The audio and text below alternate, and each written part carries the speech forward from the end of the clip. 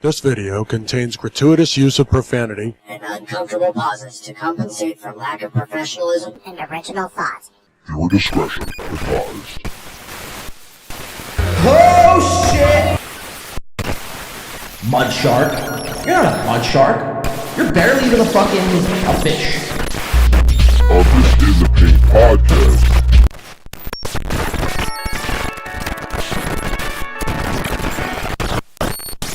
Fuck up. Win by Two, they're actually a podcast out of Philadelphia. Kudos to Win by Two Radio. Where's John-DiCaprio? Did he ask about me? Fuck Carl! He's effectively done in this business. On the podcast, catching people like Dr. Mingo. So I'm a dumb guy. I'm hoping John-DiCaprio is, but... Take your fucking ball off, Barry! Like, let me guess, because he attacked everyone? I'm gonna be yelling at him the whole time tonight.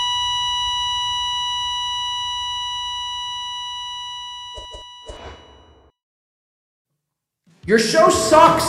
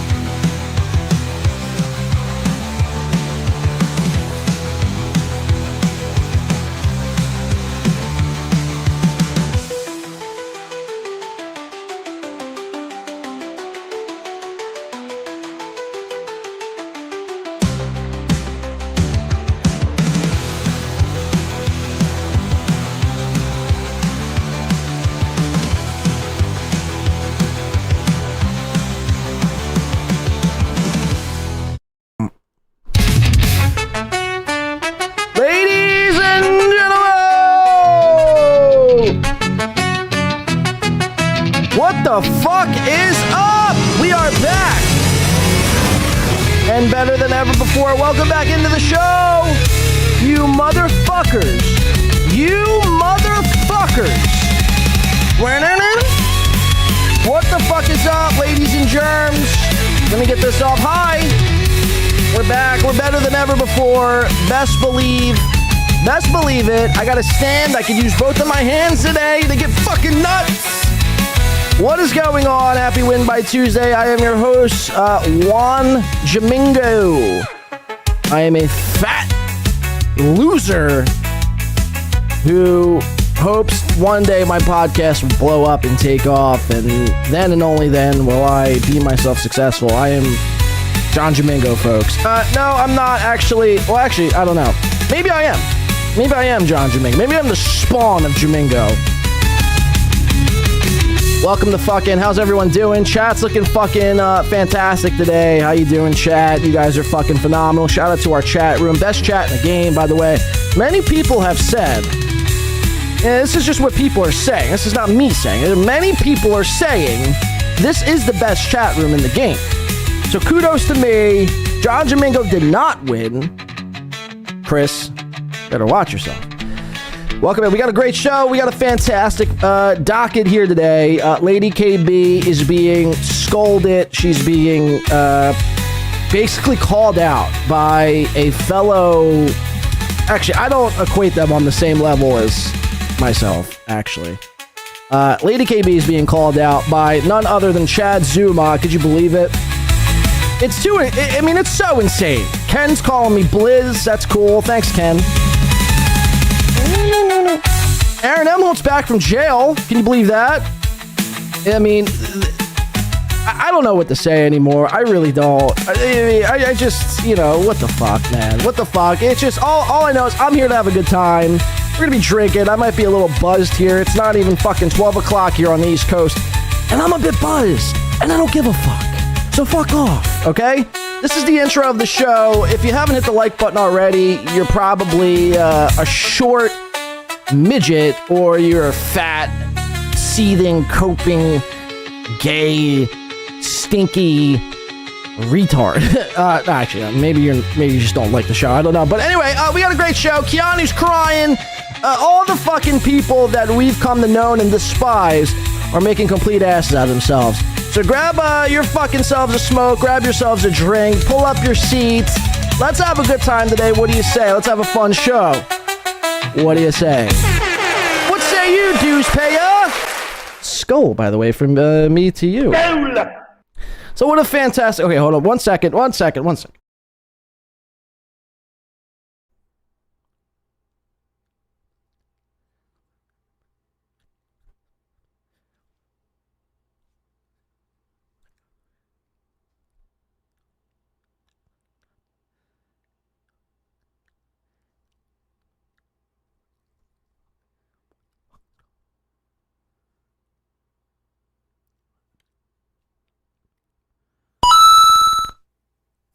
Happy Daisy sent $19.99 on YouTube.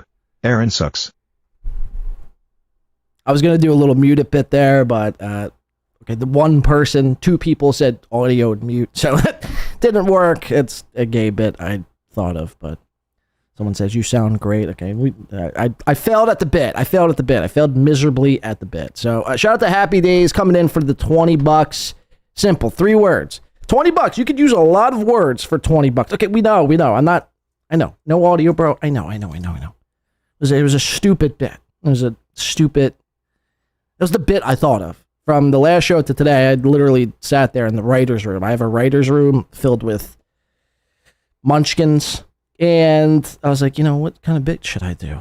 And everyone suggested, do a muted bit. It seems to be funny. So it's stupid, okay? Whatever. We'll just move on. I'll cut that out of the show. We'll just cut that out. It never happened. Happy Days. It could have used a lot of words. $20. I mean, I think you get like 5,000 characters for $20. All you need is 3. All you need is 3 fucking words. Aaron sucks cocks. Another win for the toe. And that's a fucking fact. Okay, so let's get down to brass tack, shall we? Thank you, Happy Days, for the $20. We are approaching the end of October, by the way. And what an October it has been. It's delivered us jail. It's delivered us hearings and HRO cases. It's delivered us Chad Zumach's hiatus for 3 days. Chad Zumach's triggered, it should be Chad Zumach's triggered follies. Chad's been very triggered as of late. It's delivered us Keanu C. Thompson losing all of her friendships. Every friendship Keanu has once had, it's gone. Poof. It doesn't exist. It's a fugazi. It's a wazi. It's a woozy. It's a fairy dust. It doesn't exist anymore. Her friendship with Anthony Cumia probably done. Her friendship with Missy B done. Her friendship with Kevin Hack Brennan. You fucking hack. Done. It's all over. Forget it, folks. It's gone. Because she chose clout over morals, over her friends. And what I mean by that, well, Keanu, over the last couple of, over the last couple of weeks, I guess, maybe a week or two, she's been really leaning into the Stuttering John. Now, we all know Keanu being, Steel Toes mouthpiece and Steel Toes basically bitch. But now she's turned she set her sights on the Stuttering John, and this has caused a insane amount of backlash from her actual friends. People who were at her wedding. Dan, nice podcast, dude. But you know what I'm talking about, Dan? Well, we'll get to Dan in a second. I got a whole 3 hours on Dan from Nice Podcast Stupid today. 3 hours. Minimum. Gino and Kiki in Henry and Karen Hill territory now. I don't know who Henry and Karen Hill are, but I mean, if I think I know what you're putting down, Dan, it's just kind of bizarre to me that Keanu and Gino are spending a lot of their time over the last couple of years with Aaron, and now over the last couple of weeks with Stuttering John, who, by the way, Gino Bisconte once thought Stuttering John was a clown. I mean, maybe a couple of weeks ago, he thought Stuttering John was a clown. But Keanu will go wherever the wind blows her, and we've said this time and time and time and time again. And now, again, she's put all her eggs in the Stuttering John basket, and this has caused her to completely betray the trust of a lot of her closest friends. So it's just so insane because, too, like we refer to Keanu and Gino, and Dan, thank you for that too. We're gonna get. I'm telling you, I have 3 hours on Dan today. 3 hours. 3 whole hours on Dan from Nice Podcast Stupid. But it's almost like, you know, if you hang out with somebody in your personal life, if you hang out with somebody for long enough, or a group of people for long enough, you almost start to pick up their tendencies. You almost start to pick up the way they act, what they do, kind of how they talk, how they walk, how they dress. You almost start to become that group of people, or whatever the case may be. If you're watching something that inspires you, you almost start to fall into, whatever. And you almost start to become the thing that you're around a lot. And Keanu and Gino, not that they weren't locals before. I don't want to get too internet-y, I guess, right? Because this is for all you real life people out there. And I'm going to teach you guys a lesson. This is between life and internet on this one, because I'm a life guy, so a lot of you are internet people. I'm going to teach you like how the outside world views this shit. And how the outside world views this shit, by the way, first of all, Steel Toe, I can't wait to get to that. It's so bizarre. He's out of jail, and I've rejoiced. I've had parties. It's been incredible here at the 2. But how the outside world views Keanu and Gino, basically they've, and again, not that they weren't locals before, because they were, but they've almost like embraced the role subconsciously. Like you know what I mean? Like they were fighting it at first, I guess, but now they've kind of embraced it. Right, because they're hanging out with John. And again, I'm not big into the John coverage. I barely do Stuttering John material. I think it's gay. I think it's hack. I think it's the cringiest thing. I think it's the lowest of low-hanging fruits to do Stuttering John material. I think it's so stupid. I mean, again, we know John he's a drunken idiot. He's a douchebag when he drinks. I mean, like most, like 99% of people, when they drink, they become fucking arrogant assholes. Holy shit, what a crime, right? You could say about the same thing about Aaron M. Holt. It's so stupid to cover Aaron. The difference is, between me and a lot of these other people, is I've been covering Aaron M. Holt since day one. It's not like I'm a bandwagon jumper. I've been covering Aaron since day one, and I intend to see it through until he's dead in a grave. Seriously. But, I mean, that's not a threat. It's just, until ultimately he takes his last breath, that's when I intend to cover. But, it's wild to me to watch Keno. Yeah, we'll just call him Keno. It's wild to me to watch Gino and Keanu. I can't even speak. Told you, I'm a little buzzed. It's wild to me to watch Gino and Keanu accept the role of being a lolcow, right? Because that's what they are. And that's what they were, but now they've really, like, truly embraced that role. And Keanu has thrown everything away. Gino's thrown everything away for a little bit of clout, right? Because she's a clout-chasing goblin, ass-cheek-spreading whorebag. And that's what she is. That's what she'll always be until the end of time. She was on last night. I'm watching her and this Ava chick or guy. I mean, let's be real. She's a guy. Look, I'm all like, you could be whoever you want. I'm not a trans basher. I support the trans, I guess, to an extent. But I'm going to, whatever. You're a guy. You're a fucking guy, right? Yeah, I'm not going to beat around the bush. You're a fucking guy. You got cock and balls. You're a fucking guy. You're a fucking guy. And if you're a guy, I'm going to treat you as such. She was on with this Ava chick. Keanu was last night. Ava Razy or whatever. I don't even know her name.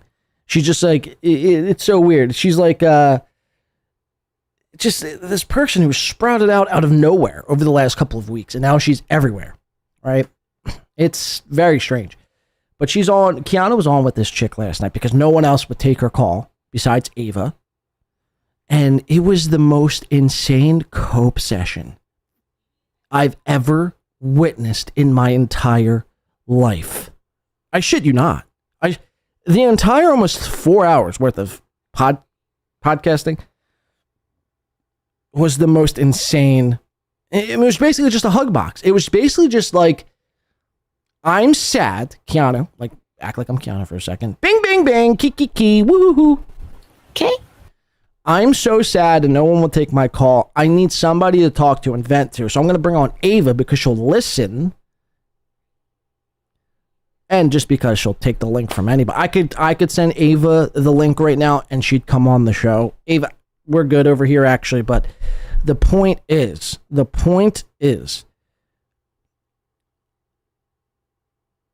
Keanu, I don't know what else to tell you. I really don't. You've shown your true colors time and time again. You've leaked text messages from literally everybody who you deem a friend. It's one thing if you're doing it as a goof. Like if I had Chad Zumach DMs that were like damning and like I release them like as a goof, like, oh, look at this, Chad's a fucking idiot. He was, begging for steroids or he was begging for Ozempic or he was looking for, whatever the case is. If it's a goof, it's one thing. But, you release these DMs and text messages and private conversations from people you deem closest to you. And we'll go down the list. April M. Holt, you did it multiple times too. Carl Heberger, although I think it was warranted, still, you guys were like kind of cool. And you released his DMs. Ashley Cummings, you threw her under the bus. And now Missy B. And I need to make one thing clear. I'm not a Missy B person. I'm not a, Missy B supporter. But the point still remains. Like, you just go, you've shown your true colors. You've proven that you're a fucking degenerate scumbag. And you can't be trusted. So I hope the Stuttering John train and I hope the Aaron M. Hole train was worth it. I really do. I really fucking do. So, I don't know. It's just, it really irked me yesterday watching this Keanu stream with Ava for 4 hours. Like, literally, I don't want to use the word coping, but that's literally what it was. It was just 4 hours of cope. Like, picture the most insane cope you've ever seen, and then just 4 hours of it. 4 hours of it. That's what we watched yesterday. So, I'm going to show you some of that here today. Because it's so incredible. We're going to break it down. We're going to show you the start. We're going to show you over the weekend what happened, what transpired with Kevin being done with her, Kumia being done with her. Aaron's basically on edge with Keanu and Gina. You're going to have no friends. You're literally going to have no friends. Is that what you want? Again, keep going. Look, that's what I want. I want you guys miserable, alone, depressed, seething, coping, doing it all. I want your last resort to be, no other choice. No one will like you. No one will accept you. No one will send you, no one will trust you. And your last resort to be, I got to go back to OnlyFans. Because my streaming career didn't work out because I was too much of a scumbag. Because that's what you are. Both of you are scumbags. Really. When it all comes down to brass tacks, Gino Bisconte and Keanu Thompson, if you hear nothing else here today, if everything else is gobbledygook and bullshit and jarble nonsense, hear this. Gino Bisconte and Keanu Thompson, who should be Keanu Bisconte, but Gino's too much of a bitch, beta cuck bitch, to enforce his last name on his wife. Both of those people are the biggest scumbags in this universe. You could book it, you could take it to the bank. That's a fucking fact. And that's a fucking fact. So Little Lemmy became a member. Thank you to Little Lemmy's going through some issues right now. I don't like to cover the Lemmy stuff. All I'll say is on the Little Lemmy stuff, thank you, obviously, for becoming a member here at the Stub Toe. We do appreciate that. And I hope that's sort of stuff, I mean, sorts itself out, because it's really a doozy what's going on with Lemmy and Granny. Jesus Christ. I hope you two the best. I mean, that's a shit show that I don't even wish that on my worst enemy, to be honest with you. To be quite honest with you, I was watching, who was I watching? BYB. There was a clip of I was actually watching BYB live, and Granny, it's a whole thing. Check it out for yourselves if you want, but it's just like, I hope you guys seriously, just get better. Just Jesus Christ. When I think my life is fucking sometimes going in the wrong direction, I watch some of these people, I'm like, my life is fucking glorious. I'll take a shot to that, actually. So anyway, I don't know. I'm just kind of rambling here to start the show. I have a lot of thoughts and opinions. A lot of things happened this weekend. Tommy Jordan, another topic of right on cue. You can't even make this up. Right on fucking cue. Balance with us, Tommy. Tommy Jordan, I saw a post from you, Tommy. Care to answer? Tommy, if you want, I don't know what you got going on today, Tommy. I'd happily send you the link today, Tommy. If you'd like to come on the show, I'd like to have a conversation with you here today, Tommy. I mean, if you'd like to, I don't know if that's your thing. Cheers, by the way, to Keanu and Gino. Basically ruining every relationship they have currently. Cheers to their downfall.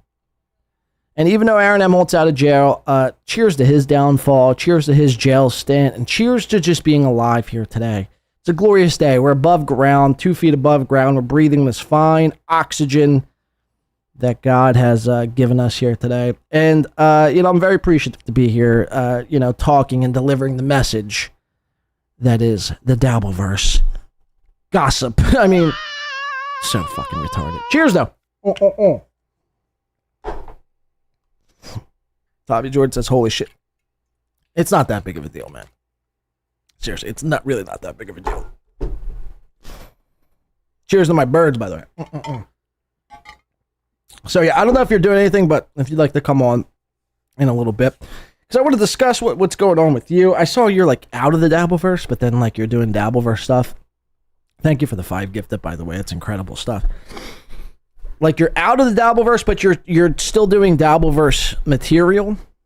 I don't know. And since our last time off, by the way, since our last show, which I believe was either on Wednesday or Thursday now at this point, I don't know, the days started to kind of blur together.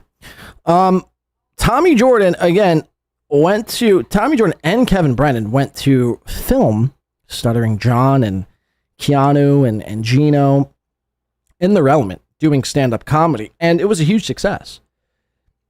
They were banned. This is something I've never achieved. I mean, I've been jumped and harassed by the Shuli hooligans, but I've never had my picture posted at a comedy show to say, don't let this motherfucker in. If you see this man, make sure he doesn't enter our establishment. And Kevin and Tommy Jordan accomplished that. And mind you, Tommy has only been in this thing for less than 2 weeks. Again, Tommy, you could say a lot of things about Tommy, and I'll still do. Tommy, he needs to be kind of molded the right way. And I think really he could be the next stupid. I think I could retire. Tommy could just take my place, to be quite honest with you. Tommy there's a lot there. I think if he just does what he needs to do and capitalizes on certain things, I think Tommy could be the next best thing. I really honestly do. I talk a lot of shit. I've pointed a lot of things out. He's taken that criticism in stride. There's never been really any pushback. And again, I don't criticize to just hear the sound of my own voice. I don't criticize to put others down. I criticize for a multitude of reasons. because I see in others what they could possibly be doing better. Like mistakes that I've made along the way that you don't need to make.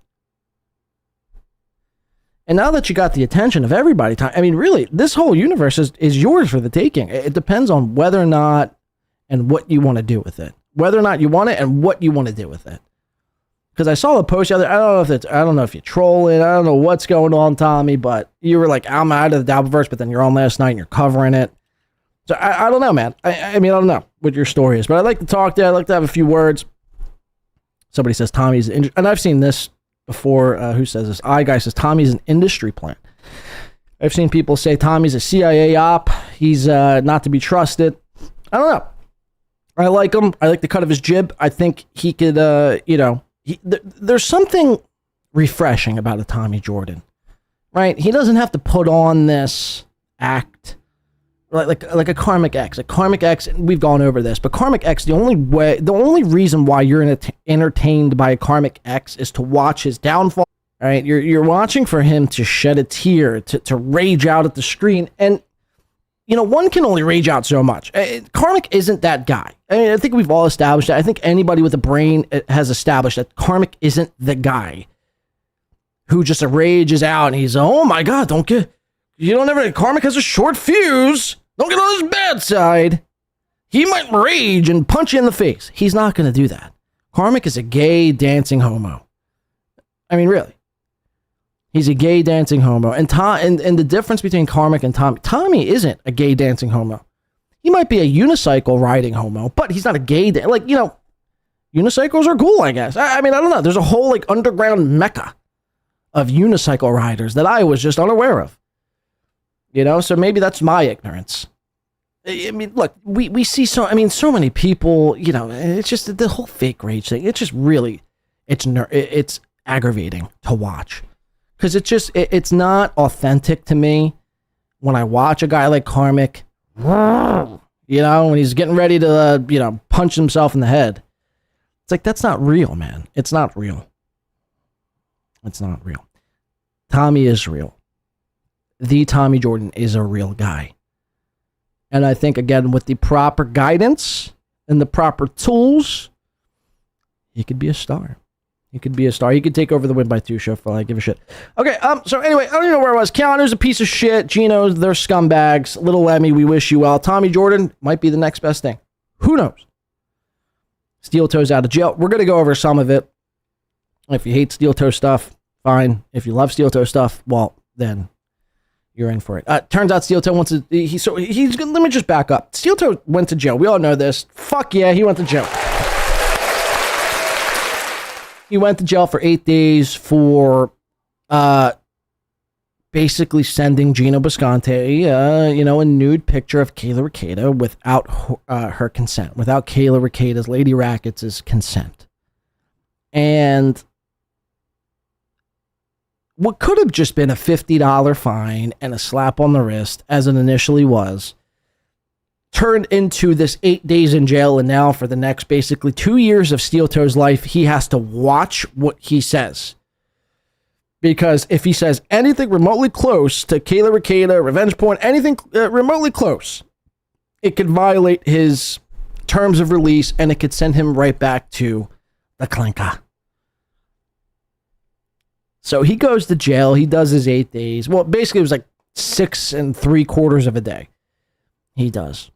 He gets out on Friday. He's tweeting away, oh, the return of the toe, the return of the toe.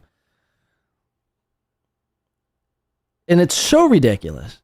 Because in this guy's mind, and this is what's fascinating to me, in a lot of these people's mind, they think they're something that they're not.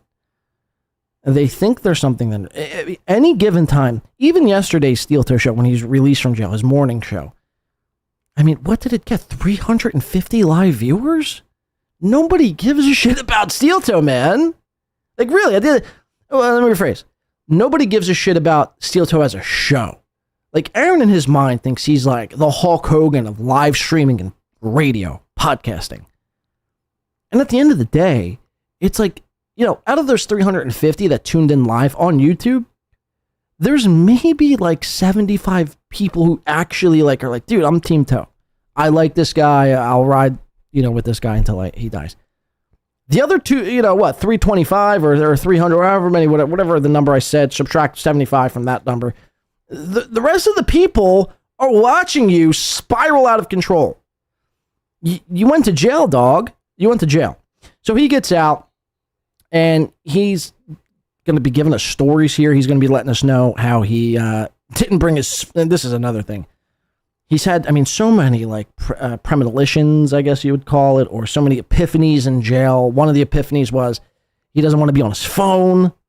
So he's leaving his phone, he's not checking his... It's like, okay, give me a fucking break. Another epiphany was he wants, the criminal justice system is the worst system in the world, and it needs to be reformed.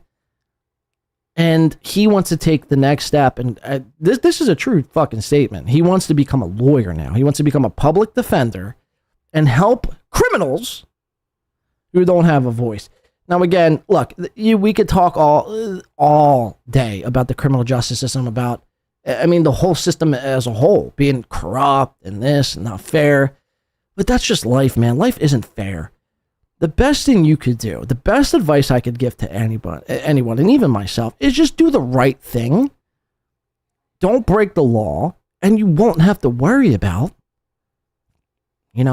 a confrontation, a face-to-face with a judge who could dictate your freedom. If you just continue to do you, if you just continue to be a law-abiding citizen, however that looks, you won't have to worry about fucking, the criminal justice system. It's as easy as that. I don't break the law. I don't have to worry about a fucking judge hanging, 364 days over my head. So this is his new thing. He wants to become a public pretender, and he wants to, reform the criminal justice system. It's so insane. He goes to jail for 6 3/4 of a day, and the guy comes out and he thinks he's fucking, O.J. Simpson's fucking attorney. What's his name? David Schwimmer played him in the fucking documentary. You get my point. It's so bizarre. It's so bizarre.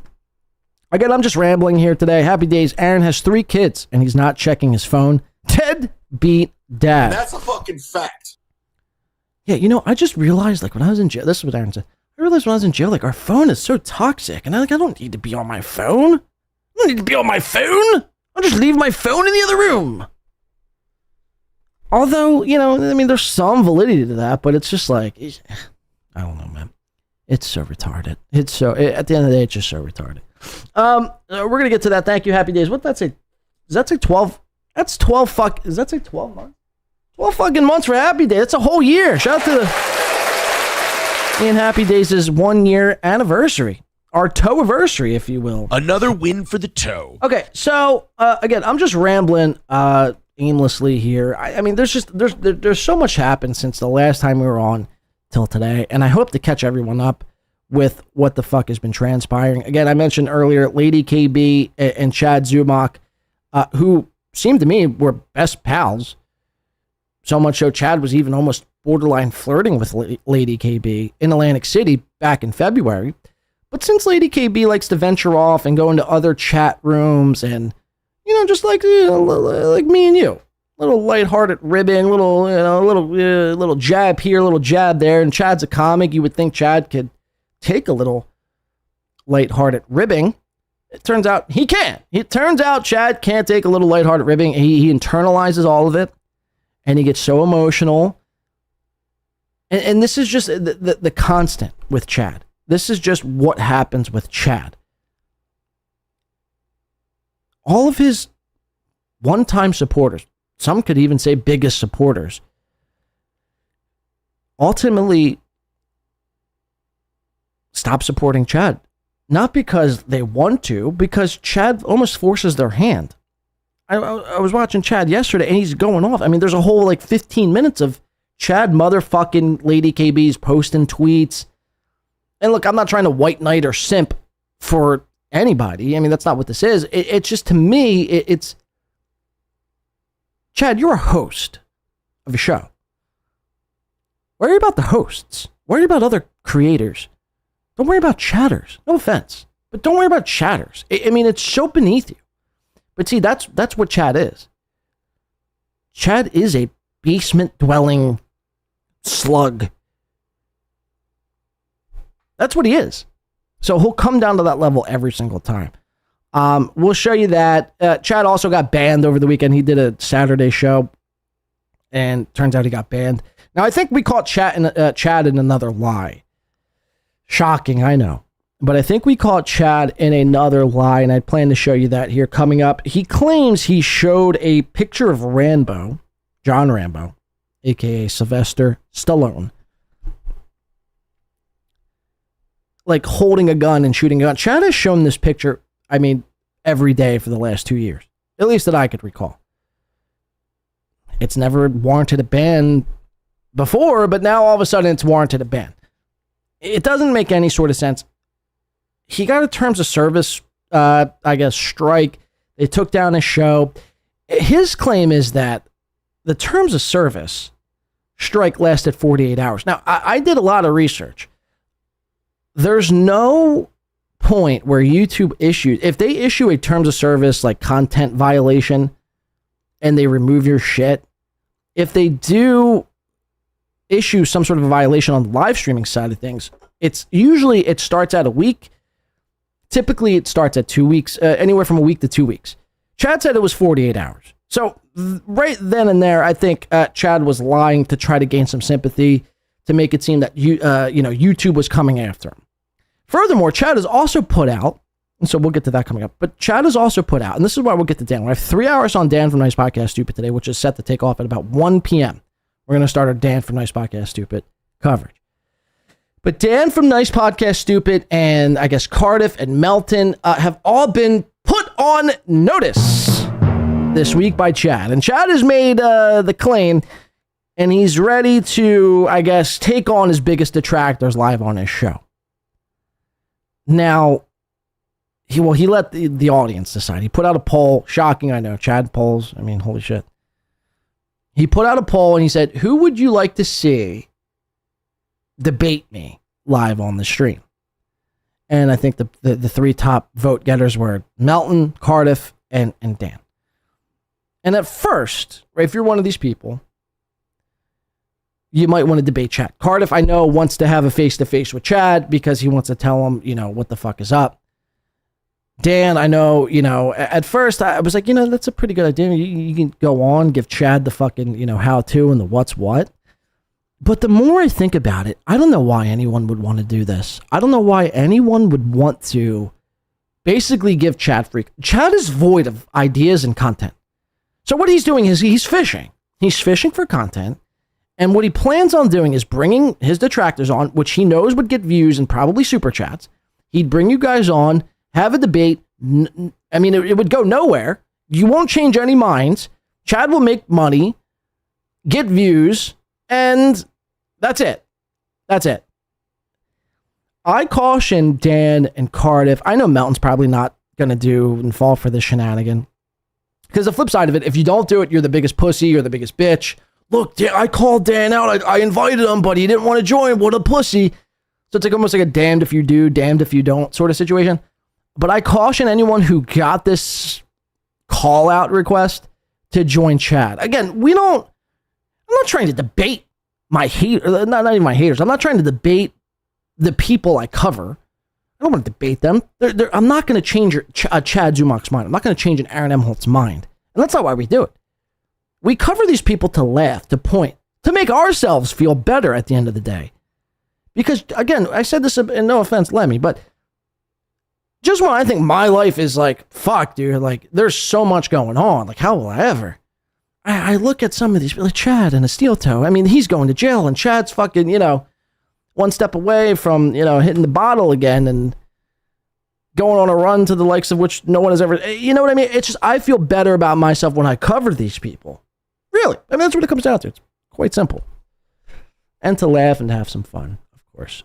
Coach Daylock coming in, gifting 5 Win by 2 radio memberships. Thank you. To Win by 2 radio. Yeah, it's the end of the month. Get them in now, guys. November's right around the corner. And could you believe right after next month, we will be basically sitting down the barrel of 31 days until the next fucking New Year? I can't believe it, man. I can't believe it. Halloween is this Friday. I mean, where is the time gone, De La? Where's the time gone, people? I don't know. Lemmy says none taken. All right, cool. Just, it's just, Dan, look, KB says, Dan will smoke chat. You're absolutely right. Anybody with brain capacity will smoke Chad.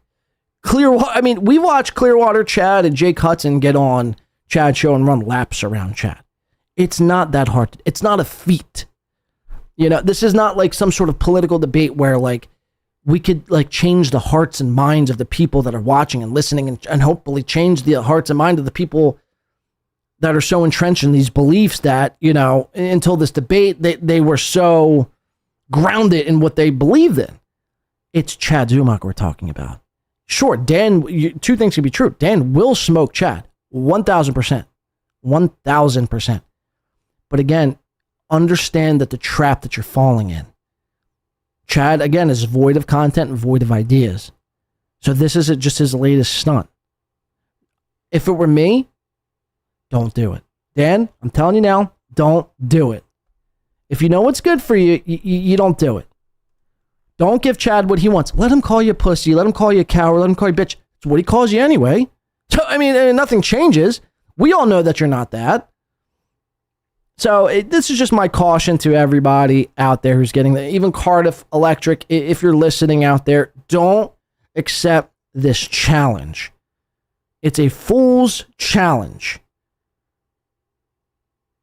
Don't give Chad what he wants. Let him continue to just sit there. Oh, guys, does anyone know if Stuttering John's live? All right, let's snipe Stuttering John. This motherfucker, he striked my Patreon. This motherfucker, oh, look at John. Let Chad continue to flail. You know what I mean? That's better than a debate.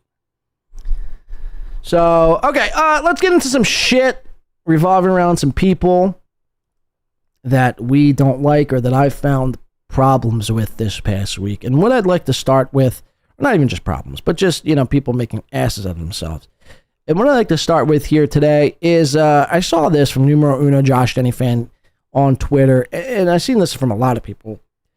They were asking, make sure to get the Mr. Kill Everything stream because he might take it down. And I'm like, well, why would he take it down? What was done in that stream to warrant a takedown of his own stream? Now, we all know Mr. Kill Everything. He's a sloppy, drunk, and initially, at first, I didn't really know how to feel about Mr. Kill Everything. I mean, initially, you have to understand my mindset, right? When I first stumble upon somebody, especially somebody new, I tend to proceed with caution.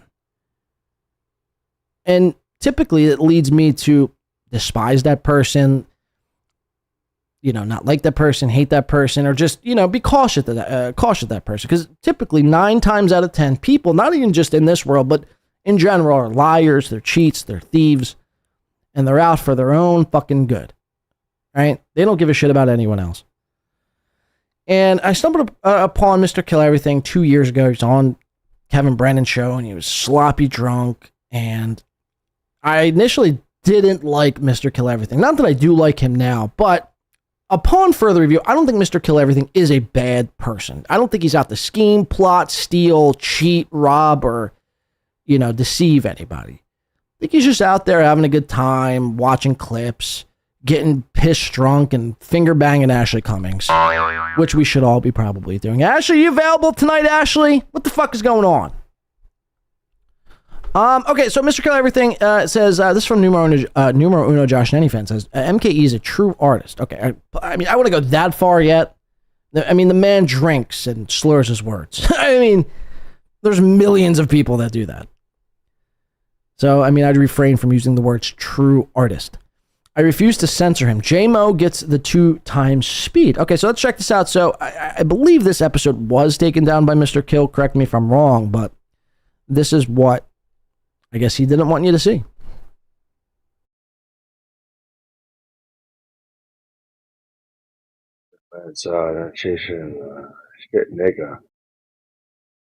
Yeah, you're yeah, use a soft fucking A. never use a hard R. Yeah, you're a fucking retard. Come on. Use nigger. Use nigger. Come on, I'm telling to you, use nigger, you fucking idiot.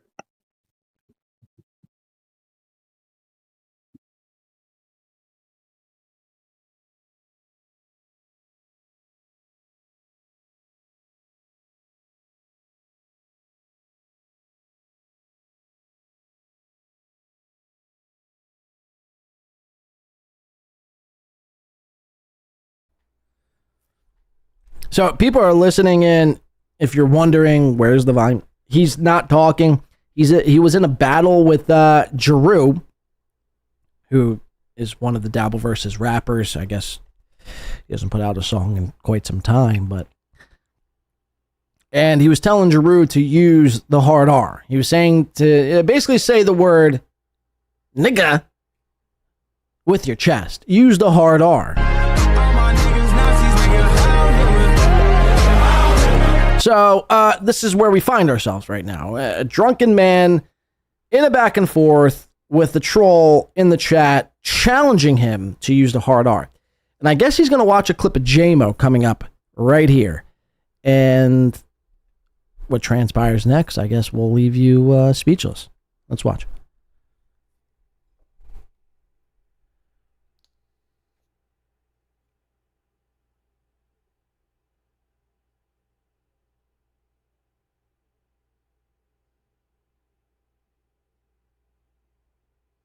Good morning, good morning. Well, the infamous J-Mo. Just wanted to address Felicia Gillespie. We call her fish lips. Or fish sticks. Who struck. Or fish lunch.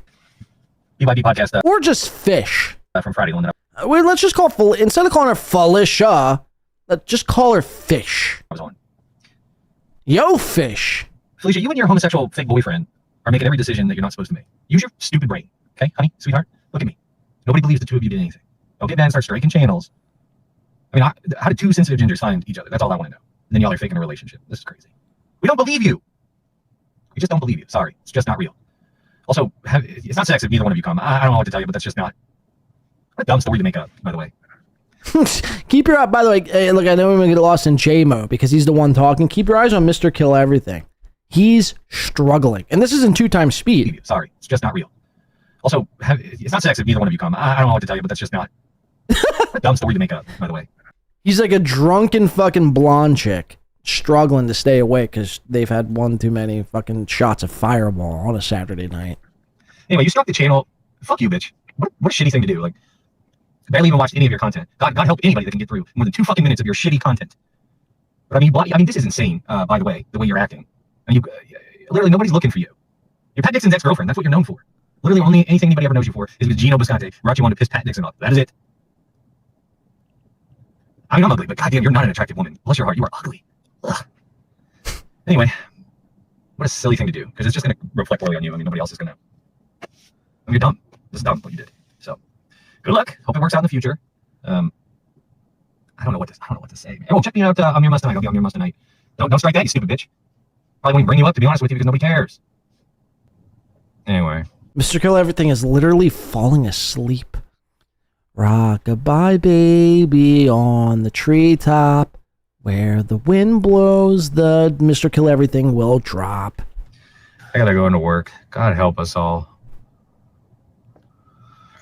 I mean, if you didn't know any better, you would think this guy was on like some sort of heavy dose of opiates, fentanyl possibly, benzodiazepines.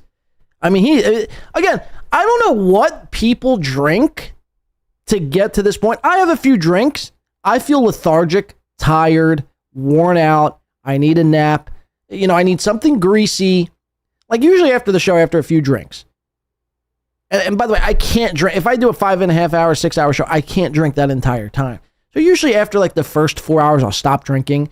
So that by the time I get off the show, like again, get me something to eat and a bed.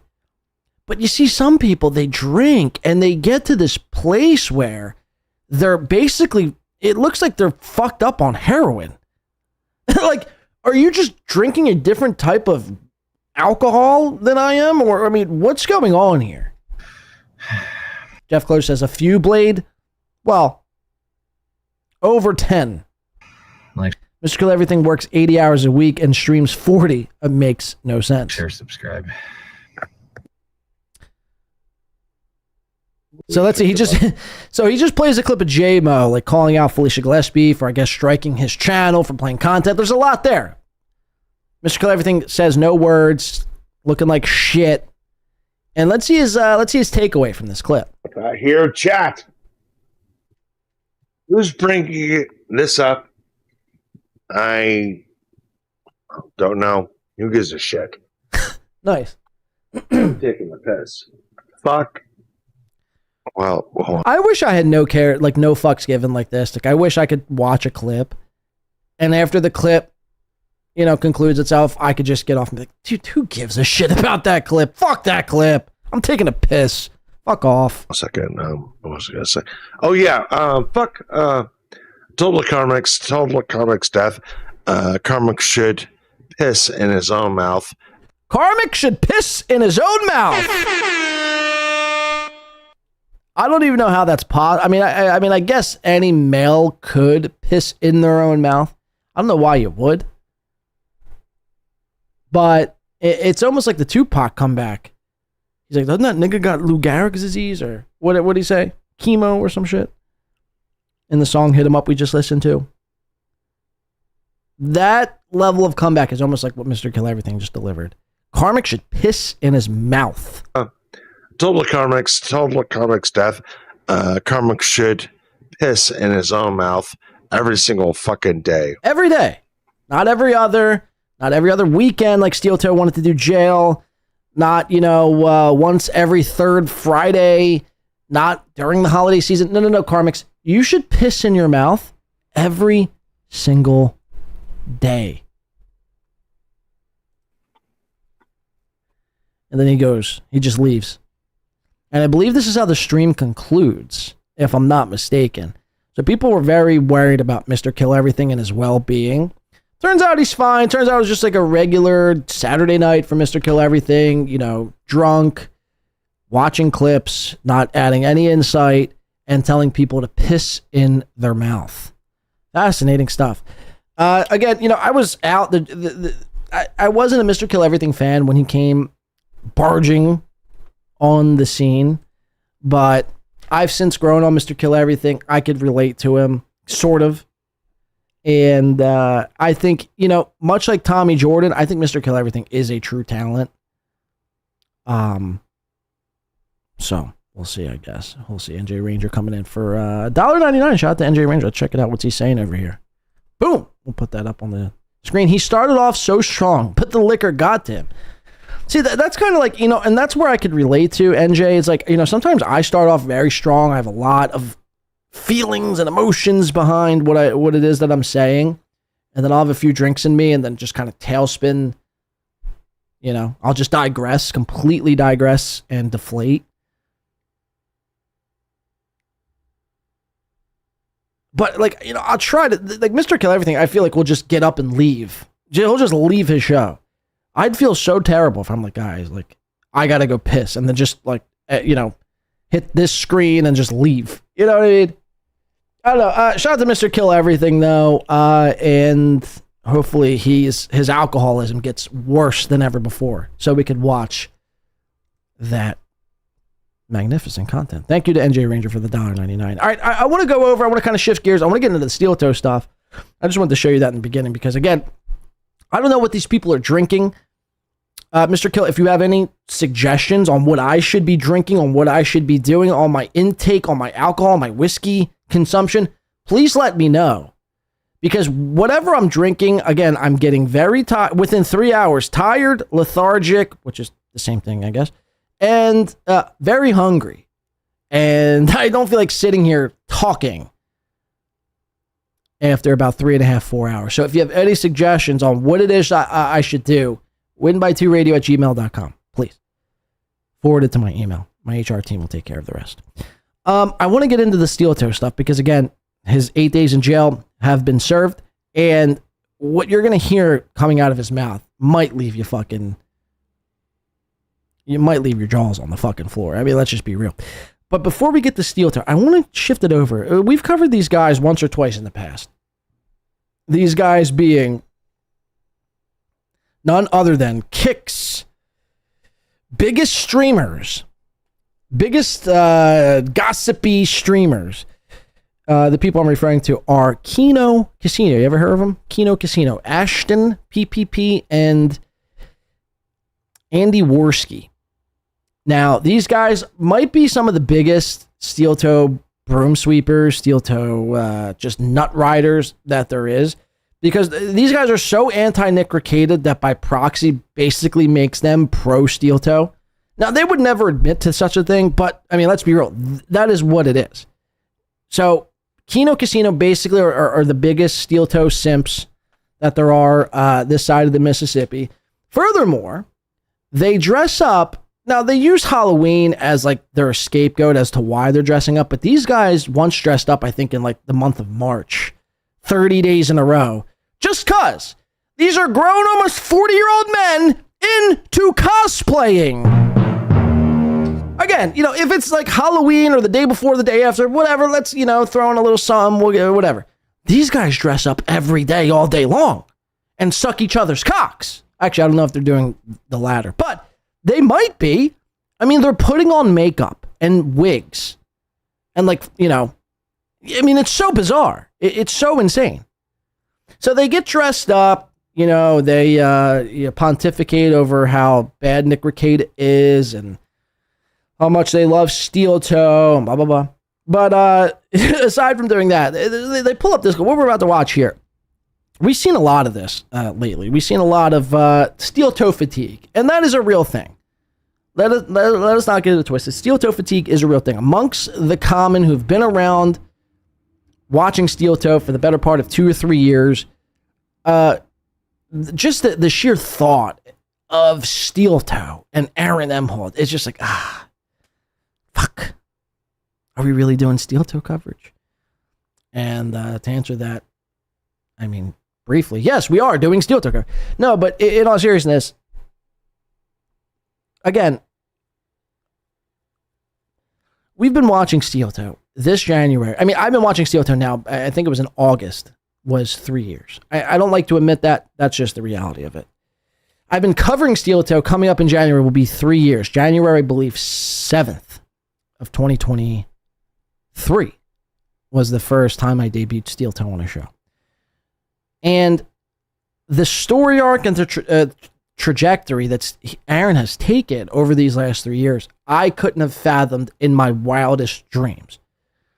So, although I do, I do understand where people, when you hear Aaron, when you hear steel toe, some people, not all, but some, you get like this sense of like, fuck, we're doing that. It's almost like the Stuttering John effect. Like how I feel about Stuttering John.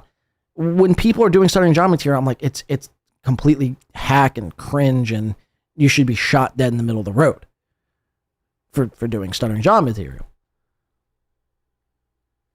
But I think there's a difference. I think, and the biggest difference is that Aaron has completely blown up his life in the last year and a half, more so than John could ever do.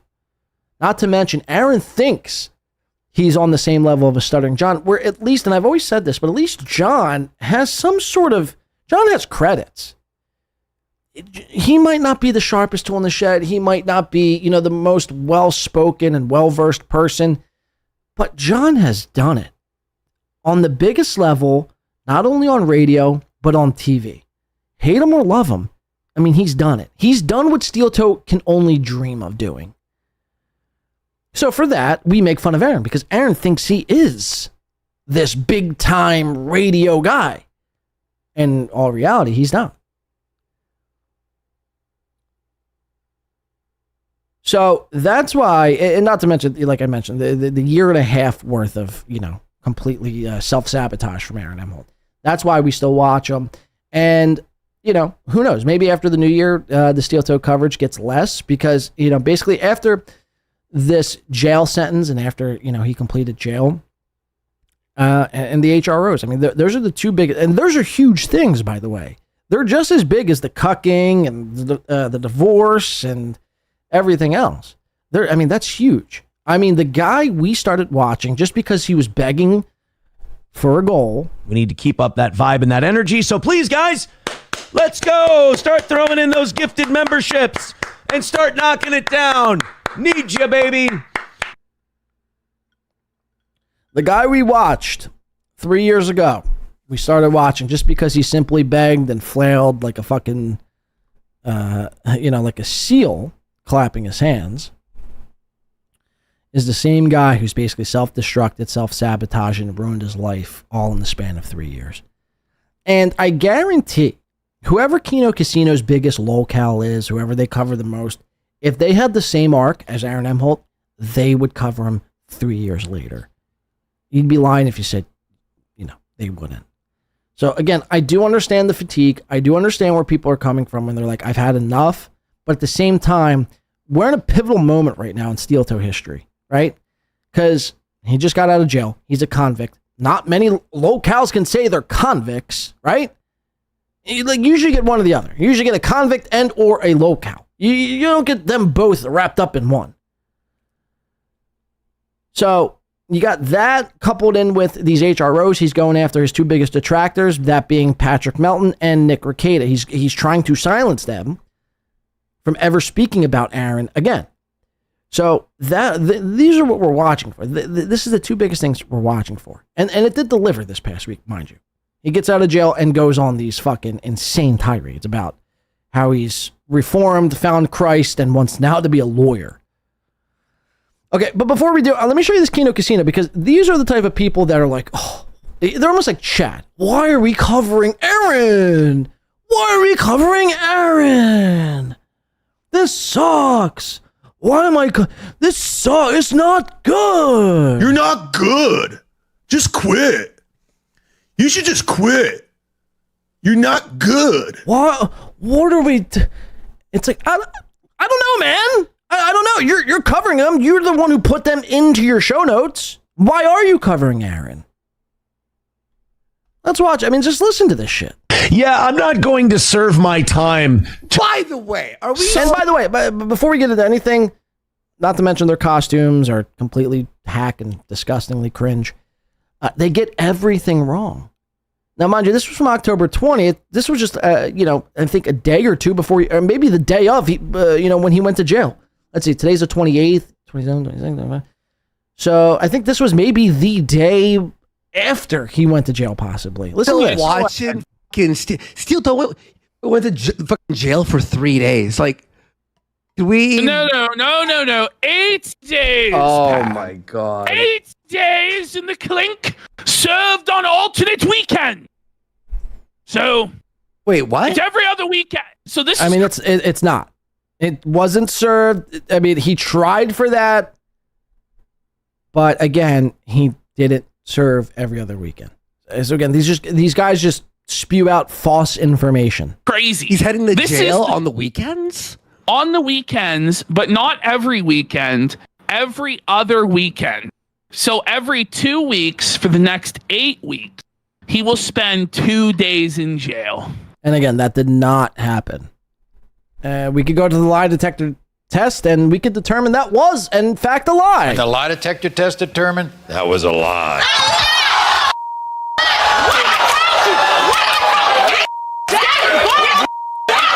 So again, who are you going to believe? Somebody named Blade or somebody who dresses up as Peter Pan? By the way, can we not talk about, out of every costume that there possibly is that you could dress up as, every combination of partners that you could dress up as, a couple that come to mind, Starsky and Hutch, Jordan and Pippen, Michael Jordan and Scottie Pippen. Let me think. Peyton Manning and Marvin Harrison, Sonic and Knuckles. The list goes on and on and on and on. King Kong and Godzilla. Just to name a few. I'm trying to think if I'm missing anyone else. Ash and Pikachu. I don't know. Get creative. You guys I don't know how you landed on this, but you landed on Peter Pan and Captain Hook. Jay and Silent Bob says it. Yeah, exactly. Jay and Silent Bob. That's a great one, actually. Jay and Silent Bob. Right on. Chris says Granny's on drugs. Brack says another one. Aaron and April. There you go. Karmic and Gilly. Exactly. So the list goes on and on. So the fact that they landed on Peter Pan, who, I mean, let's be real, it's just a gay fucking fairy. It's basically like what Karmic X tries to be. They landed on Peter Pan and Captain fucking Hook. Could you believe it? Ozone says, I just hate the Kick app, so I don't watch too much, but I like clips. Kush King. So I guess you like clips of Keanu Casino. I don't. I gave them a chance at first, but they, again, Ozone, they play this part of they're too good to cover Steel Toe. You know what I mean? It's like, and not that they're even too good. They're too good, and they ball wash Steel Toe. Because, again, they hate Ricada so much, they have to, by proxy, like Steel Toe. So, it to me, look, not to mention that they're on Kick. I tried to give these guys a chance at first, but all the cosplaying and the Steel Toe nut riding and you're throwing the Kick app on top of that. I'm good, man. I'm good. There's 1,000 other Kino casinos on YouTube who don't dress up like fucking fairies. Facts. And that's a fucking fact. Go fuck yourself. So that he can continue to do his show and provide for his kids. Because I guess if he did the 8 days at once, when he came back, there would be no viewership left or something like this. Oh my God. I don't understand. I never knew Jail did that. Yeah, coming on Thursday. It's normally for people who actually work like real jobs and have real families to support, not fucking cum slurping cuckolds who have internet radio pretend shows that barely make fucking any money. Oh, okay. You know? All right. He's had enough abuse. He's had enough abuse. Has he? Because he keeps signing up for more. But what's crazy to me is that Chris Bueller says, isn't Kick for kids? Well, Kick, oddly enough, is for like gamers and gamblers. I mean, it's in their name, Kino Casino. So you hear the name Kino Casino, your immediate thought is like, okay, these guys are like playing blackjack. They must be, doing some dabbling in some roulette, little baccarat, Well, they're not doing any of that. They're talking about Nick Rekida's Baldo and DSP's begging abilities. It's almost false advertising. It's almost false advertising what these guys are doing. Jeff Closer says, Blade and... Okay. I see what you did there. They're talking about power combos. It says Blade and Rivers Cuomo. Now, Jeff, I will say that would be a power combo. Rivers at the helm, me on the fucking sticks. I mean, we would shred. We would fucking shred for $2. We would shred for $2. Thank you for the $2. anyone has anything else to say other than what I just said. Like, what else is there to say? He asked for money! Well, that's not why people are still covering him. We're covering him because he went to jail, not because he asked for money. I mean, again, you're retarded. You're fucking completely retarded. They do. So do all of you. 6 hour shows daily on him, apparently. Well, having a goal and asking for money are the same thing. So, I mean, again, the argument is flawed. Do all of you, like, there's nothing that he says or does that's actually very interesting. He went to fucking jail. How much more interesting do you want it to be? Do you want him to fucking strap a bomb to his chest, yell Allah Akbar, and go blow up a fucking building? What else would you like him to do, Captain Kirk? Huh? Tell me. Mr. Oh, I'm the arbiter of what's interesting and not. Go suck his cock a little more. Go tell me how much you hate Ricada, so you suck the steel toe's cock. It's so embarrassing for you. Where'd you find that wig at? You fucking twink. It's so insane.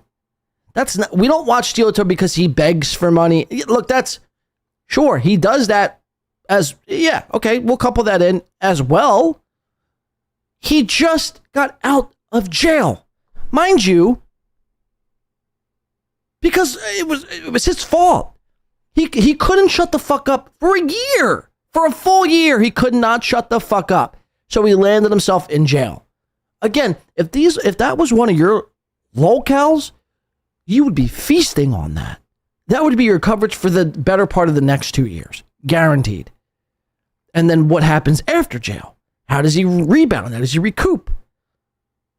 I mean, these people that act like they're so above and beyond steel toe coverage, to me is insane. Is insane. This is like the height. Now we might watch, a little nosedive after what comes next with steel toe, but this is the height. Jail, and he's filing HROs. I mean, he's talking about becoming a lawyer. I mean, this is insane. This is all insane stuff.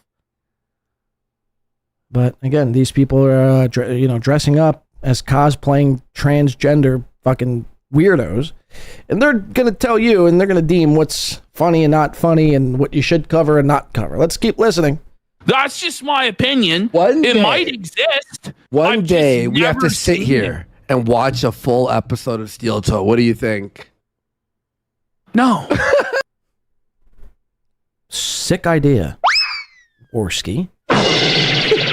That's already been done numerous times. Maybe we'll do that on the Gum Road. That's like borderline experimental torture. I think that's what they should do in Guantanamo Bay, when like they've already like broke the guy's fingers, pulled out his fingernails, like stapled his nutsack to a stack of paper and water. Let's just get to like saying the same thing. Well, no, because we have. Last week? No, I've done this exact same bit with this exact same character. No, I say this every time I see Steel Toe, and I don't want to see him anymore. I figured by this point, after all the Ricada dust had settled, we would never have to see him again. Yeah. And he would go back to his irrelevance. It's like Twin But Peaks. for whatever reason, Mersh like refuses to fucking let it go. No. And a bunch of these Dabbleverse people, I mean, the reality, well, Ralph also, Steel Toe is his content every day. I wonder why the kill stream is at a record low viewership. Oh. It's a mystery. Okay, so there you have it, Keno Casino. Very confused as to why Steel Toe is still being covered by some people. Now, I will give them this. I will give them this. Mersh has really leaned in completely to the Dabbleverse stuff, which, the other night he had on Tukey, Pat Dixon he's having on. He's like doing Kevin Brennan impressions on a daily. He's like seeking Kevin Brennan's approval, doing the Steel Toe coverage every day. And the only reason why that's a reason to sound the alarm, not because he's doing any of that, because, a lot of that is what I do. But the reason why we sound the alarm is because originally Mersh wanted nothing to do with the Dabbleverse, wanted nothing to do with any of this, claimed it all to be gay and cringe until he was, struggling for donos and money was tight and no one was, really into his show and viewership was at an all-time low. And you might like Mersh content. You might enjoy what he does on a nightly basis. It's something that's late at night, whatever. But Mersh, how about, again, showing some fucking gratitude? How about showing some fucking thanks? You ungrateful fucking pig. Hey, Dabbleverse, thank you for embracing. Patrick Melton, thank you. Should be thanking Melton. If it wasn't for Melton, Mersh would basically be fucking broken, homeless by now. He's on super tips. It's just like, I don't know, man. I don't know. It just gets to be gross at a certain point. Especially when at first you shit all over it. You shit all over it. And now you can't get enough. That is your show. Mersh's show is a Dabbleverse show. That's a fact. So, why don't you just show some humility? These people, they can never just be like humble. They always have to be like, oh, my shit. Guys, nobody's getting 1,000 viewers. I mean, barely. I mean, nobody should be walking around with the attitude as my shit don't stink. Seriously. Show some fucking, have some humility, have some respect. It's gross, man. What I'm watching is really gross. People acting like, you would think the people that are acting as if they're better than the next person are like at a fucking 50,000 live viewers and making, $50K on a live stream. It's like, you guys make like $77 and barely can cross 400. It's like, I guess, Mersh. So that's the only thing I could get behind what Kino Casino was saying, because they're like, yeah, Mersh has completely leaned into this whole thing and that's all he does. I could kind of understand that. Okay, let me see. Let's just go to fucking Steel Toe Morning Show. Let's just get into him right now, because a couple of the things he's going to be saying here is completely insane. Without further ado, Steel Toe Morning Show.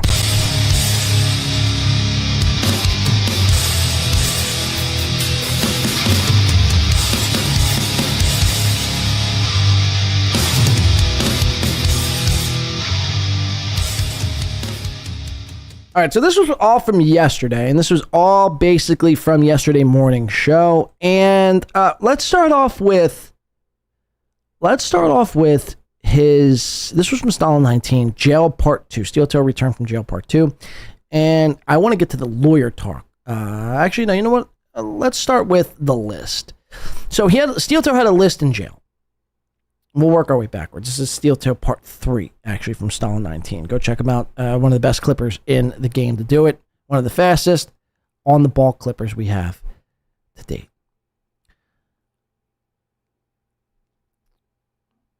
Steel Toe, turns out, in jail, had this list, right? And he wrote down all the things that he wanted to say. He basically was taking notes. So when he got out and he got on his show, which he did yesterday, he could go down the list and check off all the things that he was thinking about while he was in jail. Now, most people, when you go to jail, or, I don't know, I've never been, but just from the stories I've heard, when you go to jail, you write a book.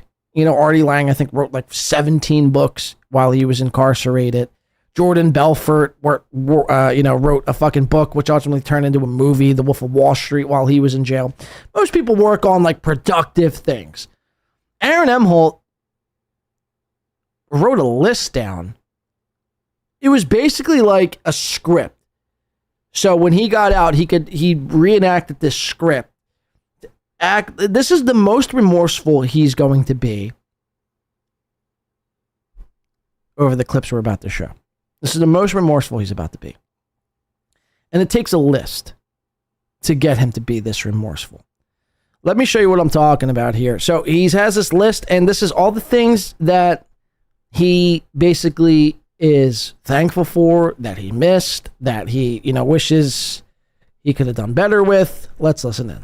Dorito noodles. I looked at him. I go, what the is wrong with you? Learned a lot about how we incarcerate. I got to that therapy versus jail. Basketball was one of my notes. Food not as bad as I thought. Tablet was nice. Yeah, that thing. So this is all the things that he's writing down in jail. The tablet was nice. Basketball was fun. Food wasn't that bad. Again, the way he's describing this is, it's almost like, if you didn't know Aaron Emholt and you didn't know his circumstance right now, you would think he was describing like summer camp. You would think he was describing some sort of like getaway camp, and the food was pretty good, and we had basketball, Permaseal Finishing. Permaseal Finishing sent $19.99 on YouTube. Just got her. I agree with whatever you say. Okay. Just got here. Look, this is how most people should be. You should just be getting here, hitting the like button, donating $20 to the show, and just ending what I'm saying. There should be no pushback in our chat room. Chat, I'm looking at you, chat. I'm looking directly at you right now, currently. Ending. I should be seeing $20 from multiple people, and I'm not seeing it. It shouldn't be Permaseal Finishing every single time.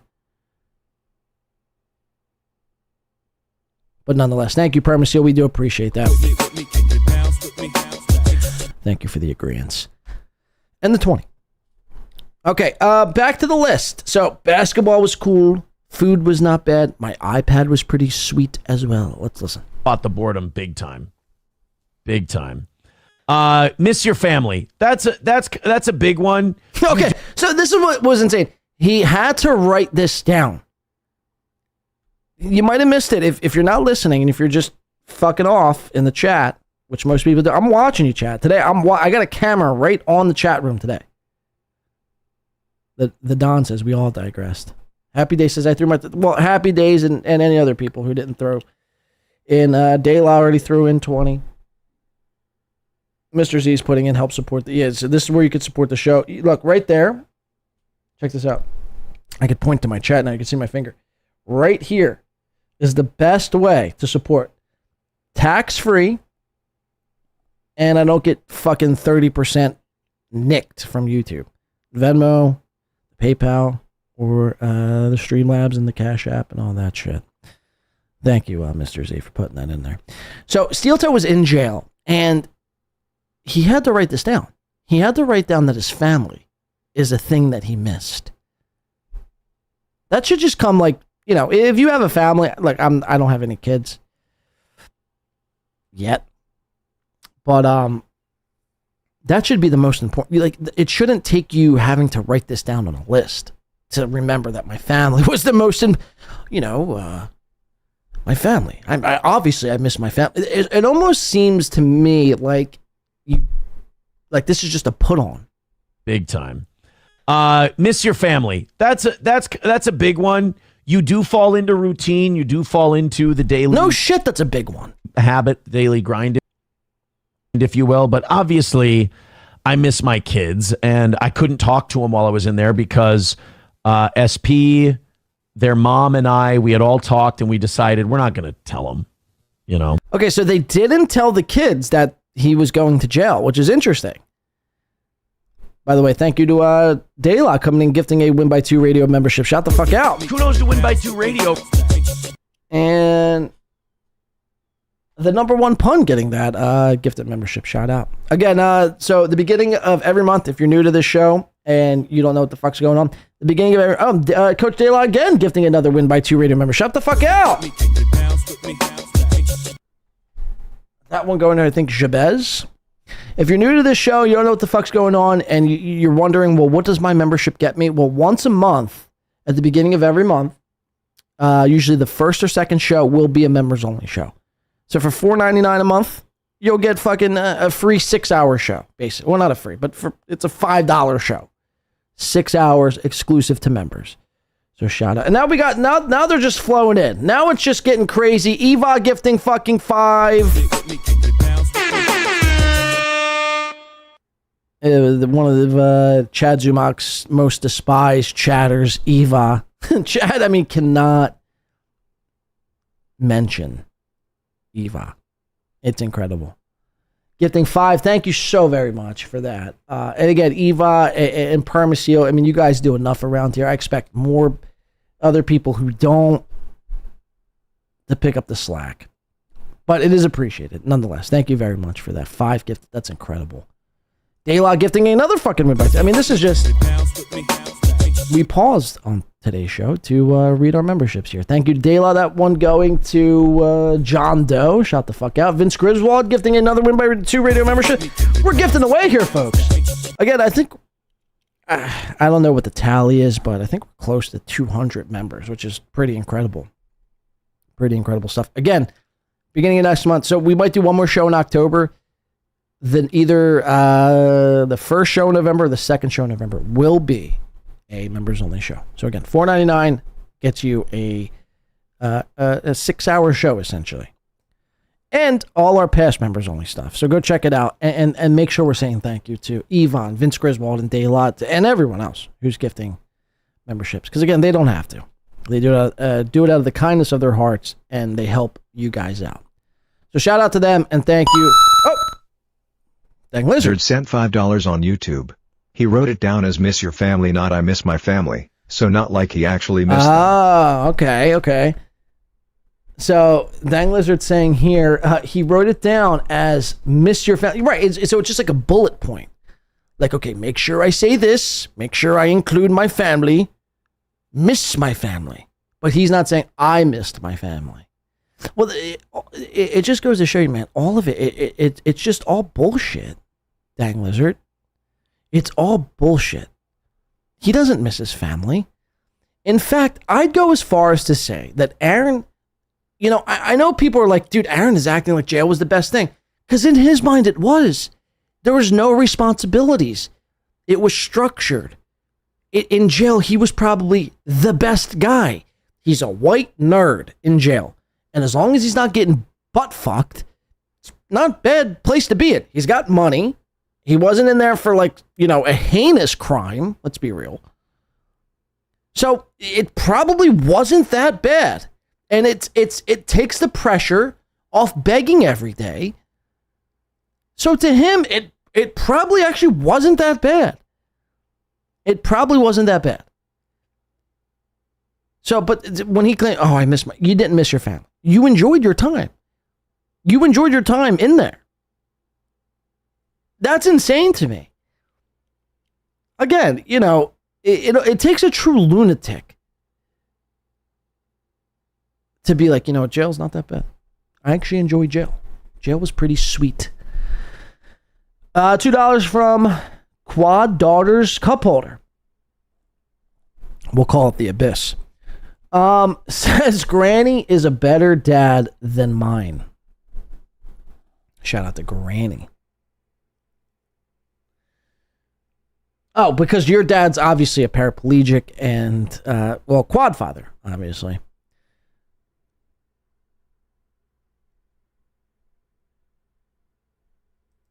I would just say all parties involved there. And look, I don't really want to get into the Granny and quad father and the Lemmy stuff. I do wish them nothing but the best. I mean, a lot of the stories that are coming out in that camp with the crusty cum that's been devoured by cockroaches and, you know, the shed living situation and all. It just seems like a true nightmare. Like, that's what my worst nightmare is. Jizz on my chest, being eaten up by cockroaches, all the while living in a shed and pissing on a stove. That is actually my worst nightmare. And Granny and Lemmy allegedly were living that nightmare in reality. So we wish nothing but the best for the Lemmy and Granny family and hope they figure it out. we figure it out. Bring it back. Your says, what the? Yeah, no, it's insane. And maybe I should cover it at a certain point, but I just, you know, that kind of domestic dispute, that needs to be settled outside of the internet. And I feel bad because it's like almost like I'm egging it on. And maybe I should. Maybe that's like, you know, I'm a shit stirrer, so maybe I should be egging that on. But I just feel bad because I feel like that could end really, really bad. I mean, really bad, if you know what I'm saying. And I don't want it to go there. Okay, thank you to everyone who kicked up at the end of the month here. It is a big month, October. And holidays are coming up. Got to buy Christmas gifts for my 8 black children. Aaron, on the other hand, he loved jail, and he had to write this down in order to remember this on the show. Again, he couldn't remember this on his own. He needed to put a bullet point down on a piece of paper to remember that he missed his family. Right. There's no reason.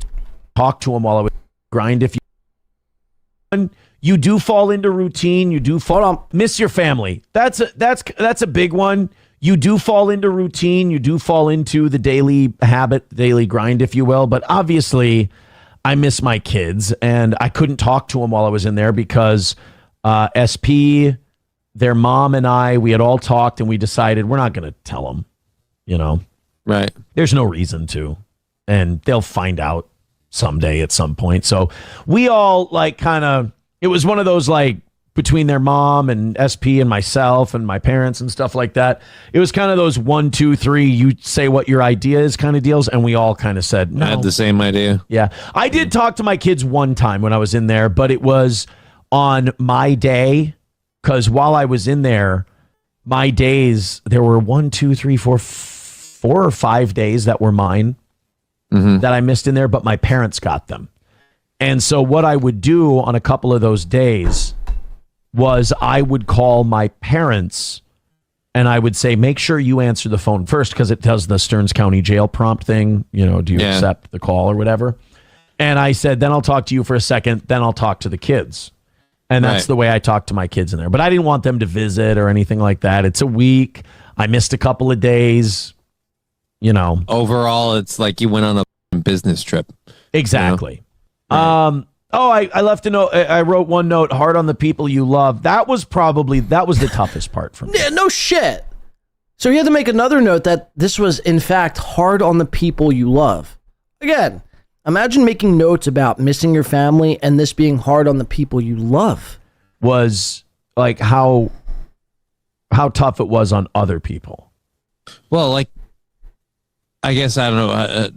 How was it tough on them? I guess was it really difficult? This might be hard for you to believe. Thank God for Johnny, man, asking the hard-hitting questions. Johnny, how is it hard for the people he loves while he's incarcerated for 6 days, 6 3/4 of a day? I mean, unless Johnny's pointing out the obvious, in which cases like Aaron isn't actually involved in his family's life. But to any normal person who's locked up for any amount of time, it's hard on the people they love. They're not around for 6+ days. Now, Aaron's going to school Johnny here because obviously Aaron is a incarcerated convict, so he's got to school Johnny. I guess was it really difficult? This might be hard for you to believe. They missed me. Like, there were people who missed me. Come on, have they met? And they love me, and they wanted to be with me. Again, I don't believe these people are real. Now I'm siding with the audience, fake and lies. There are people that love the real life person, Aaron Imholt, and not the character, the toe. Wow. And they wanted him to be around. The character. It was nice that I could be like stiff upper lip for him. Like, especially as... By the way, real quick, we'll cut away from toe real quick. We'll go right back into steel toe. Chad turns out, again, Chad watches everything everyone does simultaneously, all while claiming he doesn't watch any of it. Chad, you're addicted. You love my show. It's okay to admit, Chad, you love this show. You're inspired by my show. You can admit that.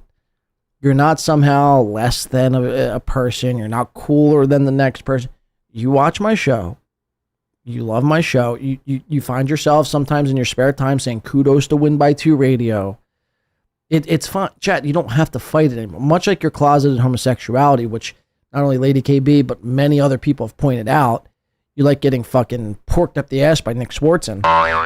You don't need to hide that you like my show or that you watch my show or watch other shows like Cardiff and Melton. The people you despise the most, you actually watch. Again, I despise a lot of people. I also watch their shows because it's what I do. I cover what's happening.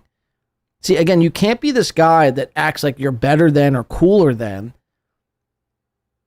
and you don't watch or follow what's going on. Then why should anyone even give a shit about what you have to say? If you're not following or understand what's going on, why should anyone give a shit about what you have to say? But Chad's now tweeting. Now, again, I can't see any of this because Chad's too much of a pussy and has blocked me. Again, it takes a true coward to not only talk shit, but block and then talk shit. But we know this about Chad. He's a 5'6" cowardly midget who's scared of yours truly. Kudos to Win by 2 Radio.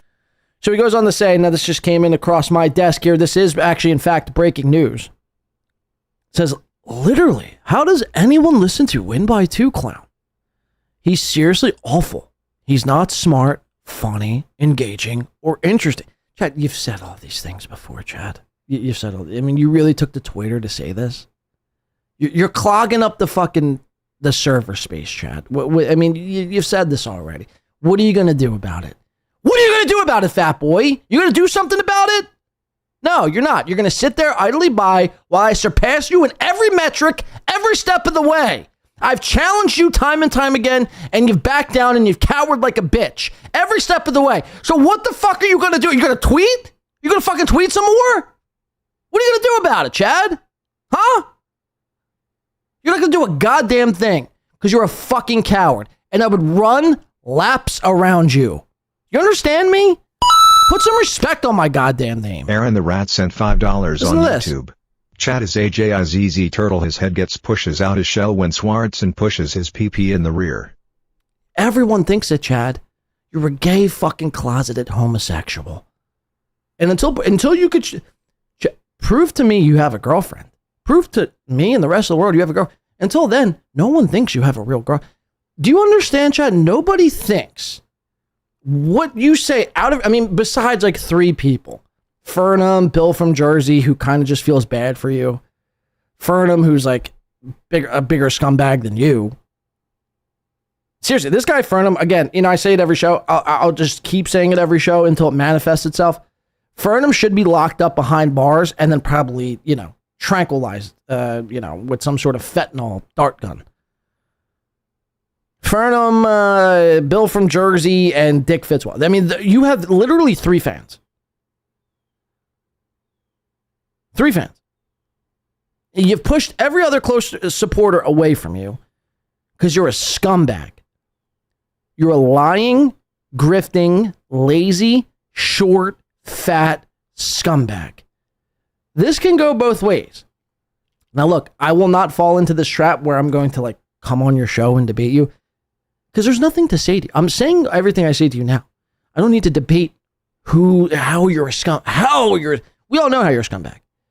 You've robbed liquor stores. You've stolen veterans' credit cards. You've stalked.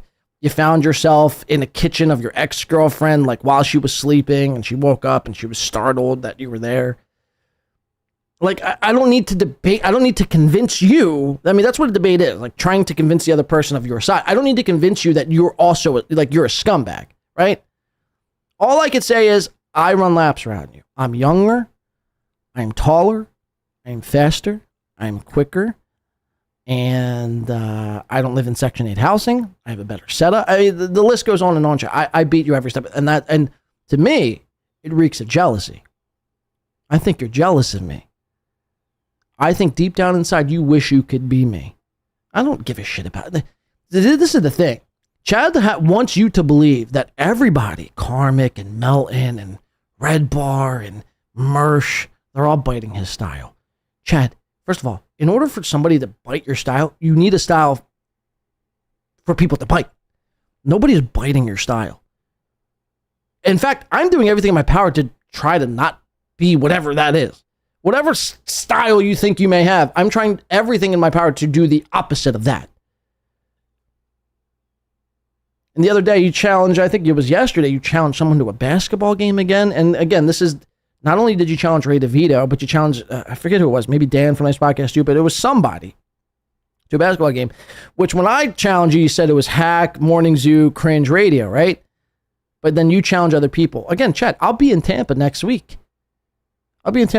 See me on a basketball court. What's up? You're a fucking fraud, dog. You're 50, almost 51-year-old fraud. I filmed your comedy set. I'll film it again, and I'll continue to expose you. What do you got? I mean, this is the same lukewarm takes every single time. You what do they call it? You just on repeat. You just repeat yourself. You literally just repeat you just repeat your takes. And honestly, I don't even think these are your takes. I think these are just what people say to you, and then you just repeat them back. You have no originality. Nothing. You're void of anything. You're a scumbag. That's actually what you're good at. You should try to continue being that, because that's the only thing you thrive in, is actually being a scumbag. Okay, what else did he say? He's not smart, funny, engaging, or interesting, and literally copies with what Melton, Red Bar... do you hear yourself? He literally copies what Melton, Red Bar, Mersh, or what I do and say, word for word. Yeah, you got me, Chad. You got me. Shout out to Daylaw for a membership right there. Gifting 1x2 radio membership to... Who'd that go to? Grizzlehorn? I don't know, but shout out to Daylaw's on a gifting spree this afternoon. Pop says pay doodle. Again, pay doodle, Chad. Pay doodle. I mean,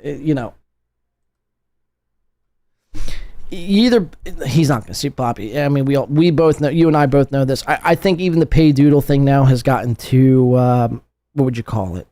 Oversaturated. Just because everybody, I think, is expecting that if you continue to say pay doodle, he'll eventually, shape up and wise up to pay doodle. He's never going to pay doodle. He burned his biggest supporter. Doodle was his biggest supporter.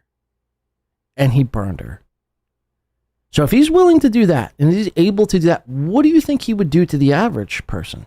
I mean, you see it time and time. Every big Chad supporter, they don't come here. They don't go to Patrick. They don't go to these shows talking shit on Chad because, just because that's the trendy thing to do. It's usually because Chad did something to warrant them to go somewhere else to let off some steam. And if you weren't a giant fucking scumbag, Chad, I guarantee people like Lady KB and Eval and Reels and G-Rob and all these other people would still support you. But that's the difference, man. These people, they saw what you were doing and they didn't like it. They didn't like it whatsoever. So they stopped supporting you. And instead of you just being like, you know what? It's a learning experience. I'll move on. I'll gain more supporters and more fans. You lash out like a child. Because that's, I mean, let's be real. You're 50, 51 years old, however old you are. But your mindset is one of a 14-year-old. Let's be real. You're caught up in the past. You're incapable of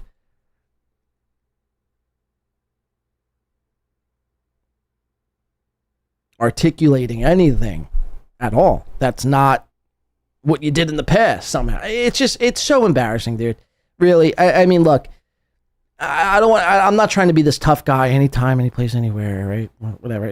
I don't want to fight you. I think it's hilarious. I encourage you to keep doing what you're doing, making an ass out of yourself. It's hours of content for me. And I know, again, at the end of the day, you're jealous. And you wish you were me. You wish you had 20 years, on your life. I mean, let's be real. You're going to probably kick the bucket in about 10 years, 10, 15, all that alcohol drinking you were doing as a college youth and as a young comic, you'll probably kick the bucket in 10, 15 years. In 10, 15 years, I'll just be hitting my stride, motherfucker. I'll just be hitting my stride. So, fuck you. And the only thing I will do is see in a game of hoops. Or a 40-yard dash. Or, I mean, something that doesn't involve, I'm not trying to fist fight you. I mean, what are we, 6? But I'll do some sort of athletic competition and completely murk you. That's a fact, Jack. And that's a fucking fact. Wait, no 70s Spider-Man? Oh, man, I'm disappointed. Yeah, yesterday on his show, he goes, guys, I'm thinking he did 3 hours. 3 hours of just nothing. 3 hours of this. Oh, look at Steel Toe. Look how stupid he is.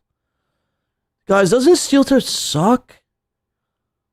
Guys! I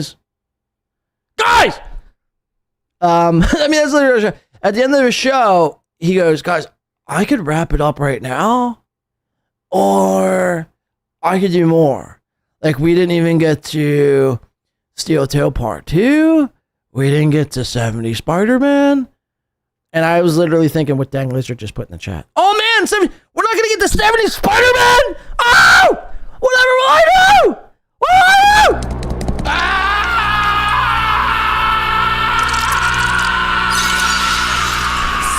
Spider-Man! Ah! It's my favorite segment of the show. Whatever will I do? No! 70 Spider-Man. That's actually a written fucking bit in his show. We're going to watch 70 Spider-Man and the crowd's going to be electrified. Aaron the Rat sent $5 on YouTube. Thank you. Chad should answer what aisle is the tampons on the daily, while slumping around his Kroger grocery store. Chad should answer what aisle is the tampons on the daily while slumping around the... Well, Chad has famously said that working at Kroger seems like a great life because there's friendship and camaraderie to be had. What a loser. Oh, God. I literally could just talk shit on Chad for the remainder of the show. I've done 2 hours and 20 minutes. I could do another 4 hours just shitting on Chad.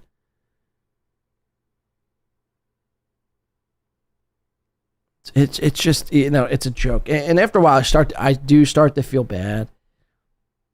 Because if I saw a young chap like myself, like shitting on me, I'd get pretty worked up too. I'd take to Twitter and start, freaking out and losing my mind and being triggered over it.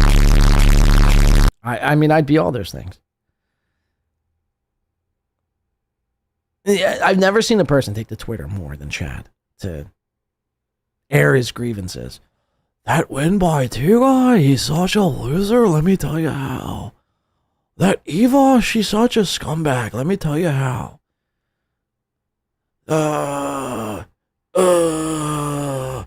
He's such a piece of... He gets like 7 likes on his post. Really, I'm fucking owned, man. I'm so owned. Shout out to the chat room, by the way. How you guys doing in the chat room? You guys holding up in there? All right, we'll get to Chad coming up here in a second. Is Tommy Jordan still here? Tommy, call into the show. Imagine working with Chad. Well, that's, I wouldn't even say mistake that I made.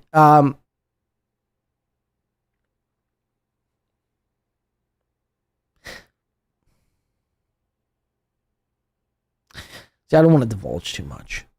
Because if anything were ever to happen again, I don't want to give away my master plan. You see, Taylor. All right, let's get, where are we going from here? Chad, we'll get to you coming up. Sorry, I just saw that. Somebody sent that to me. And I'm just like, what a fucking idiot, dude. Seriously, what a fucking retard. The only person that Kevin Brennan sims for. Much like Keno Casino sims for Steel Toe Morning Show, is like how Kevin Brennan sims for Chad. Facts. Big facts. Okay, let's go to lawyer talk. Okay, so this was Aaron M. Holtz. So he goes to jail, and he has this huge epiphany about wanting to reform the justice system and wanting to become a lawyer. Tommy Jordan coming in for he is still here, $2. Chad and Nick Swartzen shop at Aeropostale. And that's a fucking fact. Is that gay to do? Back in the day, Tommy Jordan day in my high school youth, I also shopped at Aeropostale. That's a fact. Hollister, Aeropostale, Abercrombie and Finch, American Eagle. Those were the hot fucking ticket items back in 2007.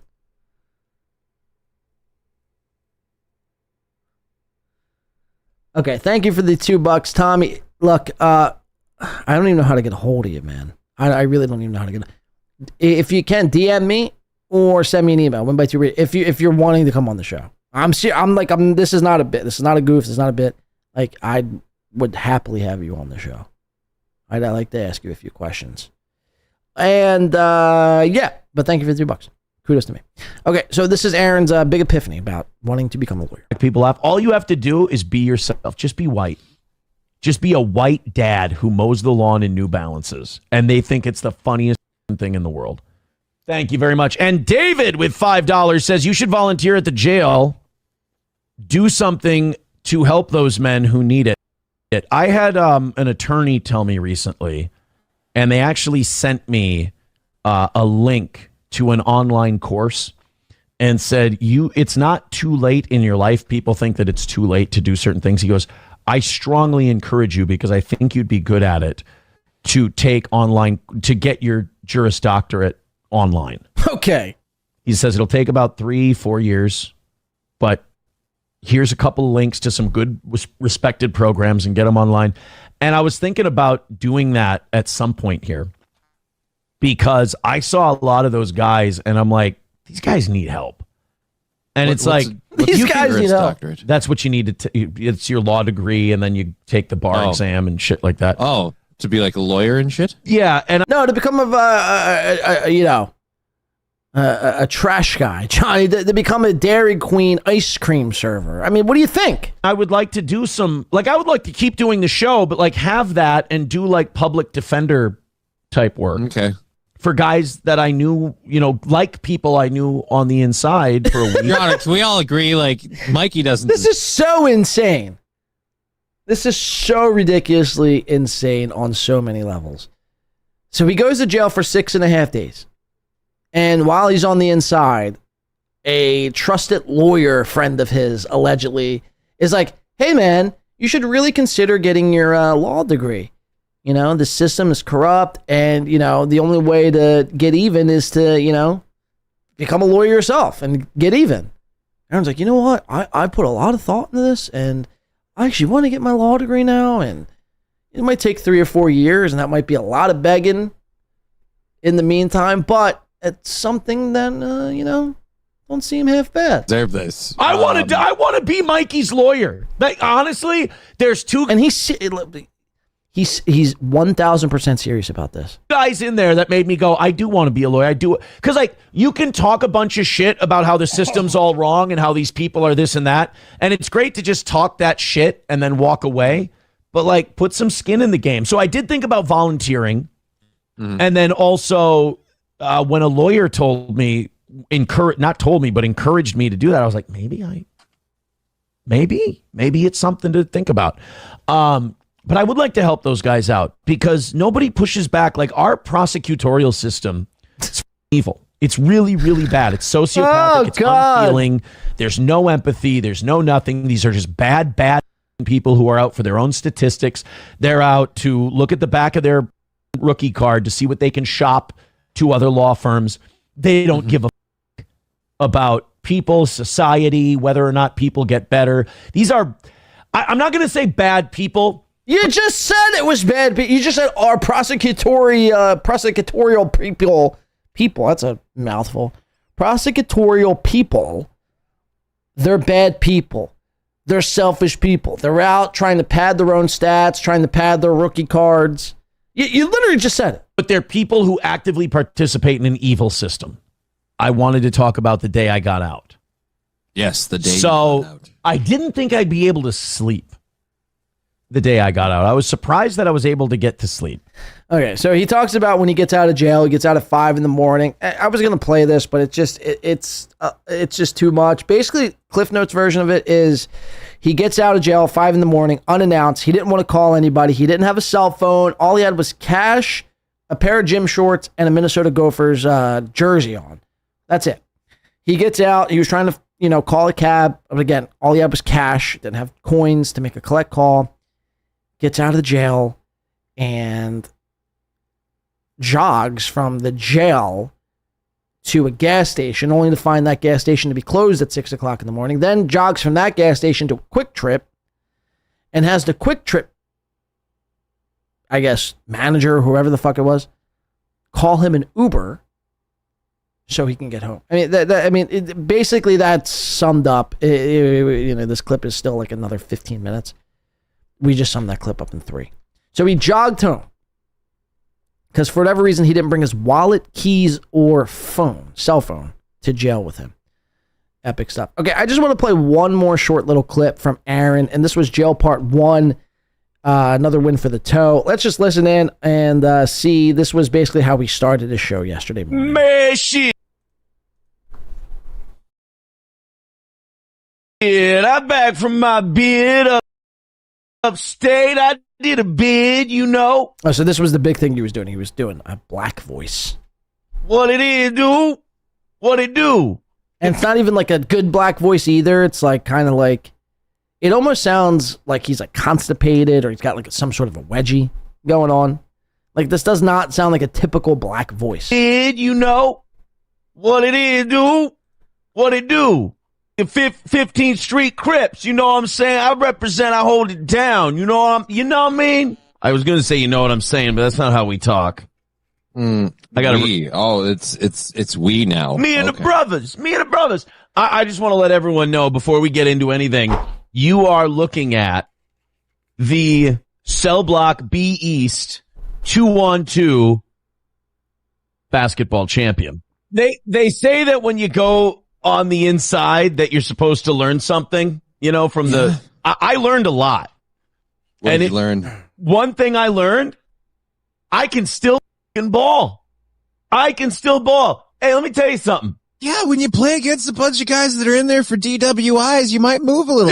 I was the only white guy on the court, my man. I was also about 4 or 5 inches taller than everyone. That helped. All right, Larry Bird. Oh, that's what they called me. They called you Larry Bird. So we're doing warm-ups, and all these guys are trying to dunk and shit, and they're shooting threes, and they're like working on their crossovers and stuff. I just go in right-handed. What's this, the NBA? What's this, the fucking NBA? So he went to jail, and when they were playing basketball, there was a bunch of guys warming up, trying to dunk, practicing their crossovers, and practicing their threes. Okay. Right-handed dribble, left-handed little layup, and they go, oh, shit, that's Larry Bird. That didn't happen. There were 2 things I became known for on the inside.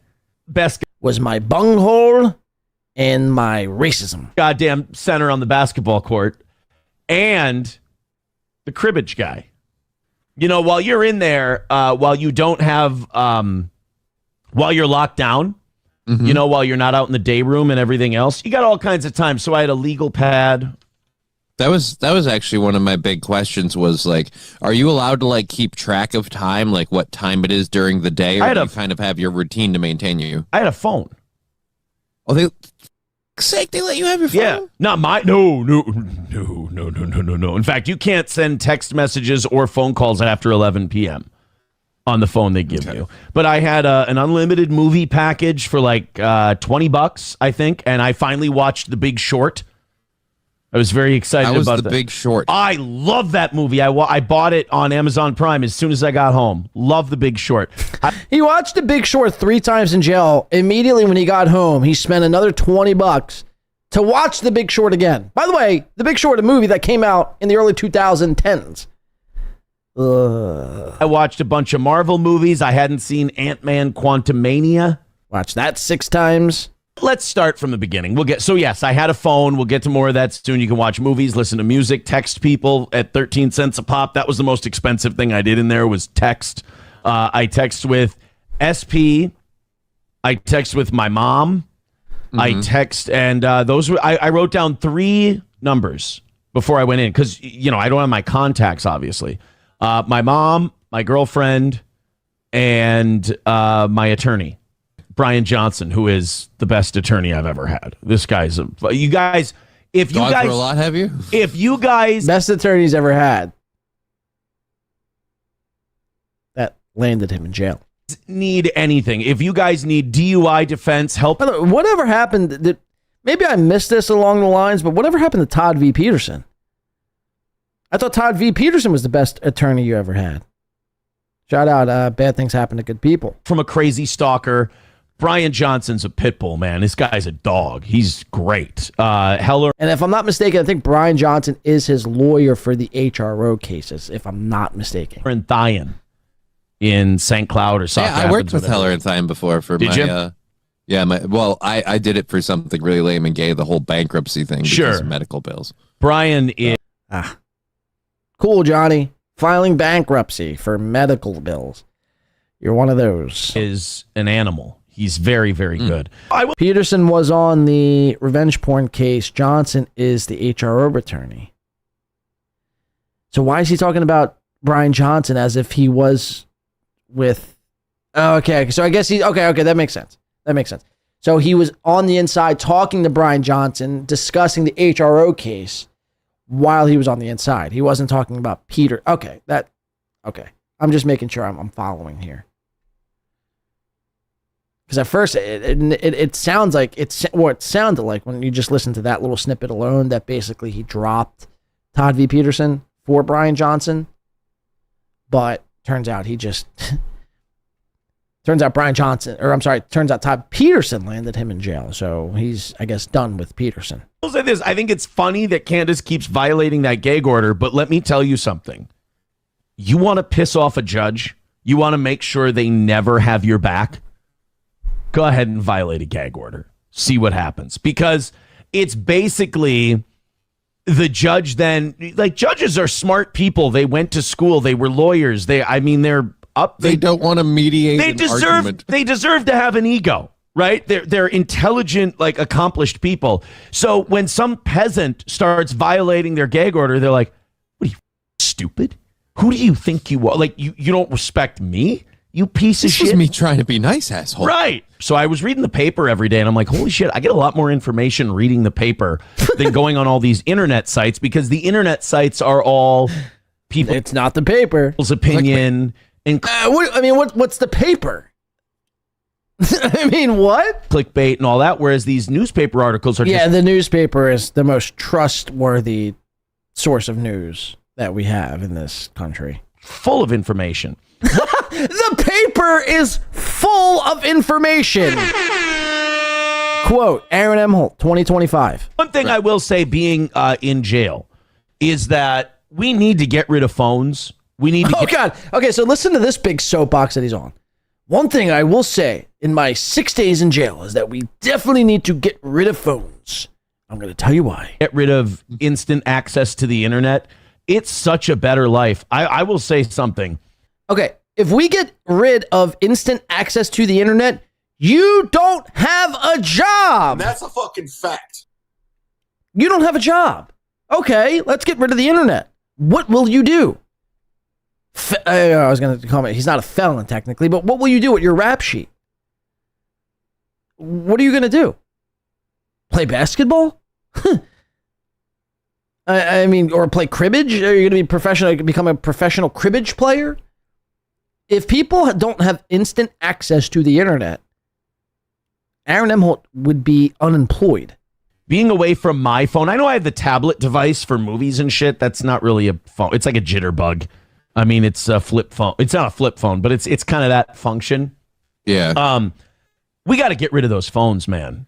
You're like, there's pesky. I mean, spoken like a true boomer. The way people communicated in jail versus the way people communicate online, they are far more well-behaved in jail. Look, I kind of dropped a lot of my politics in there too. I'm not like, I know a lot of people are going to be like, Trump rules and Trump this and Trump that. I don't really care. Okay. Now he doesn't care. He went in a staunch conservative, and within 6 days, he's come out as not a liberal, but a Dave Smith-led libertarian.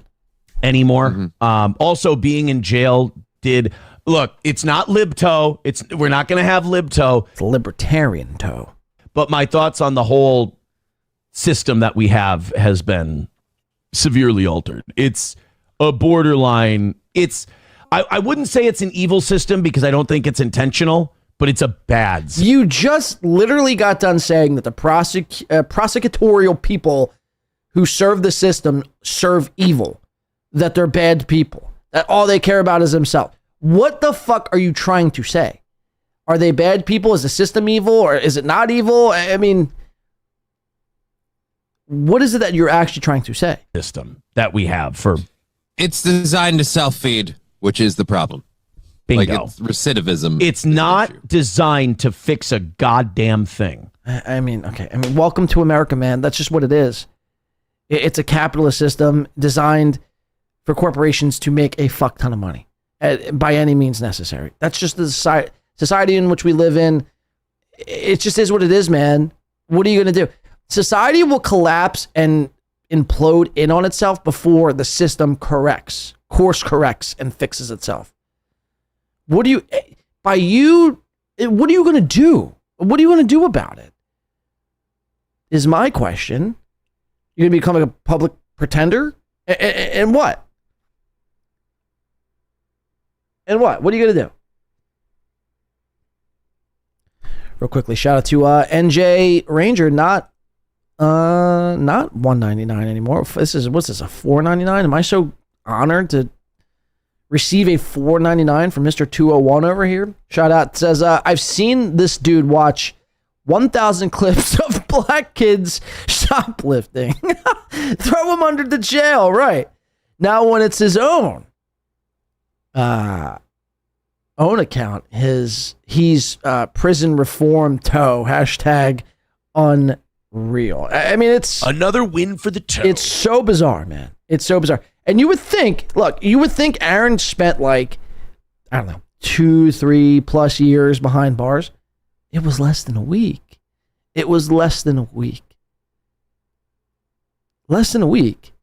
And he's like, I'm all about our system's so corrupt, you wouldn't understand what happened. Like, I gotta talk to you because I was on the inside. And dude, you were in there for 6 fucking days. You were in there for 6 fucking days.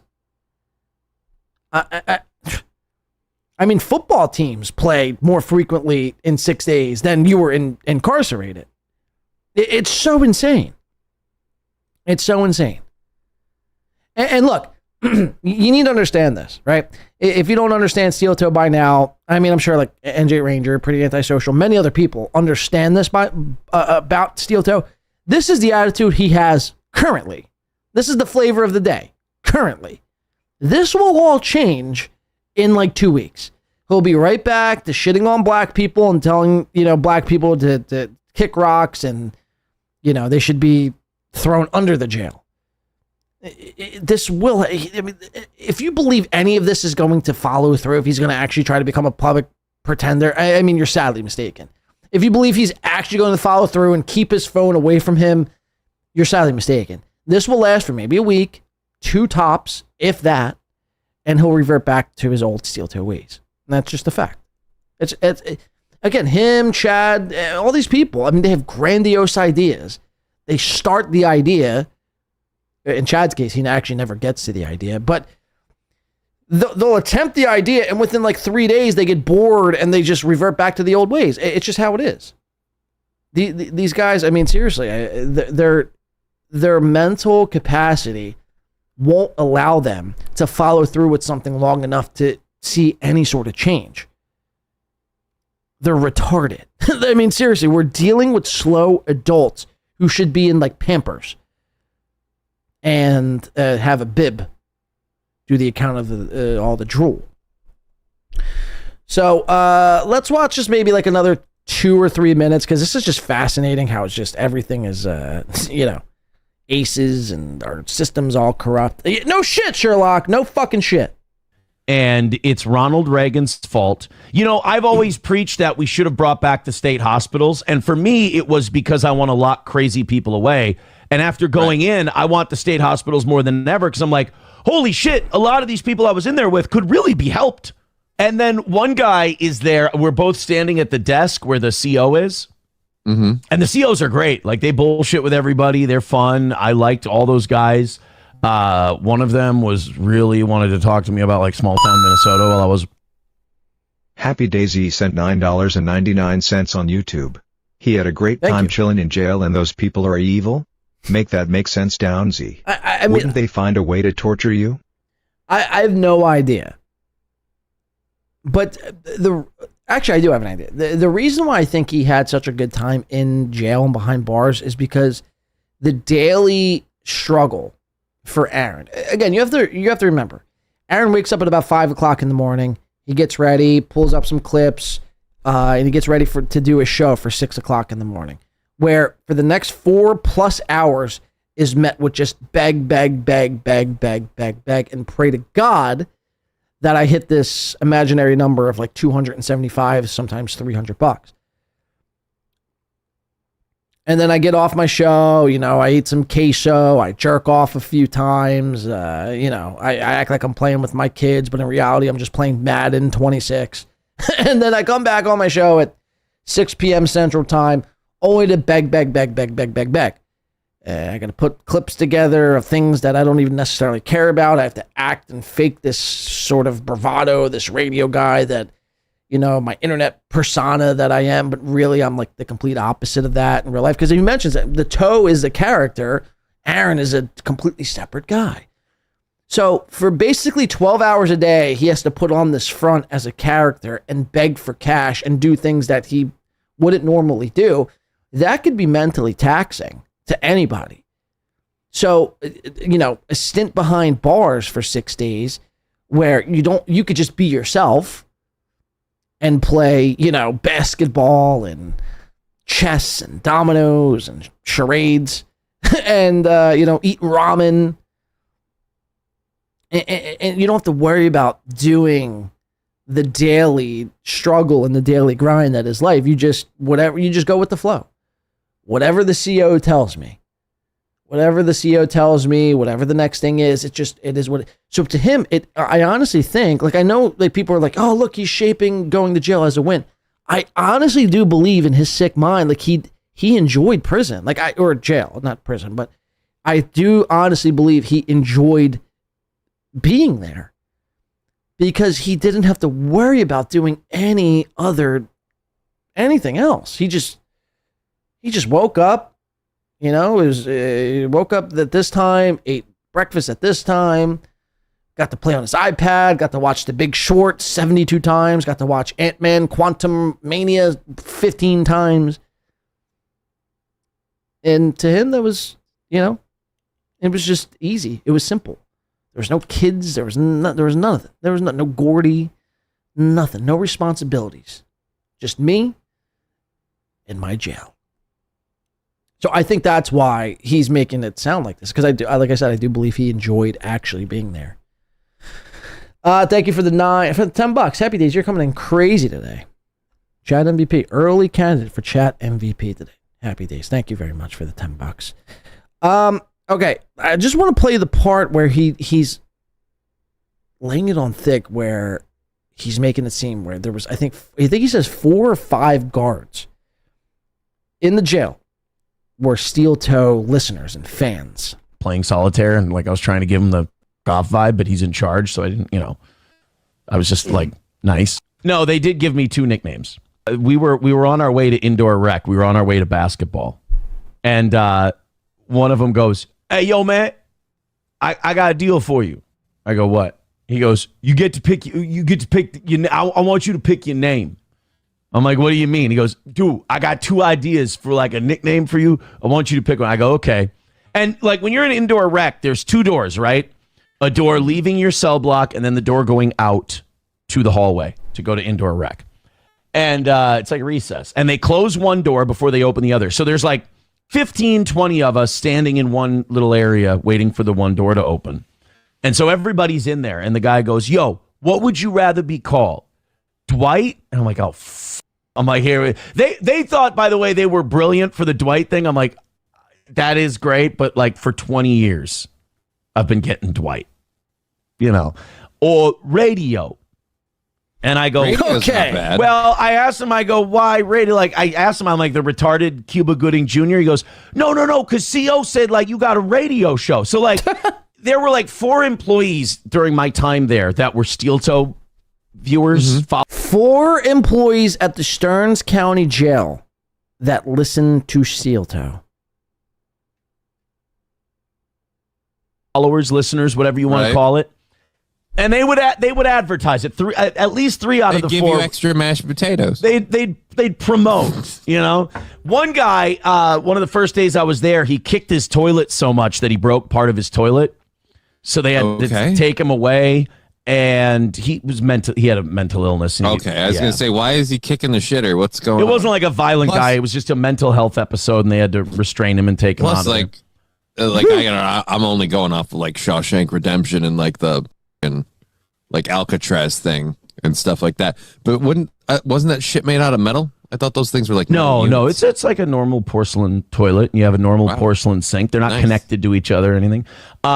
But so he did that, and as I'm walking up the stairs to go back to my cell for something, the employee fixing the toilet, who had been sent in to repair it. You're never gonna believe this. Fill in the blank here. I'll let everyone. If you've seen this clip, don't answer. If you haven't seen this clip, try to figure out what he's going to say here. So he's going back upstairs from playing fucking grab ass with all the inmates from Rakim and, Jamal at the Stearns County Jail. And he goes back upstairs, and one of the employees that are cleaning the toilet, which is, by the way, a maintenance man, is in there cleaning the toilet and then looks to Aaron and says this phrase. What is that phrase? I'll leave it up for the chat here. We'll give it 1 second here. Chris says, I bet he was a huge fan of Steel Toe. How'd you guess? Jump the Shark says, past lover. W for the toe. I mean, that would be insane. If the maintenance man was working on the toilet and looked over to Aaron and was like, is that another one for the fucking toe? Johnny, have you seen Jail movie that takes place after 1950? J.E. says, I love the toe. Mr. Z says, he fucked April.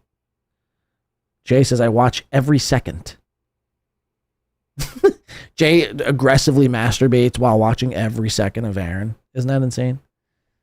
Actually, I added the aggressively masturbates, but Willie Hopscotch says, nice tits. Corndiff says, he said, I could tell you don't belong here. JK says, W for the toe.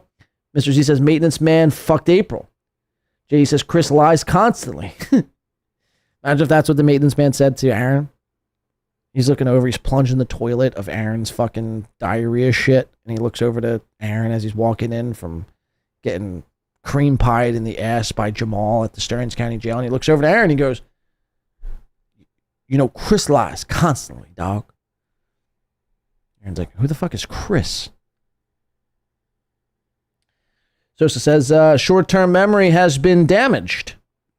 Chris says Jay jerks to Aaron. Confirmed. Okay, let's just get to we're getting very sidetracked here. What did the maintenance man say to Aaron? Let's watch. Makes eye contact with me, and in my head I'm going, no, don't. And he looks at me, he goes, hey man, love the show. I'm like,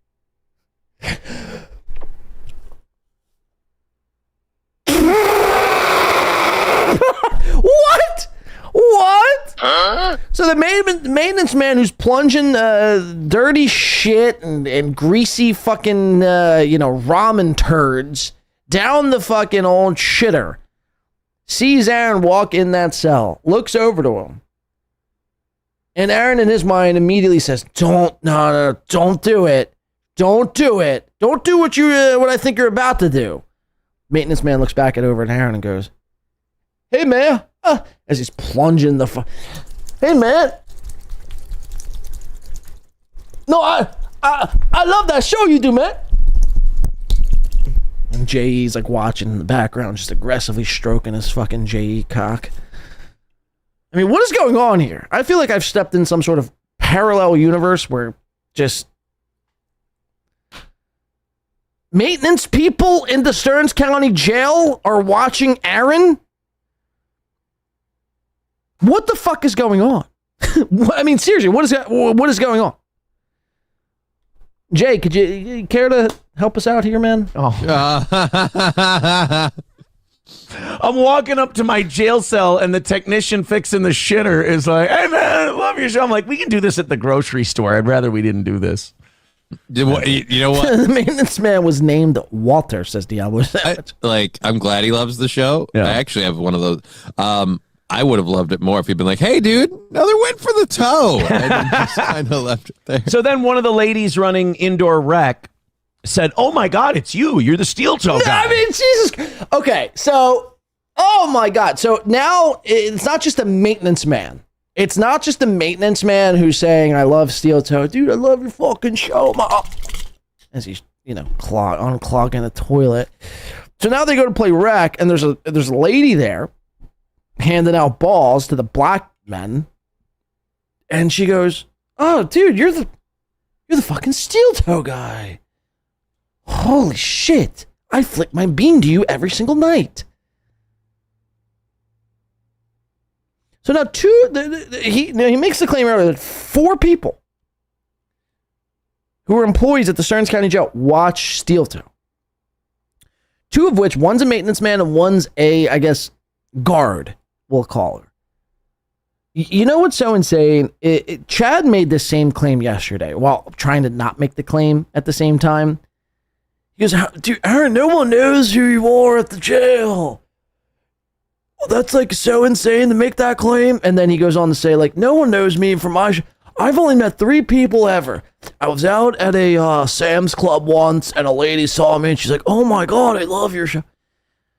Guys, like, you really have to step down off your high horse. Nobody, like, again, you guys get maybe 300 viewers. Like, if I saw somebody out in public and they knew what my show was, I'd be like, I mean, this is getting a little too surreal. This is getting a little too surreal.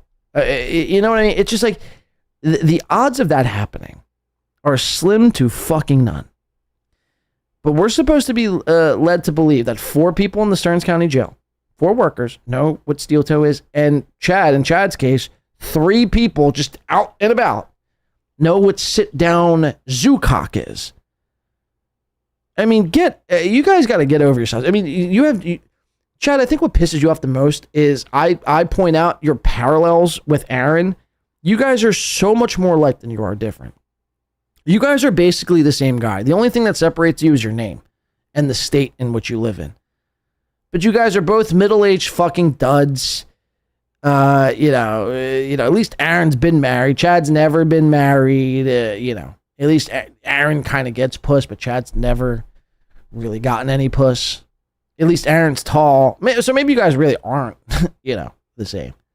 Aaron's tall. Chad's very short. But what I mean, like, you guys are the same in the sense of what you say and how you act and your thought process and your mindset. And you guys are a lot similar than you are different. And like Chad tries to call him out, dude, Steel Toe is like the worst guy ever. It's like, you do a lot of the same things, Chad. You do a lot of the same things. All right, let's see what he says here about this lady in the wreck noticing Steel Toe. Ladies running indoor rec said, oh my God, it's you. You're the Steel Toe guy. And I said, yep. So then everyone... Yep, that's me. Big old Steel Toe guy. You want to see my dick? One's around there. And they're like, you get all these convicts. Tommy Jordan says, Naked Twister, never forget. Now going, yo, man, you got to put me on your show. Or, yo, man, you know what you got to do? Go on your show, talk about how corrupt this person in Stearns County is and how they me over. And I'm like, guys, I'm trying to behave myself. I'm trying to, straight and narrow the whole thing. Yeah. And he's like, yo, can I come on your show? And I'm like, in my head, I'm like, I like you, but I'm doing my show from my house, and I'd rather. Hey man, if it helps, I'll take a minor sabbatical if you got some other people you want to pull through on the roster. I heard I was getting fired for Granny a week ago, so I'm like, all right, yeah, let's go. Yeah, that's we're in heavy negotiations. But that's the thing. All those guys in there are funny. Like, they're all great to hang out with. They're all hilarious, and it's okay. Well, we'll go spend more time in jail, Aaron. Okay, I mean, I just can't. Jail was a fucking hoot for Aaron, and it was a blast. So go spend more time in jail if you'd like to, man, because it sounds like that's what you want to do. Okay, I want to move on. I think all this chat. Oh, I still have this $10 super chat up. Sorry about that. I want to get into all this Chad talk. It's gotten me all hot under the collar. I need to talk about some Chad, if you don't mind. Let's go to our chat room real quick. How's our chat doing here today? JE says, Tommy Jordan knows art. Tommy Jordan says, Jordan, not yet. I just sent him an email. Are you sending me an email? Oh, he did. He said, you'll never get that. You'll never believe this. He said, what's up? Thanks for the invite. All right, let's set up. You know what I'm going to set up? I'm going to set up a Google. Hey, Tommy, if I bring you on, I'd like to discuss you, and I'd like to discuss Chad. Are you down? Are you down to talk some Chad? I want to discuss you, and I want to, like your past weekend, crashing the Stuttering John, getting Keanu and Gino basically to almost fight you. And I'd like to discuss some Chad Zumock. Are you down, Tommy? You don't got to put that in an email. Just put a yes in the chat if you'd like to.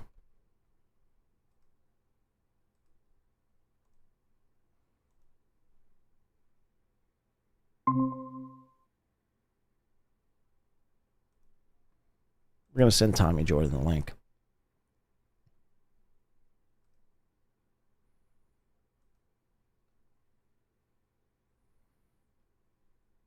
Chat, you chat away. You guys have at it.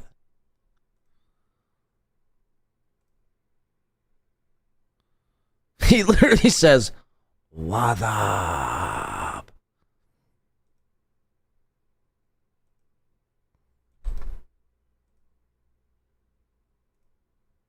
All right, invite sent. Invite is sent. We wait now, or as Tommy Jordan says, "I'll wait. I'll wait." All right. How are we feeling today, chat? We still hanging in there? What are we doing?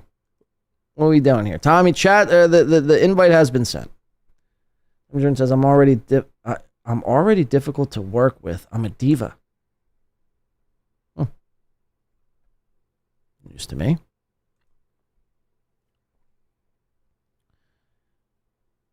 I just want to move that just like that. There we go.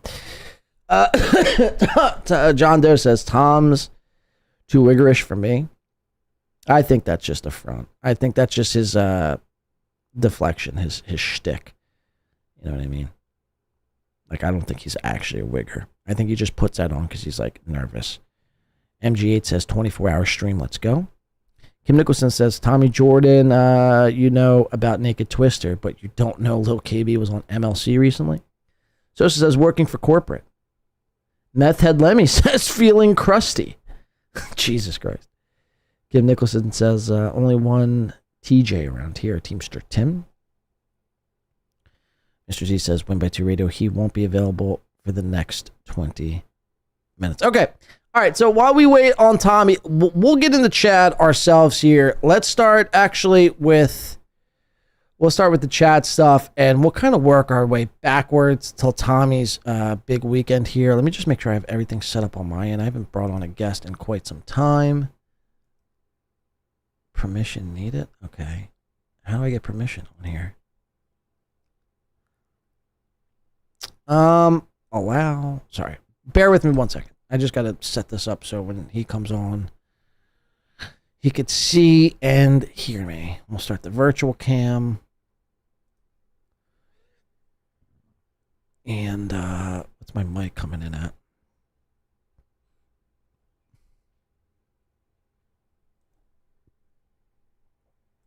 We want that. And we want that, I guess. All right, join now. Okay, let's get into some Chad, shall we? What do you guys say? Little Chad Zumach today?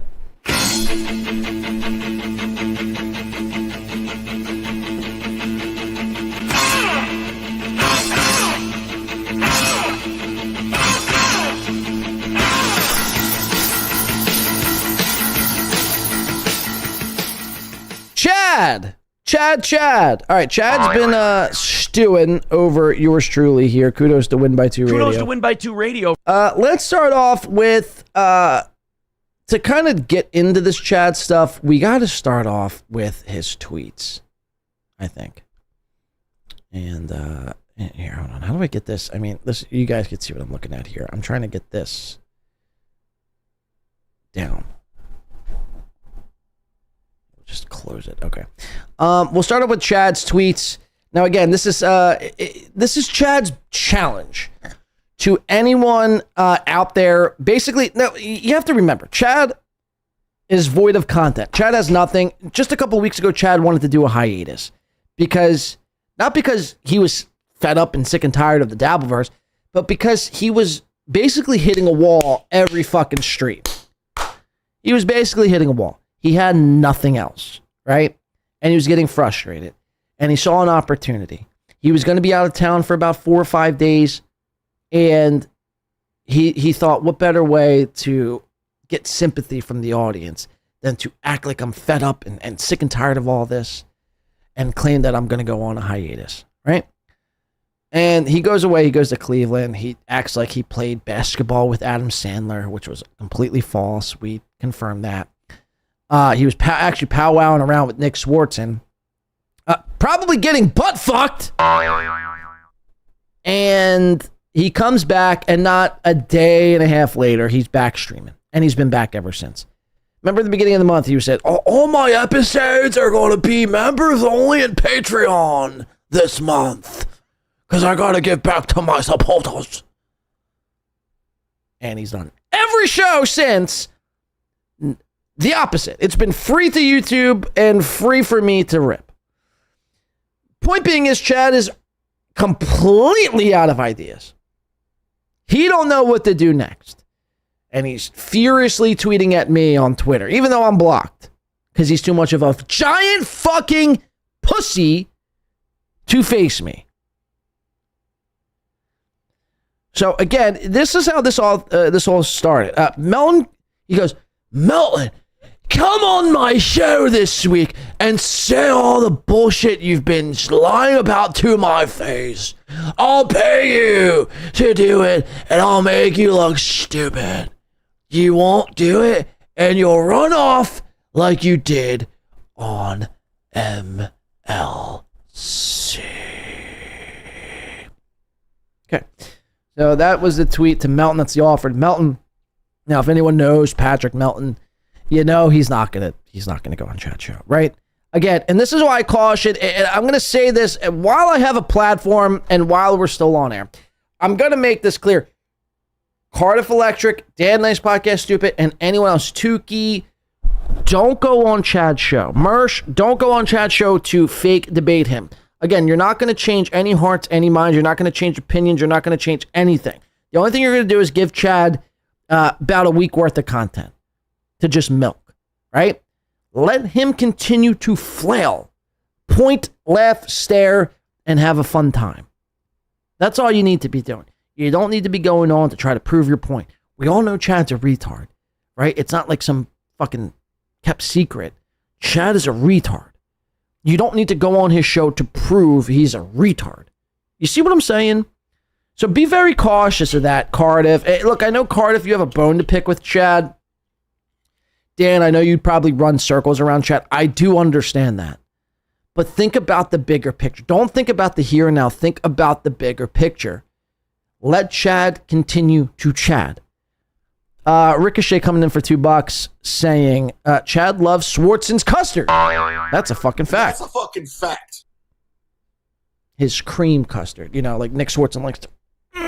Come here, Chad. Come here, get.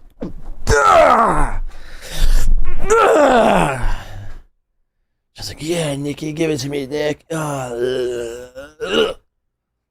You're a sick gay man, Chad. You're a sick gay man. Thank you for the $2. Yeah, so again, just I'm telling you, man. I'm telling you. Dan, I don't know if you're around today, Dan. Dan, I'd like to have you on the show, you and Tommy Jordan. If you're still watching this, I'd like to have you on. I'd like to pick your brain a little bit, if you'd allow me to. I'm a picker. Yeah, let Chad, MGA. Exactly. Let Chad. Let him be him. Don't interfere. There's nothing you're going to gain from it. Trust me. Just, believe me, I'm not trolling.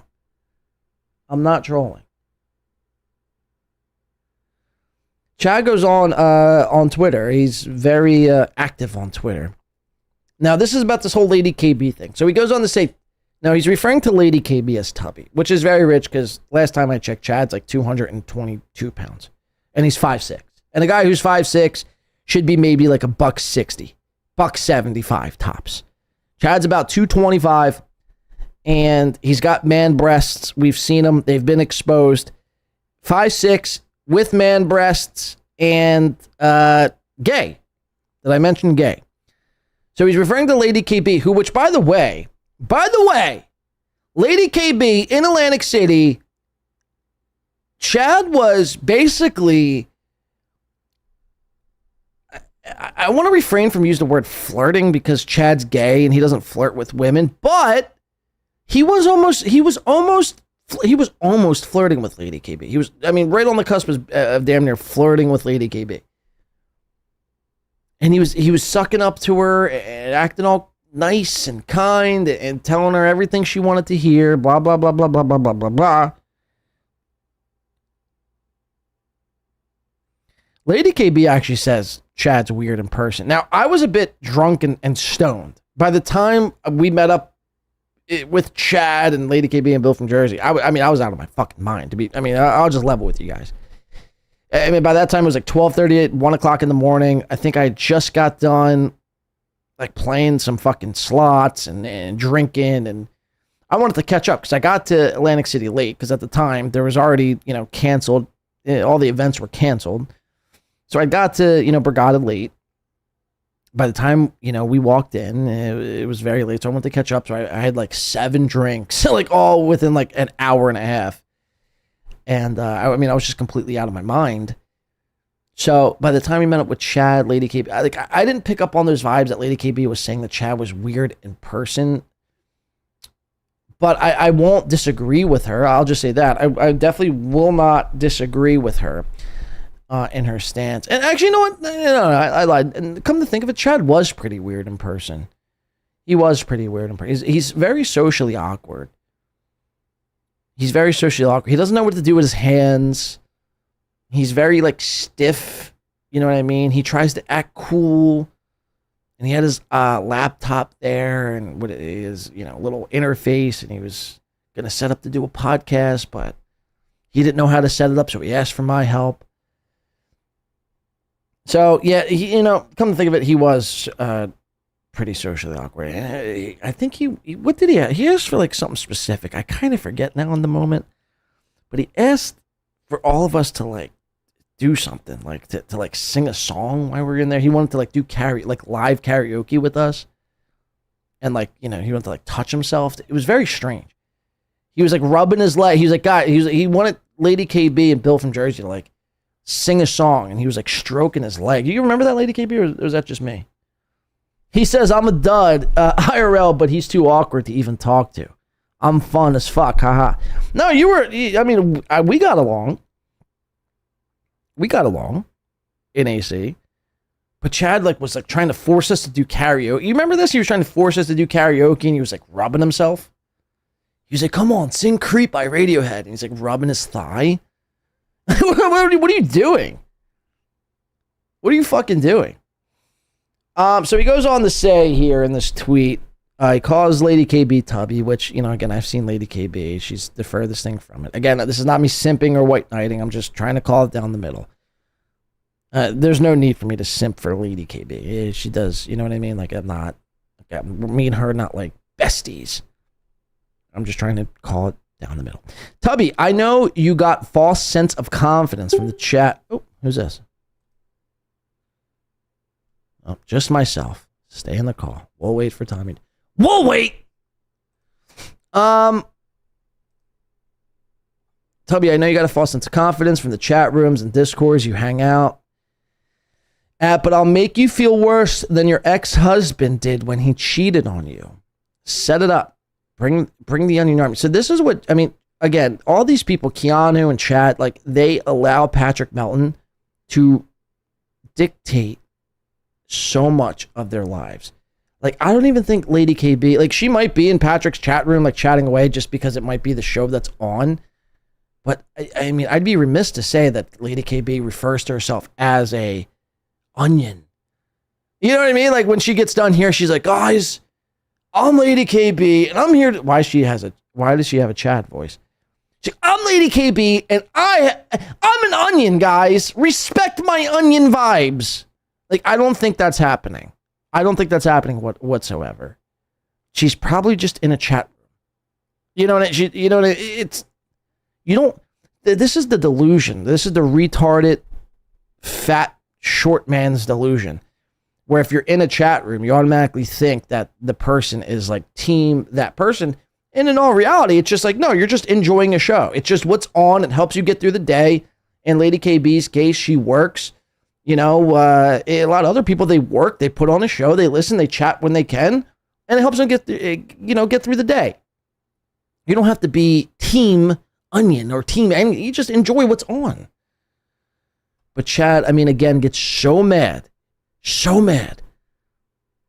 over Patrick in his chat room.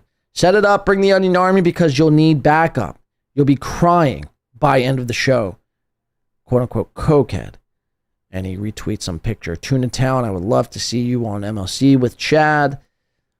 And then KB says, anytime, any place, he will be embarrassed because a woman made him look. And again, look, Lady KB, I know you're like putting your foot down and you're wanting to like own this moment. Don't give Chad what he wants. It's not worth it. I mean, you and I, everyone knows Chad's a loser, right? Again, that would be like going to a homeless person on the side of the road and like calling them out for being a broke loser who made every poor decision, right? You're not doing anything. You're not proving, you're not, furthering the conversation. Just allow him to continue to spiral. We know what Lady KB is. I mean, we could clearly see, and we know what Chad is. We all have eyes and ears. The only three people that are fooled by Chad, again, are Dick Fitzwell, Fernham, who begs in every chat room, and Bill from Jersey, who I think just feels bad for Chad. And I think he has this, like, not even blind loyalty to Chad. I just think he sympathizes with Chad. He feels bad for him. But I don't actually think he's like that big of a Chad guy.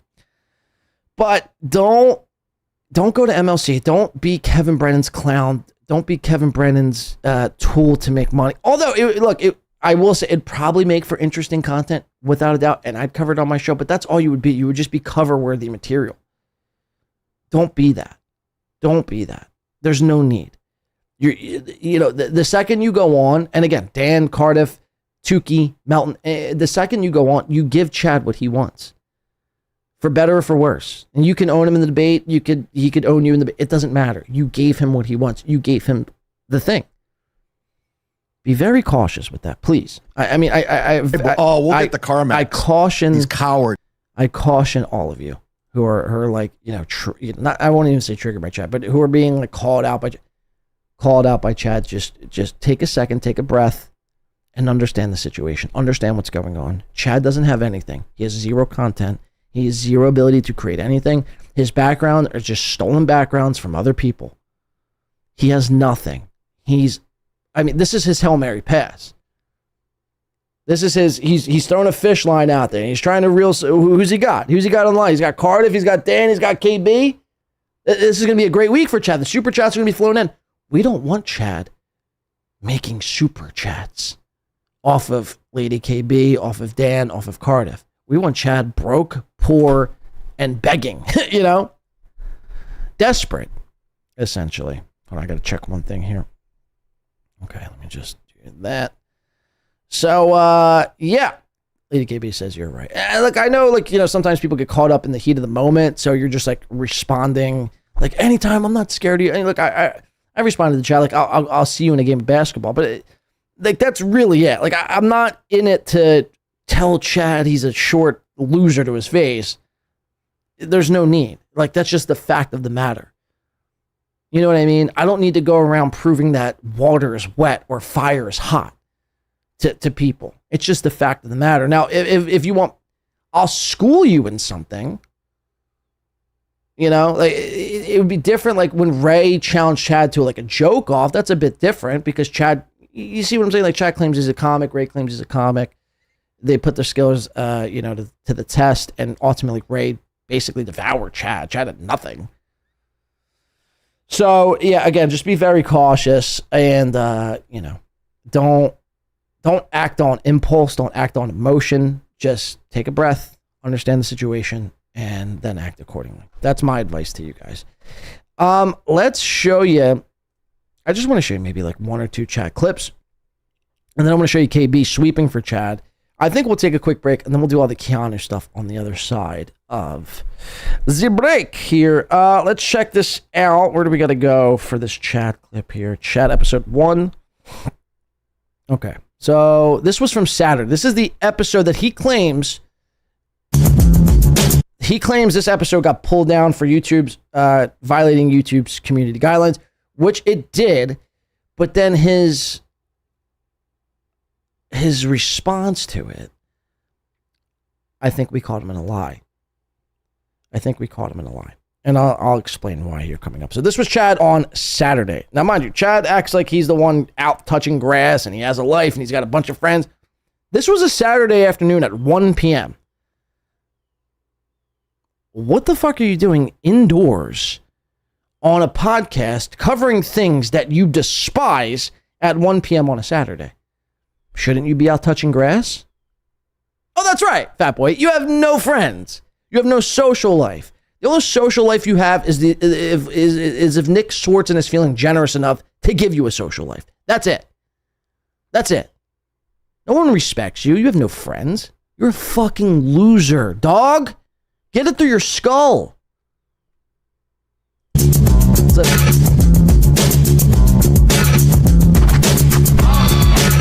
Streamlabs, PayPal, Venmo, Super Chats, Streamlabs.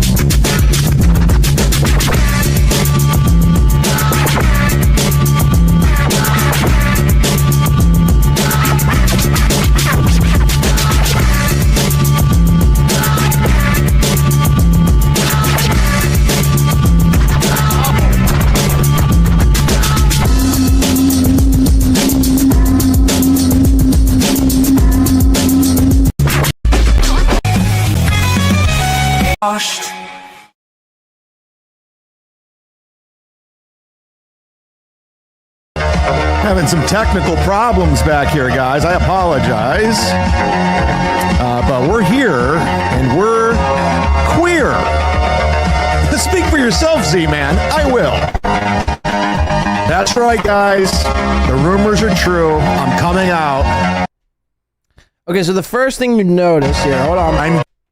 First thing you notice is Chad has developed some sort of what appears to be either a wart or a giant fucking pimple. Again, Chad is breaking out. You don't really see this from 50-year-old grown men. You only see this from, like high schoolers or like chicks who are like going through their period. So one has to ask the question, does Chad Zumock experience periods? Does Chad Zumock bleed once a month? I don't know. The period would suggest, the pimple would suggest that you do. Let's listen. Yay. Dirty D says it's a liver spot. I don't know about a liver spot, man. That's huge. Look at that thing. Look at this fucking thing. This is basically the size of Hurricane Melissa. This looks like Hurricane Melissa traveling through the Atlantic Ocean up to Jamaica, which it's set to hit landfall. I feel so good. So liberating. It's like a weight's off my chest. I don't have anything to hide. Now I know how Charlie Sheen feels. Anyways, good to be here. Rare Saturday show. Go ahead and hit the like button while you're here. It's free to do. He's already out of steam. We're 2 seconds into the show. And he's like, hit the like button. And, what else? We're going to have fun today. We're going to have a good time. I got a big rundown. It might be a long show. Because I don't got shit going on. Yeah, much like every day, Chad. You don't have shit going on every day. Actually, I do. I'm going to go see Bobby Kelly tonight and Mike Calta at the Side Splitters Comedy Club. So which is it? Do you have nothing going on, or are you going to see Bobby Kelly and Mike Calta at the Comedy Club? Which is it? So I'm going to stop down to say hi to Bobby and Mike and maybe do a guest set. I don't know. Hey, speaking of comedy. Now, did Chad ever do that guest set on Saturday night? He didn't. Stand-up comedy. It's confirmed. I'm going to be performing in Boca Raton this Friday and Saturday at the Boca Raton Black Box, opening for my good buddy Jim Florentine. Hello, what's wrong with you? Why would you open for me? So I'll be down there in Boca Raton Friday and Saturday, opening for Jim. Wait, isn't it Boca Raton? I jumped on the show last minute. Some business I want to take care of. Eva says, why the echo? Because he's in a spare room with no furniture. That's why there's echo. This man does not have a piece of furniture in his spare bedroom. It's a desk, a chair, 2 monitors, and a Rodecaster Junior. Because he couldn't afford the fucking actual Rodecaster. So that's why you're here. I mean, this is what it sounds like in Chad's studio. This is what it sounds like. Guys, I have a big rundown on today's show. What's up? It's me, Chad Zumach. I'm going to go, I have nothing going on today, so it's going to be a long show. But wait, actually, I'm going to go see Bobby Kelly and Mike Calta and possibly do a guest set. Why did the chicken cross the road? What did Nick Swartzen say when he inserted his penis into my butthole? Comedy! Hey, cool reverb, bro. Cool reverb. Awesome. Sounds rad. So get your tickets, because Jim sells tickets now with that Greg Gutfeld show. It's like they all come out for that Greg Gutfeld show. People like that Greg Gutfeld. You know what I'm saying? I mean, I don't actually. It's like it used to be that metal show, Cranking. Rick says, looks like John's mom's wall. Well, Chad has a green screen, and much like every other fool who first gets a green screen or understands how to remove their background virtually, they start making their background other people's backgrounds. It's cool to do. It's like an edgelordy thing. We're going to watch Chad on yesterday's episode where he's like, nobody background is safe. I'm going to steal your background. It's like, yeah, because you're incapable of doing anything yourself. Like, why don't you just make your own background? Why don't you just, if it were me, I would have like an underwater background with sharks, swimming around or something. But you want to say that I bite off of there. You literally, your whole show is biting off of another show. Whether it be the background, whether it be the takes, whether it be the segments, whether it be the hype train, whether it be, everything. Look in the mirror, you fucking loser. Howard Stern, but it's all, hey, it was love you on Gutfeld. Even Stallone, Sylvester Stallone. Oh, we love your work on Gutfeld. That was your... Wait. That was his Sylvester Stallone impression. No. Listen to this. Show, Cranking. This is Sylvester Stallone. Howard Stern, but it's all, hey, it was love you on Gutfeld. Even Stallone, Sylvester Stallone. Oh, we love your work on Gutfeld.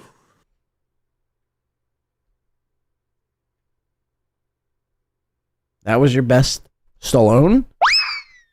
Yikes. Yikes. How's that for a Stallone? Garbage. Pretty fucking good, huh? How's that for a Stallone impression? Pretty fucking good. Now there's guns going off. Cool. Now, allegedly, this is what got Chad's channel and show taken down. So if that is the case, my show is now in jeopardy of being taken down. But I don't think that's the case because Chad has showed this very image. Better for the better part of 2 years, 2.5 years, every day. Here's your first blood. That was me yesterday morning at the gym. Funny stuff. Okay, let's go to, this is just, terrible shit. Low energy, low testosterone Zumach here with reverberated walls because he's too poor to buy a couch. 20 minutes. We got a win by 2 mention here. Let's check this out. What's happening? What happened in the 20 minutes, motherfucker? All right, here we go. Check this out. Because I told him I was headlining the Stress Factory. He calls me immediately like, how are you headlining the Stress Factory? How come Vinny won't headline me? I've been on Comedy Central. My credits are better than yours. So again, this is Chad asked the question, who would you like to see being debated? And Fernum, basically Fernum is lighting up my replies and DMs, basically, well, not DMs, but replies. Because I call Fernum out for the scumbag, grifting, disabled. I'd even go as far as to say is that Fernum fakes his disability. But I call him out for the freak that he is. So anytime Fernum has a chance, he tries to take a shot at yours truly, win by 2. Let's see this one. Let's see how Chad responds. Hunchback Melton, he's a big fat pussy. Melton will never do it. Melton's a pussy. Dude, I'd call him to a show, he'd hang up on me. So you see the pretext, right? If you either got to show up and give Chad content or don't show up and be called a pussy. Again, imagine you giving any sort of a shit if Chad Zuma called me a pussy. Fernham says, I say win by 2 radio. Should come on and light and explain why his entire show is usually about you and he makes up lies and pushes rumors. I mean, win by 2 is just a joke. He's just a sad, sad dude who wants to be a guy so bad, and he does anything, and he doesn't stand for anything. He'll throw anyone under the fucking bus for a view or anything. That guy was kissing my ass, and now all of a sudden he's trying to copy what Melton does. It's just sad. All of a sudden, within the last week, I started trying to copy what Melton does. First of all, motherfucker, I was the one here before all of you motherfuckers. So get it straight. If anything, Patrick Melton was copying off of me. I started covering Steel Toe before you, before Melton. Okay? Secondly, I don't stand for anything. Again, imagine me getting, taking offense to what Chad's saying. I mean, maybe I don't stand for anything. Maybe I just go wherever the wind blows. I've been pretty consistent with my takes. I've been pretty consistent. And not to mention, Chad, you were kissing my ass leading up to Atlantic City. And I've always been pretty solid as to my approach as to why I decided to do that gig in the first place. And again, it's because, I've explained this numerous amounts of times, so I don't want to bore people with it. But the short of it is you guys were doing a show in Atlantic City, needed a producer. There was going to be probably $1,000 on the line. I live 15 minutes from Atlantic City. I could basically throw a baseball to Atlantic City from where I live. So it wouldn't have been any sweat off my back to pack up my equipment, bring it to Atlantic City, which I've done numerous times before, film a live podcast, stick it to Melton and Carl and all these people, make $1,000, have some content to discuss over the next couple of days and weeks that ensued, and that's it. I mean, what are we talking about here? You were also kissing my ass. You're also on film kissing my ass. This very same thing could be said about you, Chad.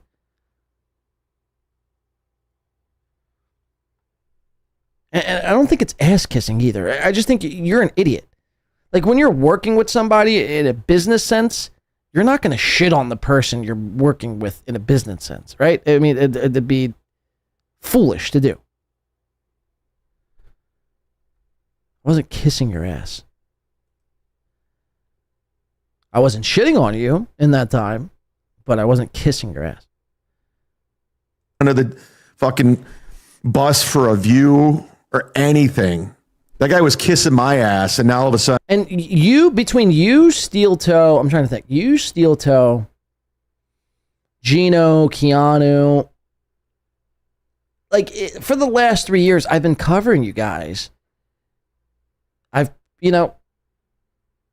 might have tried to, I may have tried to get creative and different with my coverage, but it's been pretty unanimous. Like over the last 3 years, you guys have always been complete liar scumbags, in my opinion. Unless I needed something from you, unless I wanted something from you.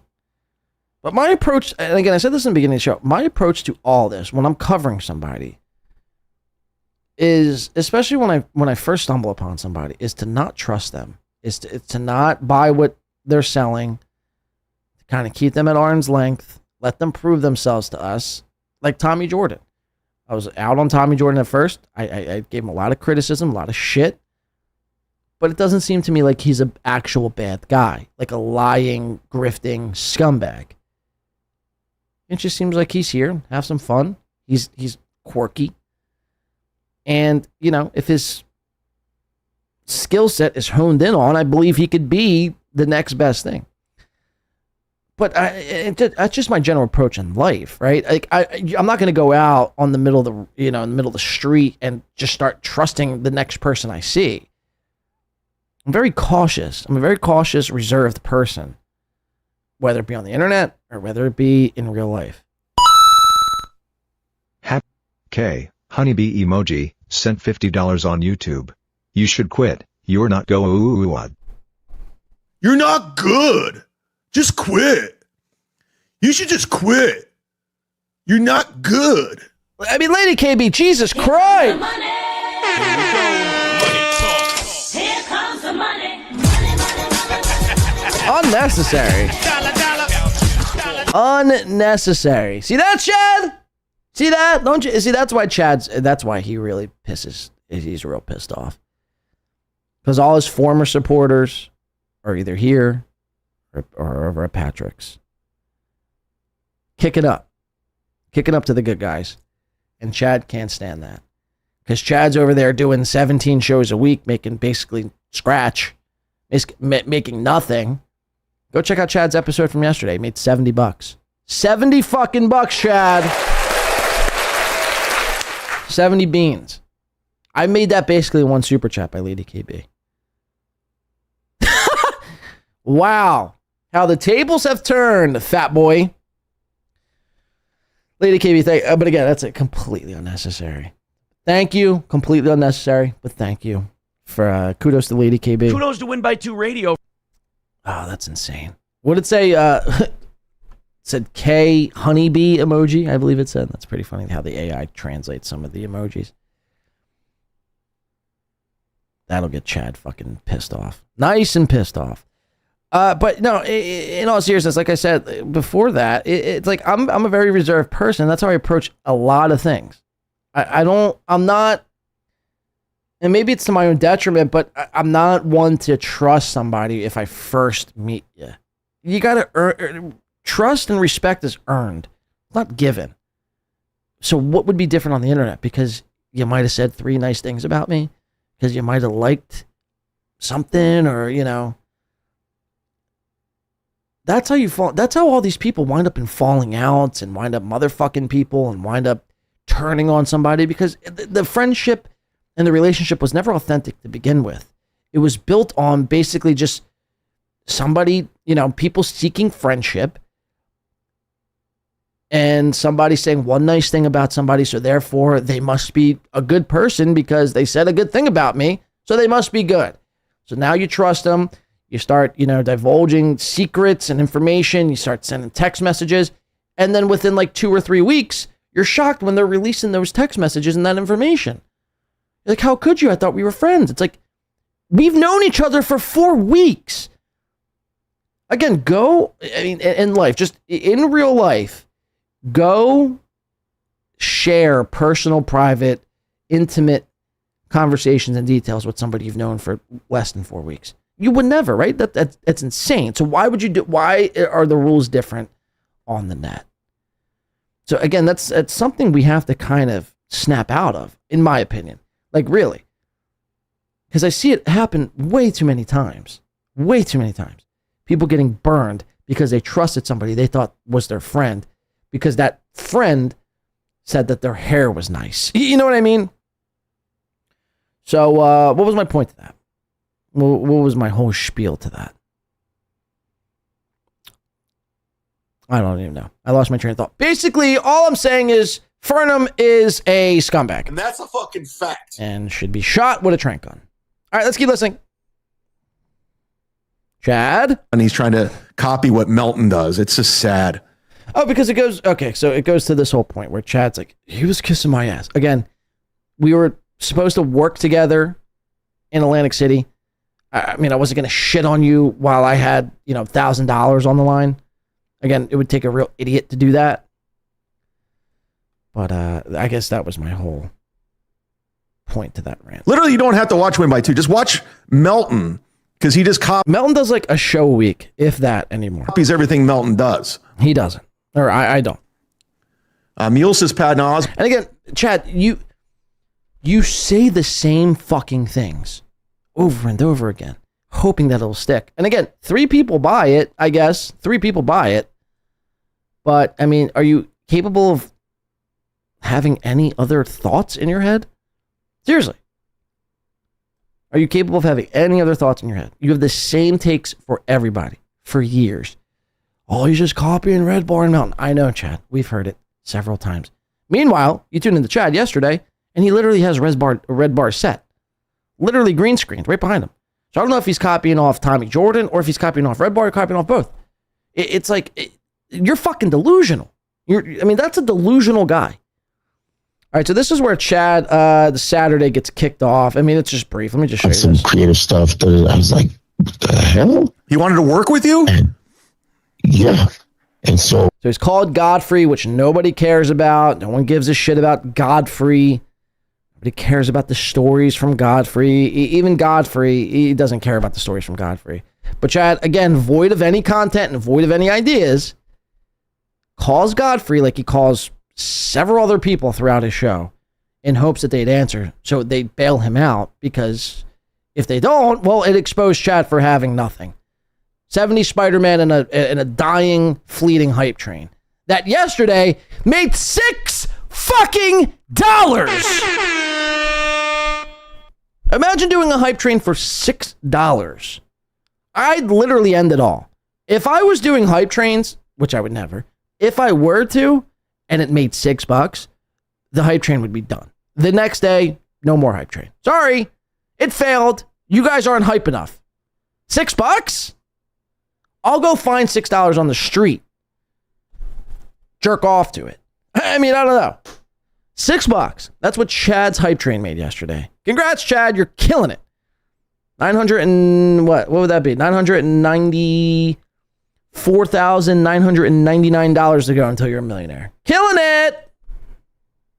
you're doing, we gotta like meet up on some creative stuff. I was like, what the hell? He wanted to work with you? And yeah. And so I was like, okay. Like, I'm playing the music. I'm playing a little Dre. Ding, ding, ding. And I was like, what? I was like, this is insane. 1, 2.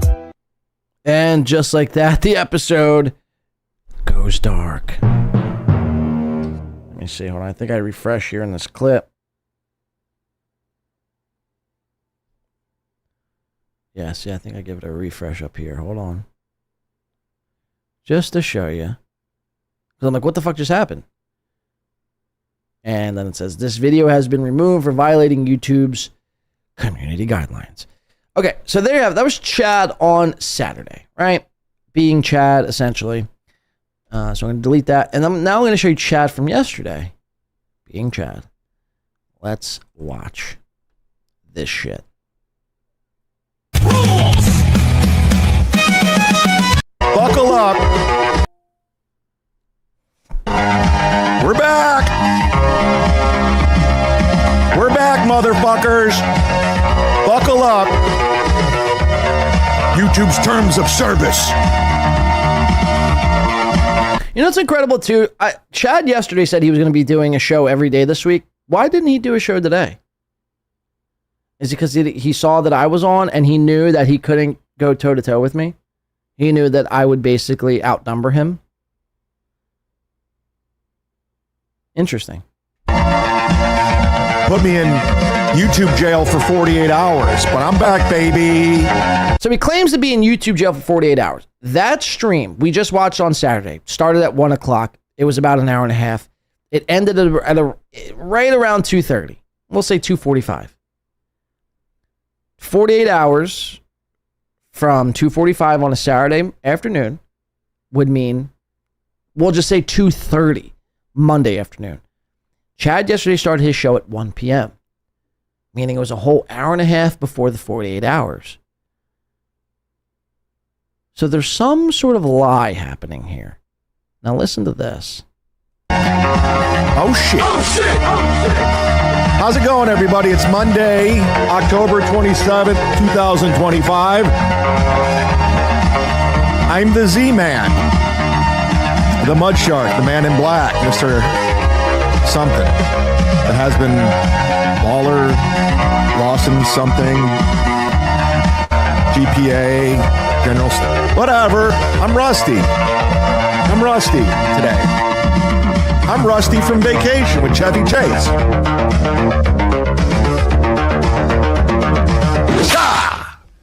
Good to be here. Jump in the chat. Let's have a good time today. We're live on Rumble. We're live on Twitter. We're X or whatever. We're live. We're just live. But I prefer you to be over on YouTube with all the good people like Michaela and KK and Galactic Wrestling Federation and Alex Ortiz. You know, the good people. Not the flim people that make you smile. People who don't give a shit. Those are my people.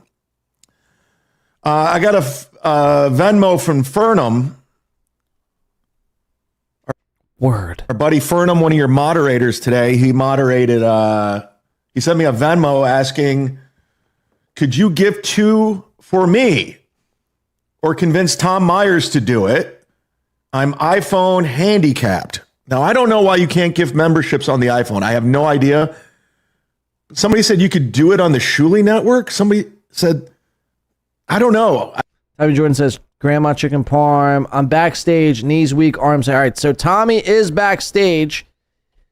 Let's, guys, without further ado, let's see if he's really backstage here. Oh, he is. He is backstage. Look at this shit.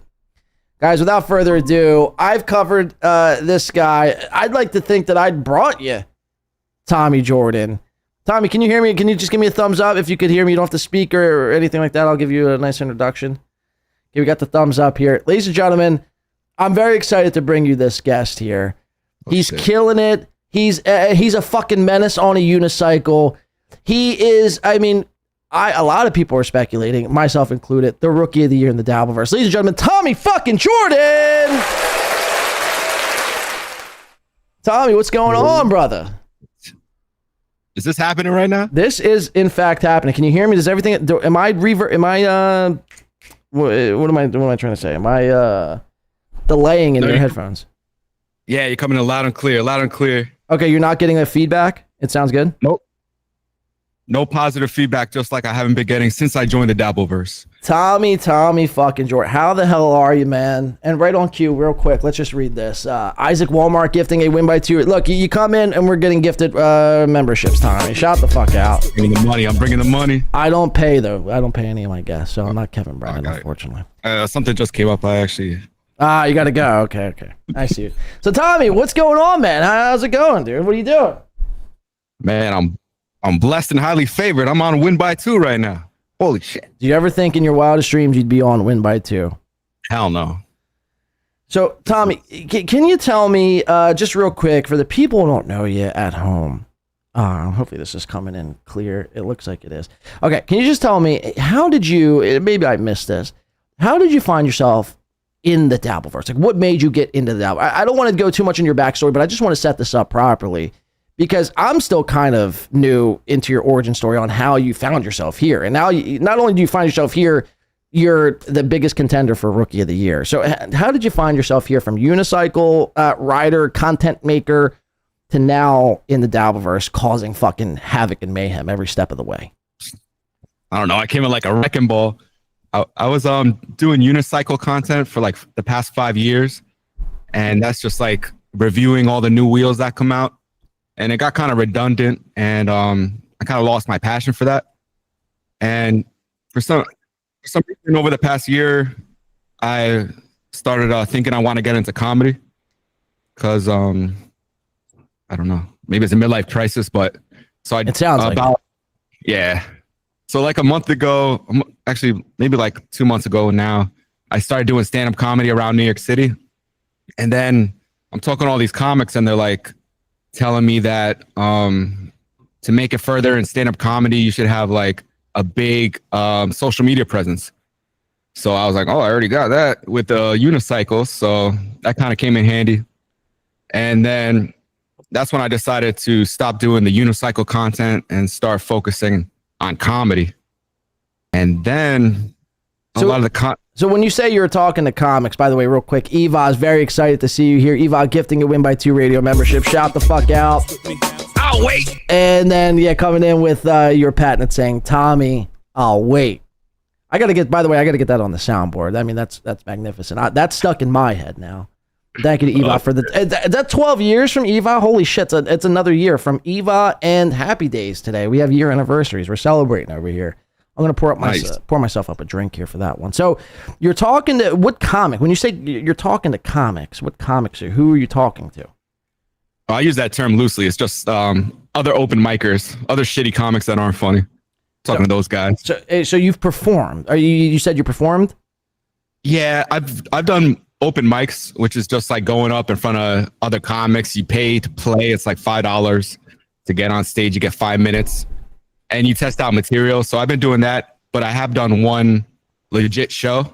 I actually just posted it on my YouTube. Somewhat of a legit show. It's like a real audience, at least. So what made you want to do stand-up comedy? Because the way I see it, Tommy, I come from a musical background, a musician. I don't come from a comedy background. I just stumbled upon this. I try to, make jokes where I can, but I don't consider myself a comic. But the way I see it, in 2025, comedy is such a dying industry. What makes you in 2025 look at comedy and go, you know what? That's the industry. It's almost like Aaron M. Holt trying to join radio in 2025. It's so insane. What makes you think like you're going to join comedy and somehow why do you want to do it? It just seemed easy for the picking. Like all these comedians suck, and I was like, I can do a better job than these guys. That is true. Maybe I'll become a millionaire like Joe Rogan. Not tell one funny joke. I mean, that probably won't happen, but maybe it will. I don't know. I mean, look, you see Keanu, Gino, and Chad and Ray, do it. Although I do tip my cap to Ray. I've given Ray a lot of shit in the past, but I've come along with Is Ray good? I never saw his stand-up. Out of the guys I just mentioned, Ray is the best. Ray is Gino's horrible. I've seen Gino and Keanu. Let us know about your experience. I don't want to set up too much of a backstory because if people don't know who Tommy Jordan is by now, you should already be on it. Go back and watch one of my episodes. Go back and go check out Tommy Jordan, the Tommy Jordan on YouTube, to go check out his past. But you've seen, like myself, Gino and Keanu live now. What, once or twice? Once. I've seen them twice, and they've Gino has done well. What's your experience with Gino and Keanu live? I mean, I've seen the videos, but explain it to us. So Gino gets on the stage, is like F slur, R slur, R slur, F slur, F slur. That's pretty much it. That's how it goes. It's like if you walk into a detox and you see some homeless guy in the corner just screaming nonsense. That's his whole comedy set. And then he started giving me unsolicited advice. That was wild. I'm like, Flat Broke Gino's giving me advice. And then I remembered him from years ago on Red Bar when Red Bar used to make fun of him. So I started actually calling him Dead Broke Gino. I messed up. Then I switched it to Flat Broke Gino. Well, Dead Broke's not bad. I mean, it's different because Red Bar, I think, coined the Flat Broke. So, I mean, I could understand that. But so you saw Gino. You saw Gino. He's dropping a lot of F slurs. And what was Keanu like? As a straight man, I was offended. Keanu, she was actually not so bad. She was not so bad. So I saw you on the show yesterday, and this is what I kind of wanted to talk to you about. So you're on the show, your show last night. Now I watched it this morning because there was so much happening last night. Football was going on. There was like 90 other podcasts I'm trying to watch simultaneously. It was a fucking mess. Oh wait. Sorry. By the way, that's his Tourette's. If people, right, exactly. So I'm watching your show this morning, and you're trying to set the record straight with Carl. But all the meanwhile, you're like, I don't want to say simping, because I don't think that's what you were doing. But you were definitely trying to, like, I don't know. You were speaking nicely on Keanu's comedy, and you're like, Carl, you don't even know anything. Carl's a rat weasel. He's a scumbag, and he should be taken out by any means necessary. Don't get me wrong. But Keanu is the equivalent to that, but in the comedy sense and podcasting sense, I will say. So, what is your stance? Where do you stand with Keanu and Gino? Are you allies with them, or are you enemies with them? Enemies with Gino. Keanu, I might save her. Keanu scares me, man.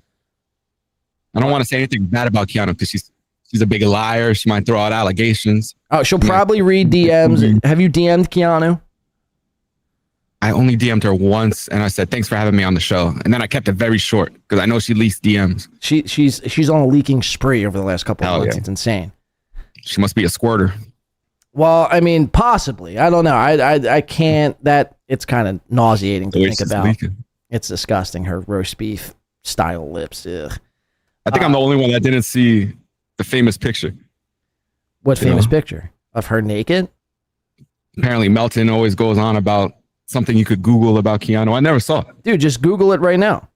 You don't got to pull it up on my show, but I'm not saying I never Googled it. I'm just not good at Googling. I never found it. So you Googled Keanu Thompson's nudes, but you didn't find. Yeah, I found some, but not the one that Melton always talks about. Eugene Breen just subscribed on YouTube. I don't want to say it. I don't want to be Thank you for the grotesque sub on your show. Eugene Brain, I think, just subbed to the channel. Thank you. By the way, when that came in, did you hear that on your end? Yeah, it sounded like a coin. Okay. Mario. Yeah. Okay. I'm just making sure. By the way, did you notice? You got the haircut, dude. I think you're clean shaven, by the way. The mustache is gone. Mustache is gone. Did you get the vocal coach? Vocal coach is the only thing I got left on the list that I got to do. Tommy Jordan. Look, dude, you never seem to fucking impress me, man. I wanted to start off hating your guts. I just want you to know that. I wanted to I wanted to hate you. I did. But the more I watch you, I don't know what it is, man. But I'm a Tommy. I'm a Tommy fan. I have to say, I'm a Tommy Jordan fan now. Now, look, don't get carried away, because as quickly as I turned into a Tommy Jordan fan, I could easily despise you and come at you guns a-blazing here at the Two Nation Army. We'll come at you full force and we'll take you down by any means necessary. But no, I will say, it's a bit refreshing to see what you're doing. You're going around filming everybody. I mean, that's like right up my alley. Like, I like to film these quote unquote comics in their element. Is this something you're going to continue doing, Tommy? I don't know. A lot of the feedback I got was like, some guy commented, he said, "You're not really built for this interview process because how mad I got at Gino, and I'm supposed to be able to take it like a punching bag." And I was like, maybe I'm not built for it because I'm not a punching bag. Well, in fairness, hold on. Let me just, do I have this clip? Let me see. Ooh. Hold on one second. Jump scares going on there. A lot of jump scares. What, on my end? Yeah. Those pictures. Yeah. So you should be able to see my screen though, correct? Yep. Okay, the audience should be able to see my screen as well. So this was from So Thorough Joe Barrow. KB stands with, is this it? I think this was the clip. COVID bit. No, this wasn't the clip. Where's the fucking clip at?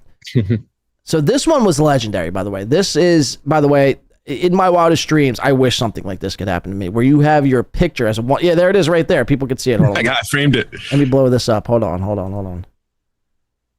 There it is, right there. I mean, that's amazing to me. That's amazing. And what's the scribbling there? I can't see because it's all backwards. It says Tommy Jordan, 86, Kevin Brennan, wanted. Bring to manager if seen. Like, I'm a piece of meat. Bring to manager if seen. And it's amazing to me. It's amazing to me because it's not like you've been doing this. It's not like you've been terrorizing the comedy scene for months or years. This was your second time, going to a comedy show, or at least in the last couple of weeks. And they already have your image, framed. And like, if you see this guy, you got to kick him out of the show. And again, look, I was watching your show this morning. You're like, look, I wasn't there to like really cause any havoc during the show like Kevin was, where he comes in and he's, waving that fucking noisemaker around. But you were just trying to watch the show and get an interview. So did we ever figure out who was behind getting you basically, kicked out of that place? Never figured it out, but I have a good idea because the waitress came back to... I already ordered a Shirley Temple on YouTube. But she came back again to see if I wanted anything else, and not soon after I got kicked out. So I think she noticed the mask. I think it was the waitress. Waitress number 2. So it was the waitress. Okay. Oh yeah. Well, obviously the mask is look. I will say the mask it had me fooled, and I knew you were wearing a mask. But who, what, why coming in for $10 is Blade is right. You don't have to be a comedian to make it in the Dabbleverse. So we're gonna kind of be jumping all over the place, Tommy. Do you have some time here, or should we? Oh yeah. Okay. Because I'd like to go over a couple things with you. I just want to set who Tommy Jordan is and kind of set the last couple of weeks up for people who may not know who you are. But who, what, why brings up a good point. And look, I don't know how to really say this. Like, if comedy is like your passion and like you've always wanted to be a comic, who am I to tell you not to do something? I would just caution you in 2025, going into 2026. By the way, Happy New Year to our chat room. And Happy New Year, Happy pre-New Year to everyone. It's an inside joke. But I would just caution you going into this new year in 2026 to really understand the comedy landscape and it being complete dog shit in 2026. In 2025. So it's like, it's almost as a waste of time. And what I see from you, man, is like you have, I think, what it takes to do this. I think you found what it is that makes Tommy Jordan and what's going to make Tommy Jordan successful. Filming all these quote unquote comics and making these short, little short videos and commenting and doing your streams. People love that, man. I mean, you really caught everyone's attention within 2 weeks. Dude, I can't say it was all me, but Soft Weekly had brought this to my attention and I watch it. At first I was like, holy shit, dude, this guy is fucking incredible. And then I started covering you, and I couldn't, in my wildest imagination, even picture being here. So, I would just though caution you from doing comedy, man. That's just me. It's from me to you. You know what I mean?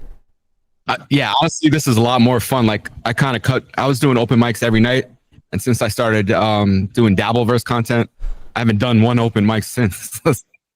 There's really no need to, man. I mean, look, you can make money. You're already monetized on YouTube. You can make money you'd make more money doing a live stream. I won't say every night because, again, there's some people could do everyday streams, but most can't, and you oversaturate yourself, in my opinion. And from what I've seen, only very few can.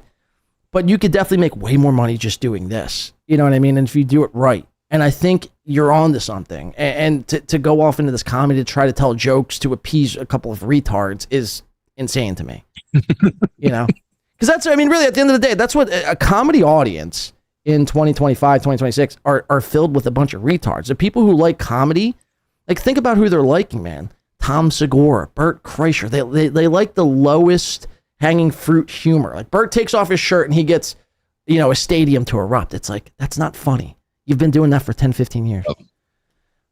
But exactly. Anyway, I'm kind of just on my high horse, man. I've been drinking a little bit. I want to go over this though, because I want to talk more about Gina. Hold on, you're going to see me here in a second. Okay, I wanted to get your thoughts on. I saw this, I think yesterday. It says I'm taking a break from the Dabbleverse content. So what was going on here, Tommy? That's because I was on Kevin Brennan's podcast. I'm trying not to do what I did now, even though I saw Joe Burrow talk about my haircut.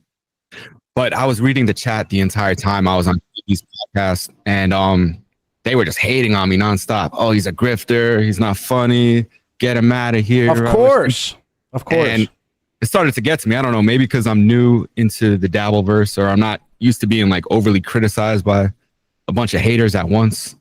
So I was like, you know what? Fuck all this. I don't need this bullshit. But then, I don't know. I got too overly sensitive. I let it get to me. I shouldn't have done that. I gotta be a man. I gotta get thick skin.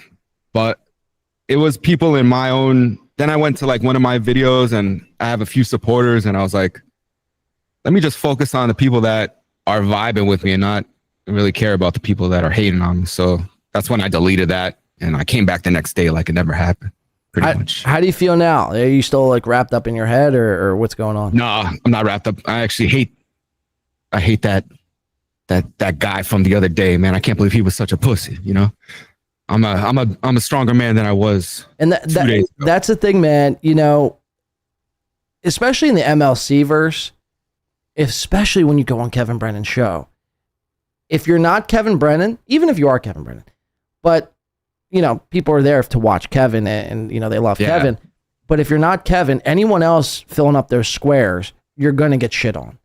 You're going to get shit on. It's just the nature of the beast. But at least, and I've always said this, man, to Chad and to everybody who have like they take such a gripe with people, shitting on them. It's like Gino and Steele and all these other people. It's like, guys, there's going to be a day in your lives.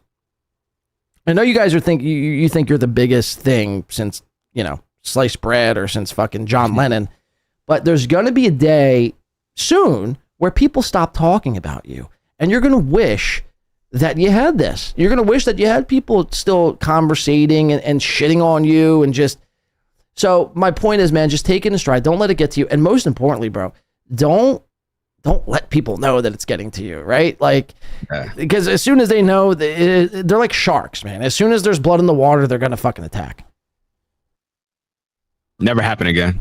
So, okay, I'm glad, because I saw that. I was kind of concerned. I'm like, dude, we're just getting fucking started on this Tommy Jordan arc, and I'm already about to give up. You're already, yeah, right. So, okay, I'm glad. It's just you're kind of in your feels a little bit, but I think what it was too is like I'm a fan of Kevin Brennan, so I thought his fans would be on the same wavelength as me, but no, that wasn't the case. I don't know why I thought whatsoever. Because you're a fan of somebody doesn't mean that their fans are like you. I don't know.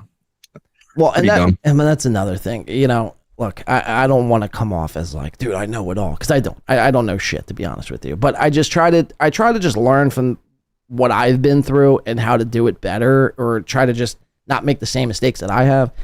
And to be honest with you, man, the whole you almost like fanboy out. I think, to me, you got to dial that back a little bit too. Yeah. I said when I went live, I was like, oh yeah, Win by 2 told me he's just a man. He's just a man. I'm just with this guy. Yeah, no, none of that. None of that here, Tommy. All right, I'm trying to pull up a video here. Bear with me. We're going to. Well, I mean, you don't got to say all that, but. Okay, all right, sorry. But don't be like, I love Kevin, dude. Kevin's the best. Kevin sucks, in my opinion. Trash. He simps for. Dude, I will say, I do like how you called out Kevin right to his face for being a Chad fucking ball washer. Oh, yeah. So kudos to you on that. You'll get the kudos to Win by 2 okay, radio. I want to go here. Can you see this? This is you. You can see that, right? Nope, I can see it. Okay, can you hear it? Can you hear it? I can see it, but I can't hear it. Okay, maybe because you're just not talking in this clip yet. Yeah, I probably muted myself. All right, hold on. I just want to go to the point where, because I wanted to cover this, and with your insight, I think would be even better. Where's the point? Is this where Keanu and Gino come out? Right here? Yeah. Oh, yeah. Okay, tell me if you can hear this. It looks like it was like a real mask. Like, you heard that, right? For some reason, I can't Ever hear sent $10 on YouTube.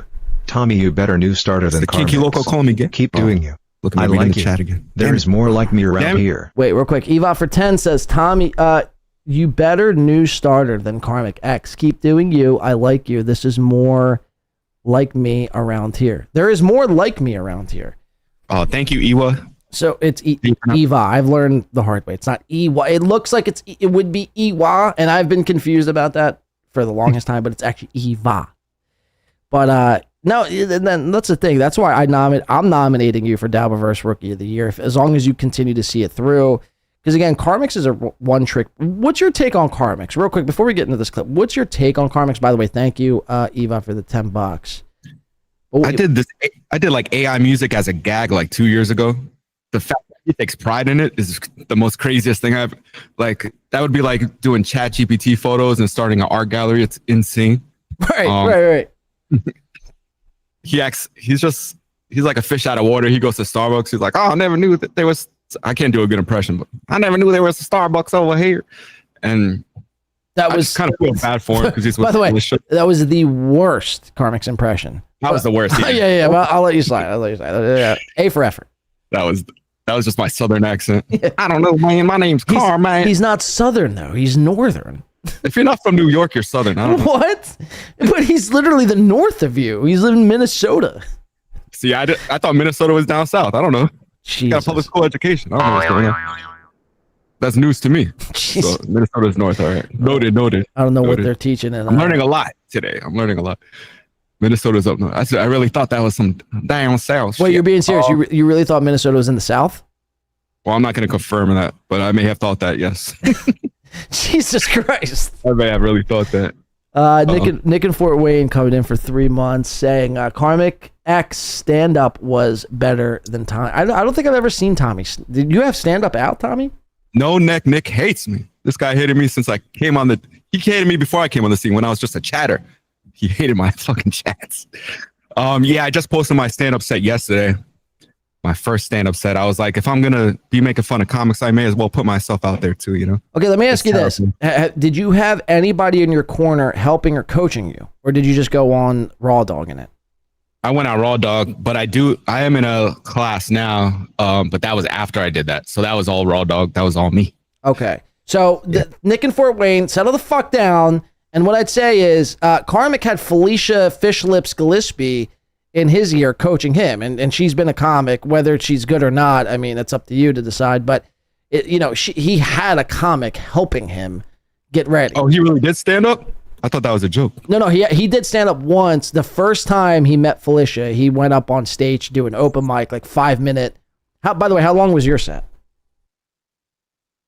It was 5 minutes, but the YouTube version is like 3 minutes because I doxed myself for about 2 minutes in the set. So I clipped that out. Fair enough. Okay. Yeah. So both of you did about 5 minutes. And again, like I said, Karmic, he had fish lips to help him out, where again, you're saying you had no one. I got to see that. That's hilarious that he actually did. I don't know if I could find it. If anyone has that, can you send it to me, whether it's via Twitter or email, please? But anyway. Are they still together, you think? Karmic and Felicia? I mean, as of right now, yeah, but Karmic has been losing his mind as of late, and a lot of people are speculating that it's going to ultimately end in break. Look, if I could give you one more other piece of advice, man, you're gonna have a lot of Dabbleverse fucking whores throwing themselves at you. You're gonna have a lot of nudes coming your way from the most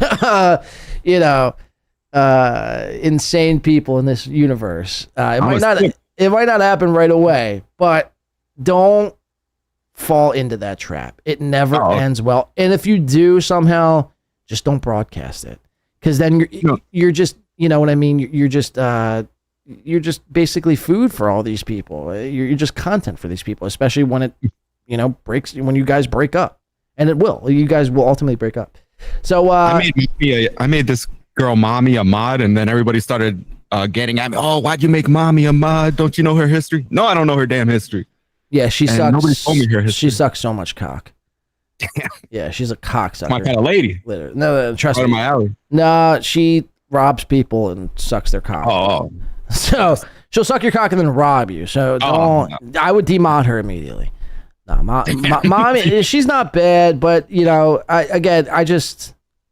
Dude, you know what I mean? It's like, it's hard to trust a lot of these people because it's like you don't know them in real life at the end of the day. So it's like I don't know. That's something you're going to have to sort out. Look, I'm not going to tell you how to run everything. I mean, this is, I'm just trying to give advice where I think it sees fit. Yeah, I got a lot to learn. Yeah. This dabble goes deep, the dabble history.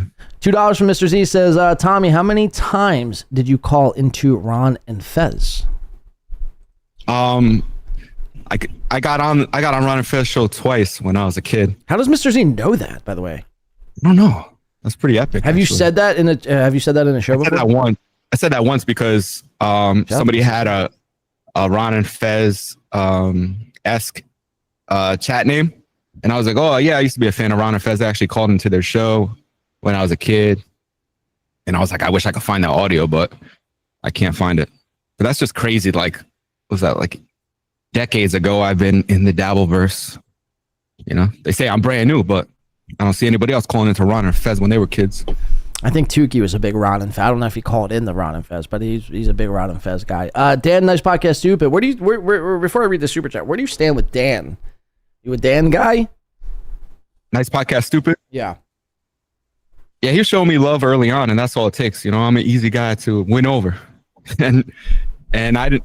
And he was like, yo, I told him I was going to be on Kevin Brennan's podcast. He's like, yo, make sure you give me a shout out. So at the end of it, I did. And that completely pissed Kevin off. And people in the chat were like, how could you do that? By the way, not only did you give him one shout out, you gave him 3, I think, that episode. And then the last time you were on over the weekend with Kevin, you gave Dan another shout out. And I'm going to do it if I ever go on that show again. I'm going to do it. That's my bit now. It's my thing. Actually, shout out to Nice Podcast, stupid. Wow. See, I just did it on your show. It's fucked up, Tommy. Dan Fordu says, sup, boys? Tommy needs to go to get with Jesse Angel. Damn, I don't even know who that is. I think she's a Chad girl, if I'm not mistaken. I'm going to be an info in the Dabbleverse. I'm going to stay celibate in That's the Dabbleverse. That's the best thing. I'm telling you, man, that's the best thing to do. don't fall into the trap of like, oh, look, I'm streaming now. I got chicks throwing themselves at me. You'll wind up, dude. I'm telling you, it would be the worst thing for you. Give it at least 2 years. Give it 2 years, and then after 2 years, do what you want. Fuck all the bitches you want. But for the first 2 years, just worry about getting your shit together and taking off first. Exactly. Don't look. You can get pussy any time of the week. You know what I mean? You're not a bad looking dude. Probably get pussy, whatever. Right.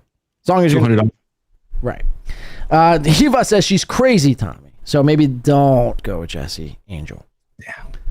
Okay. Thank you, Dan. Thank you to Mr. Z. Thank you to everyone else. Let me show you Tommy here. Where's this? So this is you right here, right? Yeah. Kicked out of Stuttering John show. I think this is where Gino and Keanu approach you, and this is what I like to watch. And so you said you can't hear this, right? Oh, Jesus Christ. Why? Hold on. Why said $5 on YouTube? Mommy blackmails people, dude. Who What Why says mommy blackmails people, dude. So just furthermore a reason not to. Yeah, you got to could you demod mommy right now? Actually, now that we have you on the show, could you just demod her? All right, let me see. I'll do it live. I'm do it live. You too. I'll wait. I'll do anything, man. You want me to I shaved my mustache for you. I dyed my hair. You want me to get circumcised? I mean, literally, Tommy's literally has done it all. I've put out requests just as a goof, and Tommy's literally done it all. So, look, man, for whatever it's worth, he's fucking committed to the bit, so I appreciate it. Oh, my God. Somebody asked me, what happened to your mustache? I was like, it's a bit. And then they were like, what? And I just left. It's a bit for me. It's not a bit for you. Yeah, it was a bit for you, right. But I don't want to explain it. I think that this might be the first time in my history of doing anything I've actually got another grown man to shave their mustache. To be honest, to be quite frank, I never even had a problem with the mustache. It was just something like a throwaway line. I actually like the mustache. Bring back the mustache, Tommy, would you? All right, I'll bring it back. It's coming back. Let's see, could I share it?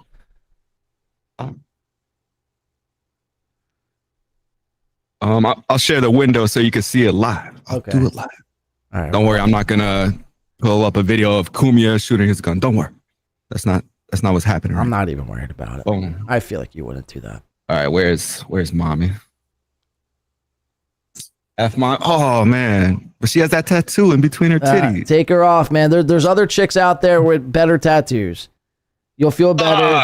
Exit. You got to go down and save. You got to go down and click save on that. No. You got to go back because it doesn't save there. Ooh. I see what you did. See, you guys see what he did, right? He tried to get away with a fast one there. No, look, she's gone. Oh, is she? She's gone. Soft moderator. That's incredible. Ladies and gentlemen, FK Mommy is demodded from the Tommy Jordan Show. She gone. She gone. Sorry. But I gotta do what I gotta do. I can't have you stop my ascension into the Dabbleverse, mommy. She'll be blackmailing you by the end of the day. Trust me. Yeah. All right. So that's epic stuff. No, that's epic. I respect that. A lot of people calling you a real G. She's garbage. Says incel Ray DeVito. And Eva's partying. So look, you have the approval from everyone there. No mommy. People hate mommy in this chat room. They hate her. They despise her. Bye, mommy. All right, I want to go over this video with you here. But she has that tattoo in between her titties, Tommy, look, I'm telling you, man, you can't be one of these people who see tits or see tattoos between tits or see and automatically think like, oh my God, she's hot. I mean, you know what I mean? No, your take on Lucy Tightbox, I was like, exactly. Damn, that's what I'm going back. That's what I'm referencing, right? Because a lot of people see Lucy Tightbox, they see the tits. Yeah. She pulls down her shirt to get simps fooled into thinking she's hot. And then they watch her because they're like mind jerking off to her, but they don't actually like what she's doing. They don't actually think she's hot. Yeah. They just see tits, right? And they're like, oh, I want to fuck her. She had like thousands of live viewers last night and she was just talking about boring lawyer shit. It sucks. It's garbage. I mean, she eats butter. The bitch eats butter. If I blindfolded you and told you, like if you had, your choice at a date selection pool or whatever, and I was like, okay, option A eats butter, you'd be like, I pass, Only cream cheese. Only cream cheese for me. So, yeah, fuck Lucy Tightbox. And if you take out her middle name, she's just Lucy Box. She's just Lucy Box. Yeah. With a big butter stick. Okay, I want to get to this. Hopefully, maybe I don't know. Can you not? You can't hear this video, Tommy? Like one of those like $100 masks or something. I can't hear this video when I'm with you. I can't hear it. You can't hear I don't know why it came out of song. Could the chat hear it? Can you guys hear it? They could hear it. I know they can hear it. Let me just see if the audio's piped in correctly here real fast. Maybe I'll play it through the stream. No, because you'll be delayed. Hold on. I'll fix it. I'm already delayed. I know. It should be working here. Oh, wait. Hold on. Oh, you don't even hear me through my microphone, Tommy. That's embarrassing. I probably sound like I'm coming through like a camera or something, right? No. You sound loud and clear. How's that? Oh, shit. Now you sound buttery smooth, like Lucy Typebox when she's eating butter. Can you hear yourself when you talk? Can you hear yourself back? Yo, yo, yo. Nope. Okay, so now if I do this, Kiki, do you love? Should hear that, right? Still can't hear it. Still can't hear it. Ain't that about a bitch? I'll pull up the video. Maybe it's on your end. Well, I remember everything. I don't even need to hear it. I got a photographic memory. Okay. This is what I was we'll there. Do. I remember this shit. Okay, this is what we'll do. Yep. We'll play it. Love We'll just me, play it. but you're what you know. Oh. I was like, Kiki, do you love They were me? just saying that you guys crushed, that you guys did a great And job. Gino on sat the in show the cut tonight. corner. Like when you said Tori, the last time I was here. But why? Eye. Guys, remind me, what did she do with Carl? She backstabbed him at Villaroma, but I forget the story. Remind me really quick, guys. Come on, Peter Sky Parker. Come on, Diablo Samurai. I'm gonna go to where Gino gets in your face. Hold on. Oh wait, you mean her or the cat? You still have the cat. Or her. But you know what I noticed too? Somebody brought it up.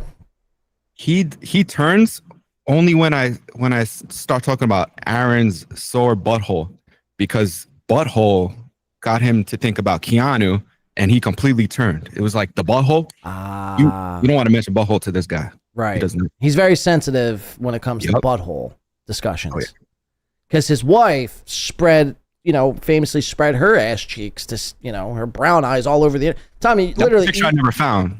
I'll send it to you. You could literally find Keanu.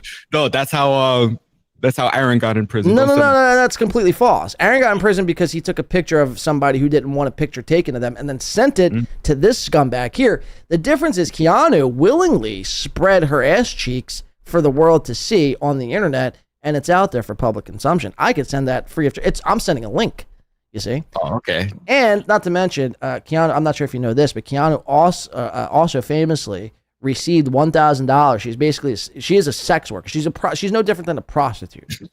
And she received $1,000 for an asshole pic. Some desperate simp out. This is why I caution people: don't fall into desperate simp category, because you don't want to be sending chicks $1,000 for their brown eye. It's disgusting. That is gross. It's where shit comes out of. You should be ashamed of yourselves. Okay, all right, enough brown eye talk. Here first, I tell them all the time. Damn. Somebody's like, oh, Keanu abuses that cat. Go fuck yourself. Get a fucking life, you fucking faggots. No, that's Aaron's co-host. Who? Aaron M. Holte. Oh, I am? No, Aaron M. Holte's co-host abuses cats. Oh my god. Does he? Hell yeah. So you were just saying, basically, Johnny Crutches abuses cats. Yeah, that's a fact. That is a fact, actually. I'll say it too, because I know he can't even sue me, so he's too broke and stupid. You abuse cats, bro. Yeah, Johnny hates pussy. So, he hates Aaron. He didn't even care when he was getting arrested. He was like, I don't care. Why would I care? Well, I mean, in all fairness, Aaron to Johnny is just $150 a week. You know what I mean? Like, he don't. You ever saw that stream where Johnny fell out of his chair and Aaron left the stream up and John's struggling to get back up? Of course. That was terrible, yo. What kind of friend they're not friends. See, they're not friends at all. Like they want to. Even my enemy, I wouldn't do that to. Well, I would. I would leave my enemy on the ground. Piss on him if I could. Thank God I got legs. Shit. All right, let's keep listening. And you're friends with Aaron. No, he's denounced me. He did? By the way, is my life gonna fall apart? 4 days before he's out of jail or whatever, and then the people that put him in jail have to go back to their miserable lives. I mean, don't get me wrong, they still have miserable lives, but they're using this distraction to be like, ha ha, all right, well.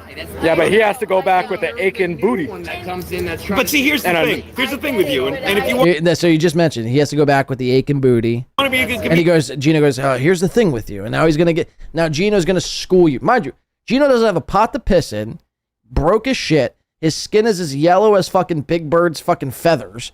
I mean, he's got nothing going for him. Anthony Cumia has just announced him. Kevin Brennan wants nothing to do with Gino and Keanu anymore. These people have got nothing, but Gino wants to be the guy who wants to like be giving you the advice and want to be telling you how to, operate and live life. I mean, get the fuck. It's so laughable, man. He doesn't even live paycheck to paycheck. He gets no paychecks. He has 0 paychecks. Yeah. 0. He claims he gets Rumble rants, but it's like, dude, you have like 3 supporters who give you like $1 on Rumble. It's completely laughable, man. I don't know how Gino and Keanu make it. I don't know how they survive and sustain in modern society where eggs are like $9 and gas is, out the fucking, off the charts. It's like, how are these people? That's always my thing. How are these people surviving? Keanu probably has like a sugar daddy that she doesn't talk about or something. Well, Brings she's back probably the bacon. selling her asshole pictures, if we're being honest. Yeah, she probably contacted that guy. I mean, for $2,000. $1,000. It was $1,000. Oh, but still. Yeah. But still. and you'll shy away from Dabbleverse and do more to being inside the club rather than filming in it. I didn't ask you for advice! You realize no one gets their booty raped in a regular jail, but people say that as a joke. They'll talk about butthole pictures because you're fucking losers who fucking really could have been at a comedy Gino's show. triggered. Comedy show. Watch this. That was a comedy show. Don't disrespect. But this guy says right now. No, I missed that. You see the Dabbleverse is broken you because you're bragging about filming Guys, it. they're not See, so he's making the claim the Dabbleverse has broken you. No, Gino. The Dabbleverse has broken you. You're the only one going around claiming the Dabbleverse is broken. The only person broken in the Dabbleverse, is you. You and Keanu. Facts. The Dabbleverse has made me born again. It's given me more purpose. It's given Tommy a fucking platform. It's breathed new life into Tommy. I used to do Electric Unicycle live streams with like 5 people watching. Come on. I'm loving the Dabbleverse. It's so insane. It really got me is on your insane. show. I mean, again, it's not that big of a deal. But No, it is, bro. I know you don't like the ball washing, but I've always been a fan of Red Bar for years, and you are Who's the only that? person I've found that gives me that Red Bar vibe. I don't know who that is. Nobody else comes close. I don't know Red Bar. Who's this Red Bar you speak of? Just some old fucking loser. Some old guy. By the way, when's the last time he's fucking streamed? I don't know. And he's still Since I entered the Dabbleverse, I haven't checked. I used to go on, refresh, see if he ever comes back. He don't, bro. He's gone. He gone. Gone. He's making room for you. No, he's. But it's just I got my gripes. I used to like be in the Red Bar, but that whole thing is. I get it. Look, he's hiding behind his illness or whatever, but it's like he's still charging people. It's the very thing that he used to speak out against. Oh yeah. You know what I mean? Like if anyone else were still collecting money and not providing content, I mean, he'd be doing like hour-long investigations on them. But he does it. Bro, I need a refund. Well, that's what I'm saying. In the last 3 years, and I get it, he was sick, whatever. But then stop charging people, because in the last 3 years, how many shows did you get? I mean, 56, like 5. 5, if that. Right? I was being generous. Just have Jules do the show if you're not going to do it. Right. I mean, Jules basically does the show anyway. It's just Red Bar is mouthing it. Right. Jules could just do get one of these roadcasters and just be like, "Hey, it's me, Red Bar."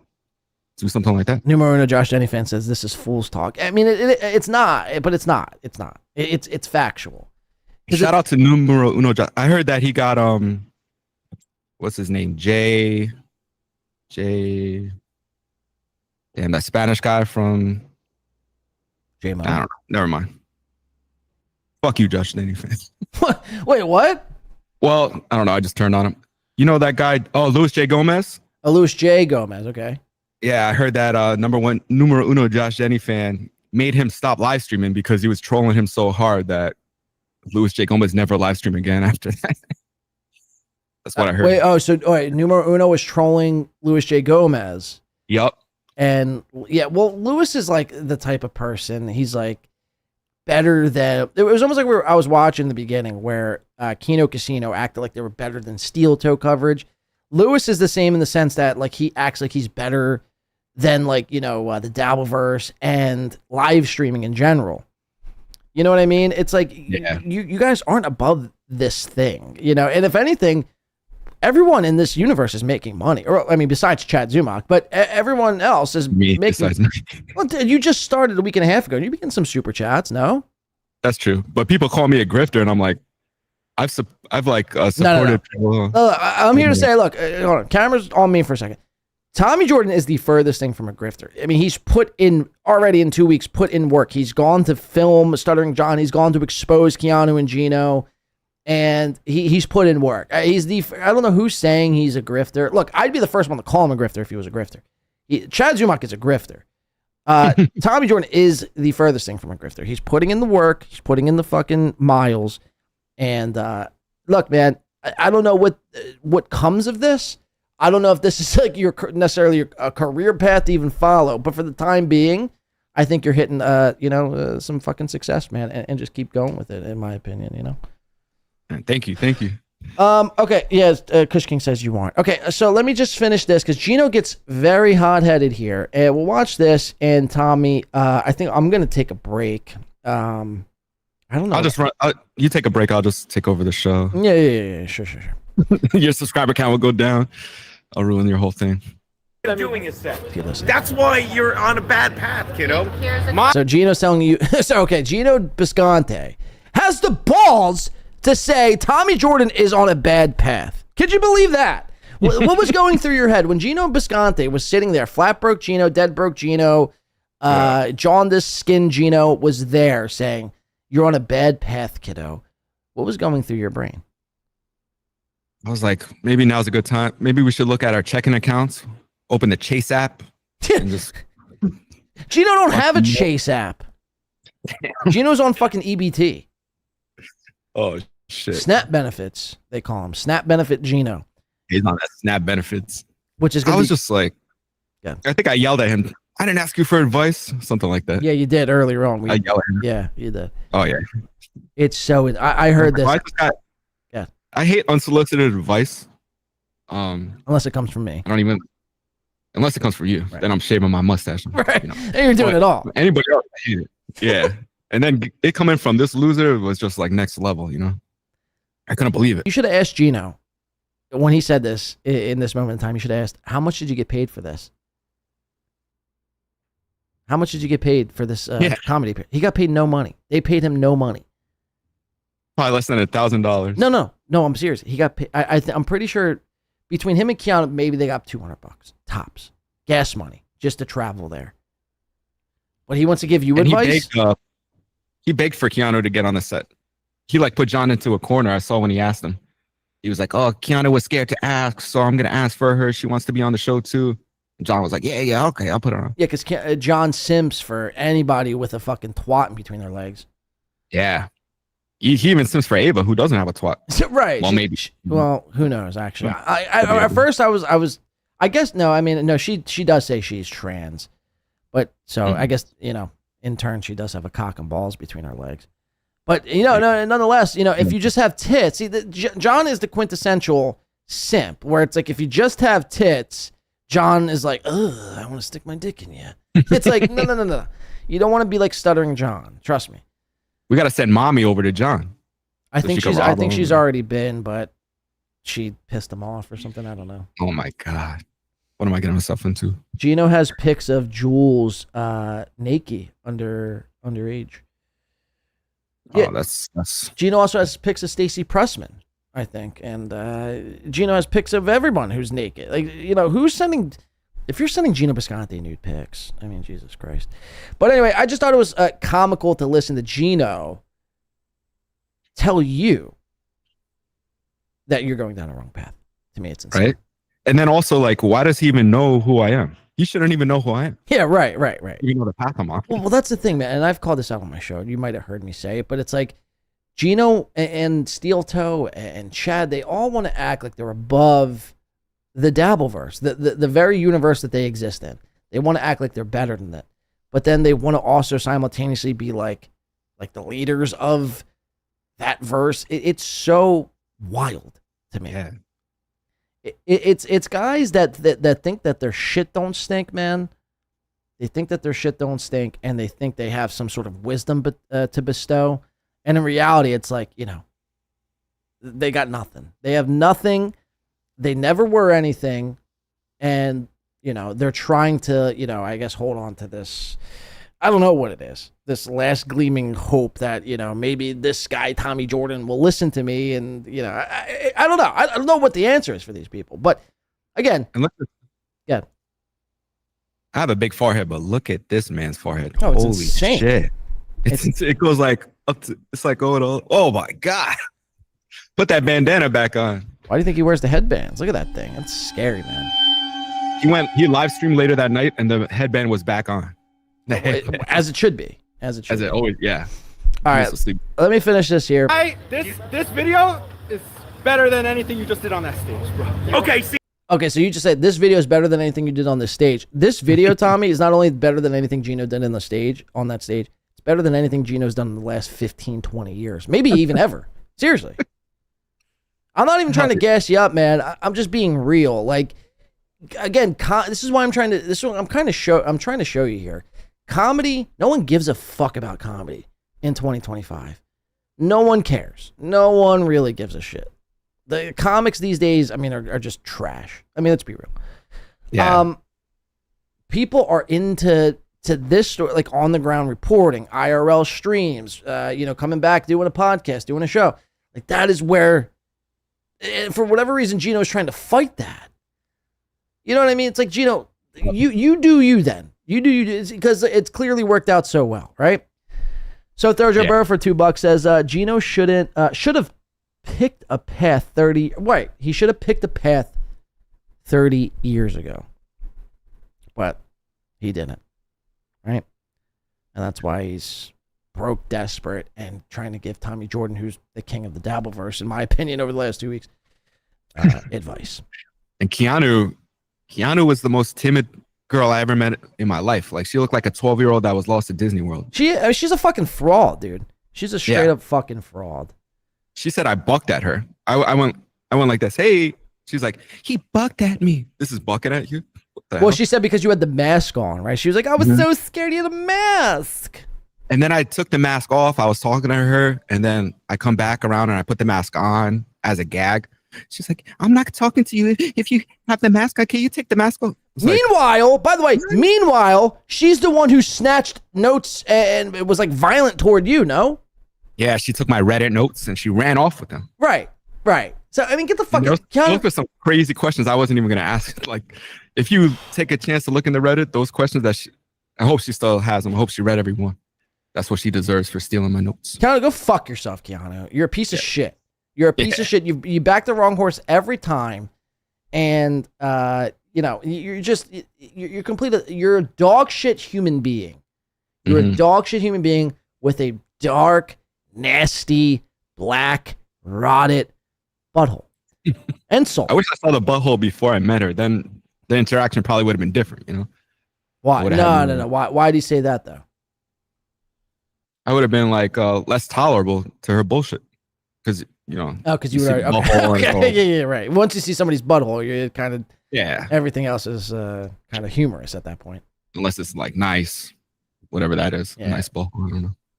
Hers was like, I think like black and crusty. I think there was some poop in there, dingleberries. It was disgusting. You don't go check it out for yourself. I think you could check it out. What does Melton say on Google? Yeah, he always talks about that damn ball. What do you think the aftermath is going to be when they eventually break up? That's going to be messy as hell. Keanu and Keanu. Keanu. 10 years of screenshots. No, I don't think that necessarily happens. I think if they break up, it's because Keanu would probably cheat on Gino, in my opinion, or Gino dies. Yeah, you know what I mean? He doesn't have that much time left on this No, earth. I mean, maybe we'll say 5 to 7 years max. Yeah. I mean, look at him, bro. I mean, you notice, I don't know if you noticed that in person. I've noticed this. I've met Gino twice now. He looks like what? He looks like the old man mask I was wearing. Yeah, right. Like, right, yeah, up here. Yeah, that's actually spitting. This mask was inspired by none other than Gino Bisconte. Oh, shit. That would all make sense. Thing is, Gino's a bitch. So, yeah, it's so insane. It's so insane. All right, let's finish this up, Tommy. I need to take a break. It's been a blast having you on. I appreciate your time here today. Let's get through this, though. I think Gino's going to try to give you the how's how and the what's what here coming up. That's wrong. Do I need that? And I was And that's a fact, Jack. And I was Ow, wait! Oh my God, you're fucking. Ow, wait! What a fucking. Do you understand? Like, watch this. You're yelling, and you don't want to be on stage. I do want to be on You will never stage. be good at comedy. Hill, wait! You're I'm a already better than you. I've been doing it 1 month. Yell it louder, you fat fucking hack. It's sad. Gino Bisconte called you fat. Yeah, he did. Holy shit. In his defense, I am kind of fat. You can't really tell on the camera, but in person, in real life, I'm a little bit fat. Oh, you are fat. Okay. But then he took it back right away. He's like, fat. And then he said something else. He's like, I mean, a hack or something. He said something weird. Like, he called it back right away. Numero Uno says, if DiCaprio doesn't do a turn on Tommy before this is over, then I don't know what he's... Look, man, Numero Uno, there's nothing to turn on Tommy. Tommy is... And I don't want to gas you up, Tommy, because I think that's the wrong move to do. I'm not here to gas you up. But I am here to say what you're doing is working. And numero uno, look, if there was something to turn on Tommy for, if I thought he was a bad guy, if I thought he was a liar, a cheat, a disingenuous, whatever. If I just thought he was a bad guy, I'd turn on him. He wouldn't even be on my show right now. But I think Tommy is the real deal, man. I think Tommy's the real deal. He's new to this. He's 2 weeks in. Think about anyone who's 2 weeks into, especially not only just their YouTube live streaming career, but the Dabbleverse. Like, just think about what that entails. And you tell me anyone who's done this for 2 weeks who has made more of an impact than Tommy Jordan. Seriously. And Tommy, I don't mean to say that, again, I'm not trying to gas you up. I should really be tearing you down. But everything... I liked you even when you were tearing me down when I first was introduced. But that's my point. But that's everything I've told you and everything I've critiqued you on, you've done. So what else is... You shaved your fucking mustache for me, dog. So what else can I say? Chop your head off and send it to me in the mail? I mean, I don't know what else to do. The grays are gone too. The gray... It's official, folks. Waiver says 6-7. I got vocal lessons coming on Monday. They start on Monday. He's got vocal lessons. I told him he's got to change the wigger tone, and we're pretty much in the clear. So, I mean, for fuck's sake, Tommy Jordan, ladies and gentlemen, Gino, it's just you get the point. Gino's trying to give Tommy advice. It's so insane. But here, I'm gonna bring you up on full screen here, Tommy. What you got? What you got for everyone? Leave us with something nice. This is the point in the video where I turn on him. Like, he's talking a lot of shit, and then like I'm all having fun with him, and then something snaps. I'm like, hold on, we got a problem? What? Whoa. He like brought me back to reality for a second. And because in New York, when you ask someone we got a problem, that pretty much means, are we gonna fight right now? Right. So many words. Well, there's a brief point. Yeah, where I thought you guys were gonna probably knuckle up, but Gino's not about that life, bro. He's all talk. He's a hot-headed, fake fucking Fugazi Italian who thinks simply by being loud, people will be intimidated, and that's not the case. You could probably hold your own over Gino. I mean, Pat Dixon did. Oh, Pat Chicken. Yeah. Pat Dixon rocked his fucking jaw. And Gino still cries about that like the little bitch that he is. But I wouldn't want to do anything because all I did was ask Stuttering John questions, and I already had Vince the lawyer saying I was physically harassing him. So I'm scared to do anything in the Dabbleverse, I don't want that heat on me. I'm not trying to go to court for this bullshit, Well, I mean, look, obviously don't put hands on people, but what I mean. But Only no, Tommy, continue to do it. Look, I'm here to say, just continue to do what you're doing. Continue to take advice in stride. I mean, look, everything I throw at you, I mean, you've taken stride. So I can't really, Numero and Josh, I can't really say anything or do anything or turn on him because everything I've done and said and asked him, he's literally done. So, I mean, I don't know. I got to give him fucking props where props are due. And just know you're being observed. You have audience, you have eyeballs on you. People like you. It's up to you now. Don't listen to the outside noise. Don't listen to the bullshit. Don't feed into that shit. Just continue to do you. The only thing I'd caution you moving forward is be a little, dial it back on all the love and infatuation you have for Kevin Brennan and Red Bar and me and all these other people, right? Just, do you. Do Tommy Jordan and the rest will follow. Thank you. my best advice I could give. Tommy, where can people find you, Tommy? Please let us know. Should I do a nice podcast, stupid shout out right now? You can find me on The Tommy Jordan, YouTube. I'm The Tommy Jordan. I dropped the, but then guys asked me to bring the back. So now I'm back to The Tommy Jordan. And yeah, you can find me on there. And I appreciate you. Win by 2. When do you stream? What's your schedule? I don't really have a schedule, but I should probably start making a schedule. I just go on like off the cuff. I was invited to go on Pat Dixon's show tonight at 11. Is that a good move? What do you think? Should I go on there? Am I overexposing myself? No. Is Pat Dixon a good guy? Is he like mommy? I was out on Pat Dixon at first. I would just ask Pat if he's still on Adderall. That's really my biggest concern. I can appreciate the Gino Bisconte, jaw breaking. And initially I was out on Pat Dixon because I kind of just was listening to one side of the story, that being Fish Lips Gillespie. Basically saying that, Cooter, right, Cooter. Basically saying that, Pat was, an abusive guy, blah, blah, blah. But the more I dug into it, the more I listened to both sides. I don't think Pat, look, every relationship has its strains and arguments and ups and downs, but I don't think Pat was necessarily beating her. Otherwise, I think there would be some sort of a police report there, and it turns out there was none. So in short, I think Pat Dixon, I was unfair to at first. I'm not saying Pat is a great upstanding guy and I'm going to be vouching for Pat Dixon. I just think I was unfair to him at first. And until he does wrong, I'll give him, some rope like I gave you. Yep. It's up to you what to do with it. Yeah. What did you say? I could hang myself or I could make a gymnasium. Make a gymnasium. I don't know. That's what you said I said, but I don't even remember saying that. I don't think that's something I would even say. I'm gaslighting you right now. Yeah, you probably are, Tommy. Tommy Jordan, streaming. Yeah, go on Pat Dixon. Have fun, man. Do your thing. We appreciate you being on here at Win by 2. Kudos to Tommy Jordan. Win by 2 Radio. Thank you so much. Check him out. The Tommy Jordan. If any of our mods want to drop his link in the chat again, one more time. Thank you for your time here, Tommy. Keep crushing. I'm a fan. Thank you. I appreciate it. No, I'm not a fan. Fuck. You're not a fan. Fuck Win by 2. Keep filming comics. Keep filming them. That's all I could tell you. Keep filming them. I think I'm going to film Opie next. I'm going to go to Gap Hots.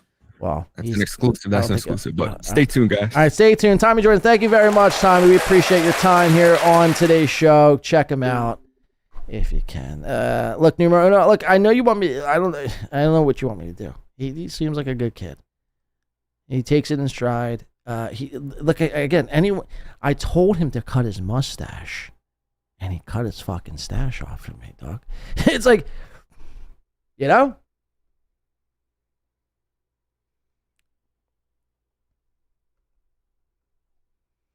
if I thought it was warranted for me to turn on him, I would turn on Tommy. But there's not. Let's see where this goes. It's Tommy. He's the only one who could fuck it up. Essentially, he's the only one who could fuck it up. All right. So we were going over chat earlier on. Where did we leave off with chat? Actually.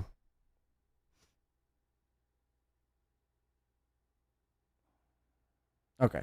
We basically ended with chat. Okay, I think I want to take a short little break. I want to come back. I want to show you this KB, Kevin Brennan, that is, simping for chat. And then we'll just show you the Keanu crying saga fiasco.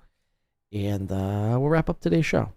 And thank you to everyone who put in your questions, super chatted in, and is here today. If you haven't yet already, hit the like button, definitely. We're going to take a short little, maybe 5-ish minute break. If anyone has song requests, we will definitely play them, but the first one I got to play, I think, was from, let's see, I have this loaded up. I just forget who super chatted it. I think it was from Ricochet. Ricochet asked for this song, so we will play this. And if anyone else has any other songs you want me to play, let me know, and I will get on that immediately. Don't touch the dial. We'll be right back right after these messages. Sounds glorious, don't it? Victorious, don't it? Told y'all be back. This shit is, nigga. Told y'all niggas I was gonna come back hard, nigga. Chat. Sorry, I got in a deep conversation with my mailman. I was smoking a nice Newport, Chris says, yeah, Blade's having a smoke. All right, yeah, I was actually smoking. And got in a nice conversation with my mailman. Turns out my mailman just quit smoking cigarettes about 8 weeks ago. And I'm like looking at my watch the entire time, like, come on, man, I got a show to do. What the fuck, Blade? We can hear you. Yeah, you're supposed to hear me, right?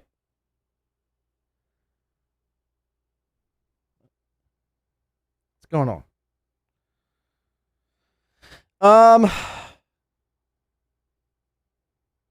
Anyway, yeah, my mailman stopped smoking 8 weeks ago, turns out. And he was like fiending. It looked like, I felt bad because I'm like smoking in front of him.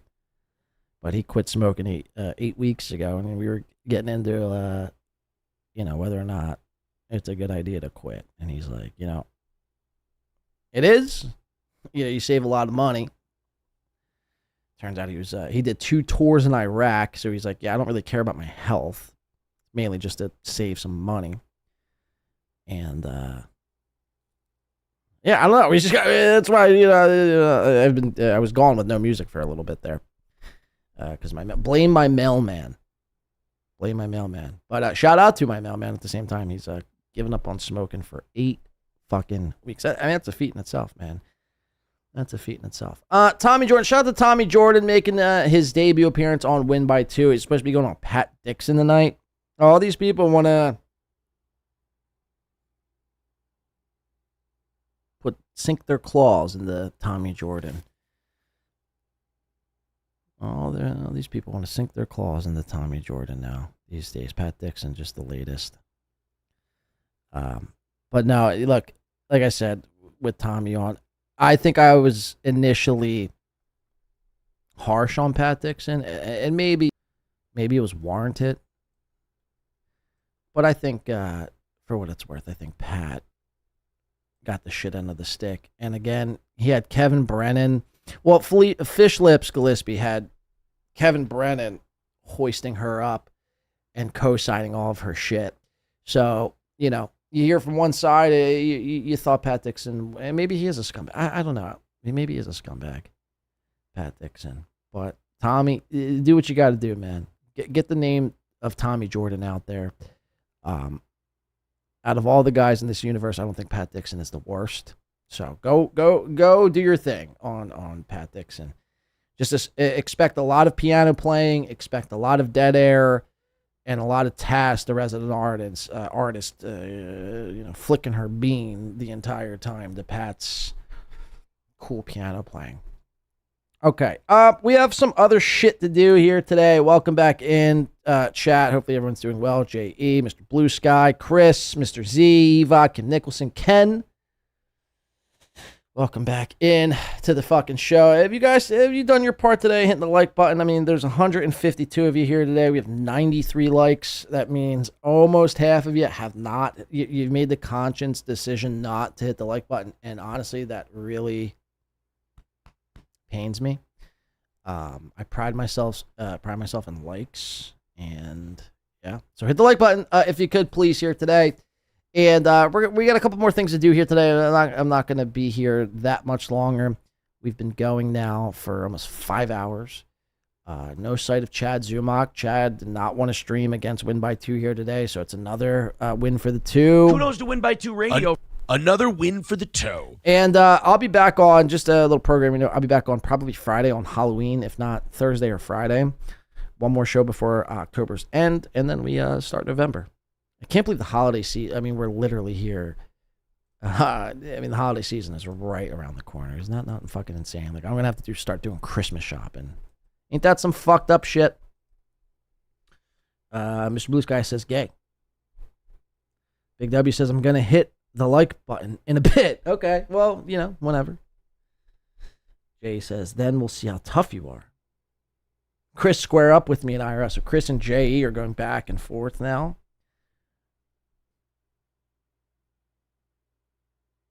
It's fucked up. Jay says, I hate everything. Chris says, Jay hates stuff. It's gay. Okay, well, you guys sort that out. Maybe jerk each other off. And hopefully that, fixes itself. I'd like to get into some other shit that we got going on here today. I want to show you first. Let me show you, because we were talking about Chad, and I feel like we kind of got carried away when Tommy came on. But I want to show you first. Let's show you Kevin Brennan. He was on his program the other day, and much like Chad, he's almost becoming Chad in a lot of ways. Kevin was having some audio problems, some computer tech issues, and it was almost unwatchable. I think this was on Friday. It was almost unwatchable to watch Kevin. Now, mind you, he wants to brag that he makes $250,000 a year. I make all the money. And his equipment is, subpar at best. Look, you got a guy like Tommy Jordan, and I don't mean to dick ride him all the live long day, been doing this for fucking 2 weeks and has invested more than Kevin Brennan. Kevin Brennan, again, makes over, 6 figures a year doing this. There should be no reason why Tommy Jordan is out pacing you in the studio realm. So all these people, you're on notice. Or you're all on notice. You're all on fucking notice. Again, it's not that difficult to buy good equipment. Anyone can do it. Anyone with a stable internet connection can buy, top of the line gear. So the fact that Kevin pounds his chest as, the guy who makes the most money and whatever, still has audio and problems that sound and look like this, really there's no excuse. Let's listen. The audio is crackling. I know, I've been talking for 3 hours. I'll just swap out the new thing. I'm not worried. It's right here. I'm not going to grab it and knock the green screen down and knock over my table like that infamous time when I asked my son to get me Dr. Peppers, even though Tukey and the Randy Travis network said it sounds like Kevin. It sounds like Kevin's girlfriend or boyfriend. That's what it sounded like. It sounded like that wasn't his son. Kevin's got a boyfriend or a girlfriend, and he asked his boyfriend, like Carl would do, to get him some Dr. Peppers. Is that what happened? Tuker? Tukester? Can I call you Tukester? Are we friendly enough to call you Tukester? And Lardif? It's pathetic. Carl thought it wasn't my son. When the table fell, it sounded like a lady. Or a young boy. Maybe Kevin has a boyfriend. Yeah, Kevin has his boyfriend. He gets some Dr. Pepper. And people are like, yeah. And J-Mo was like, yeah, I think that's what happened. Kevin's got a boyfriend. Don't tell anyone. Shh. The only reason why he's even whispering here in the first place is because his audio is so shit. So he figures if he just whispers, the audio won't crack. But unfortunately for Kevin, the audio is actually still cracking. This is what these losers do. They go, Melton said, let's run with it. Melton said, Kevin doesn't make any money anymore. Let's run with it because Melton said it. So it's true. There's no proof of it. Completely fucking frozen like the movie. Let's pretend that the girl is really pretty. That'll be fun. Vinny Boobats. Cool audio, Kev. Cool audio. You're making a killing, right? How disrespectful. Okay, we get to, this is from Boozmock here. The clip reads, The Protection, Boozmock Quick Bits. And the protection is Kevin Brennan, again, continuing to bust out his fucking broom to sweep for his, gay lover. What would you even call Chad? Best pal? Kevin, time and time again, continues to cover for Chad. And this time, so we watched on the last show, I see Kyle, who is Chad Boozmock, go into Kevin's chat and press Kevin. This caused Chad to melt down, curse Boozmock out, and motherfuck Boozmock. And Kevin would just hide IC Kyle's chats. Like he wasn't allowing IC Kyle to infiltrate the MLC chat room. But it didn't stop Chad from melting down, right? So on, I think the following show or the show after, IC Kyle is back asking the same questions without Chad there. Kevin's response is a bit concerning. Let's listen. It's time for a Boozmock quick bite. I'm gonna steal a Stromboli. Tukey times, MLC always a treat. Shout out to the Boozmock. Why does he hate Chad so much? The great Chad Boozmock? Why you protect Chad, KB? Be more like little KB. Fuck Chad Zuma. Yeah, somebody asked me that when I was on the street with Tommy Jordan. I'm like, I don't protect Chad. I don't protect anybody. The world has been asking, what does Chad have on Kevin Brennan? That's literally what I've said. What does Chad have on Kevin? Does he have a picture of Kevin bending over on his bed, fingering his fucking butthole? Happy Days? Happy Daisy sent $19.99 We got on ya. YouTube. $1 bill, y'all. Here comes the money. Here we go. Money talk. Here comes the money.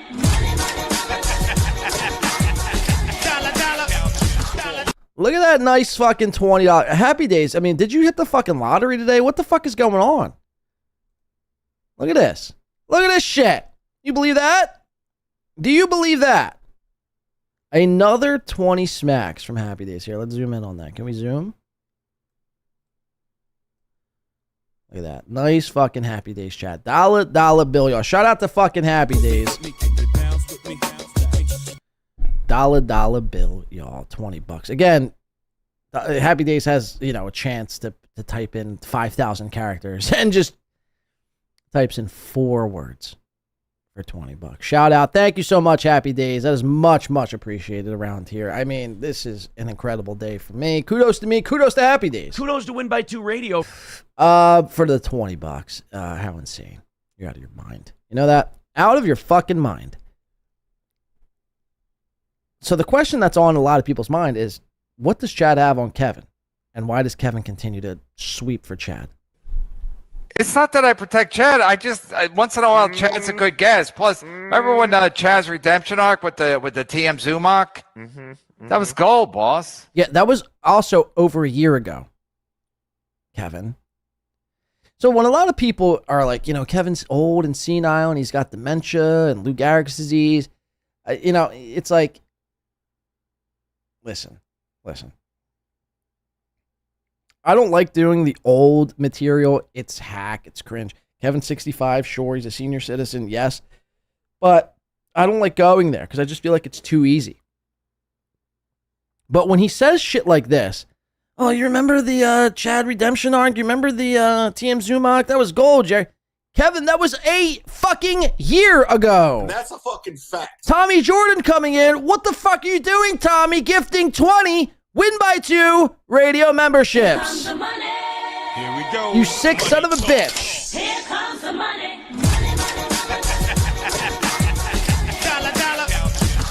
You sick sandbagging son of a bitch. Look at those. 20. You see that, Chad? That's $100 fucking right there, Chadwick. 100 smacks from Tommy Jordan, who I just had. I should be paying him. I should be paying. You see that, Kevin? You see that, Kevin?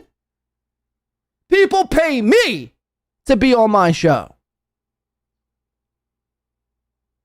Holy shit. Holy shit. Look at this. Look at all these new members. Shout out Scooby Jew and Ray DeVito. There's a lot of Ray DeVito accounts in this chat room, by the way. It's starting to become scary.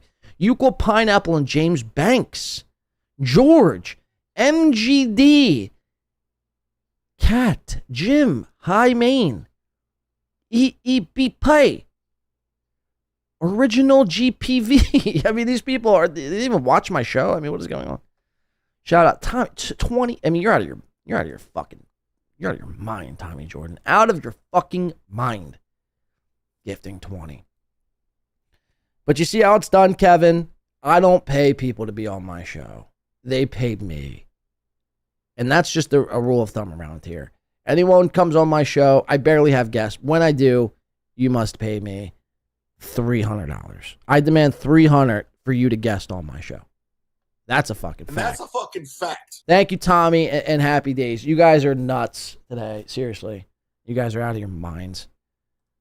You should check yourself into some sort of a psych ward by the end of the day. Okay? Kevin. Yeah, Blade is flush with cash. Rich today, Chris. I'm rich. Not because of the money, but because of the community we've built here today and over the couple of years. And because we got to wake up and have another day on this magnificent earth. Now, if I just got that smoking thing under control, I'd be really off to the races. You know, Chris? All right, let's watch Kevin continue to sweep. Did you hear what happened to Chad today? Yeah, he did a thing of Rambo and he lost his channel. I know. I kind of felt bad. I called him up and he was not in a good space. Yeah, but he don't like you. He shouldn't like you. No, why? What are you talking about? We have a wonderful because you're best friends with Lardif, and Lardif shits all over Chad. Listen, I am trying to bring my circle of friends together. Why'd you skip anti-Chad super chats when he was on? I'm not protecting Chad. You guys are out of your fucking mind. I don't. Yep, spoken like a guy who protects Chad. I'm not protecting Chad. You guys are out of your mind. Kevin, go back on your last, whatever show it was. Go back on my last show, and you can clearly see. I see the second I see Kyle chats in, and Chad's like fuming and coping. He's like, oh, I see Kyle. Chad Brismark is a fucking bitch. You immediately take the chat off the screen. Yeah. You skip anti-Chad super chats when he's on. Keep fucking coping, oh man. Keep lying to yourself. Circle of friends together.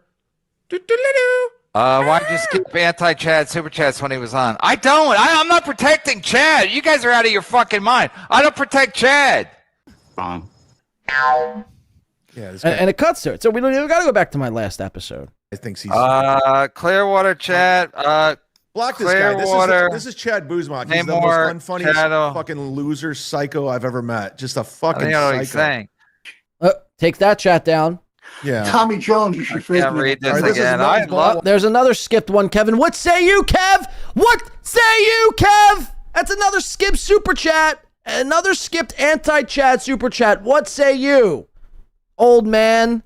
I'd love to, but I can't. I can't by law. You little bitch, Buzmak, you unfunny twat. Go make another 90-minute documentary of me, you little bitch. I can't read it again. There's another one skipped. There's another one skipped. Yeah, let me see. Man up.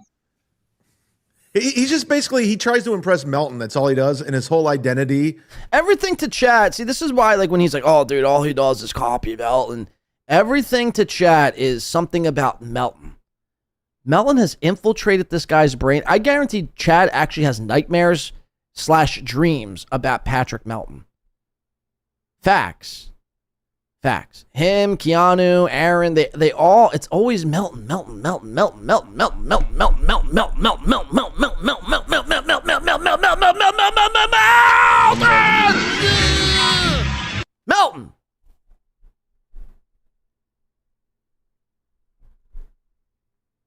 Oh, it always goes back to Melton.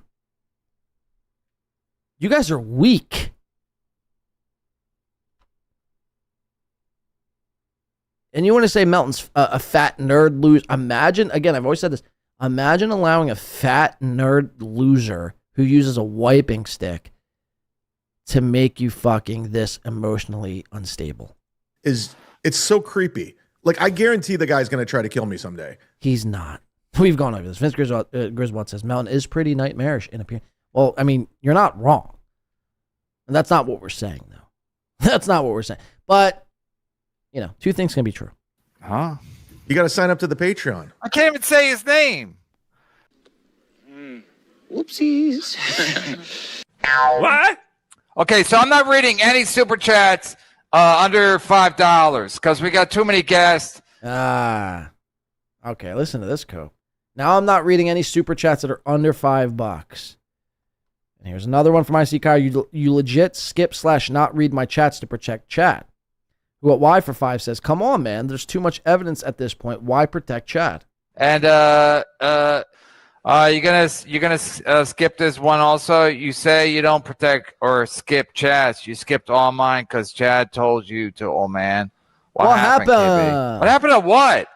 Listen, man. I don't even you, man. You fucking you know what? I don't give two fucks. Stancil was right about you, man.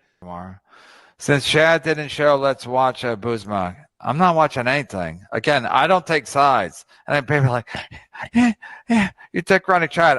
You are dick riding Chad, and you do take sides. You do take sides. We literally just watched it. Not. I don't give a fuck. I don't care about Chad at all.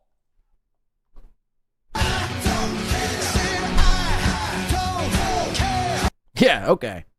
I'm not gonna watch I'm not gonna watch for $2.79. I'm gonna watch a fucking video. That's fair.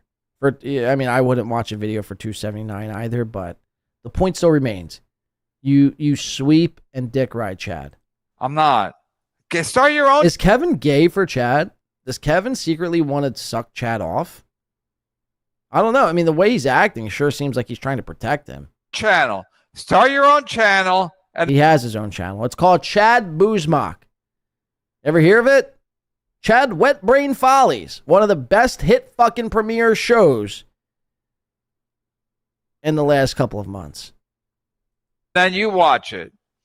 All right, we have the latest Chad's Wet Brain Follies. Go check it out. CWBF. Seriously, go check it out. Chad Buzmak, Wet Brain Follies. It never ceases to disappoint. Okay, so that's Kevin. I just wanted to cap the Chad stuff off, even though we kind of got all over the place with Tommy. And again, thank you to Tommy for not only coming on, but gifting, your little heart away for that. Chad has nudes of Kevin's kids. It's a blackmail. Well, that's what I'm beginning to think, Numero. I'm literally beginning to think that. Because why else would Kevin Brennan, who's a no-nonsense guy, he doesn't tolerate fucking shenanigans and bullshit, why would he go to this extreme to cover up for Chad Zumock? It's not like he's covering up for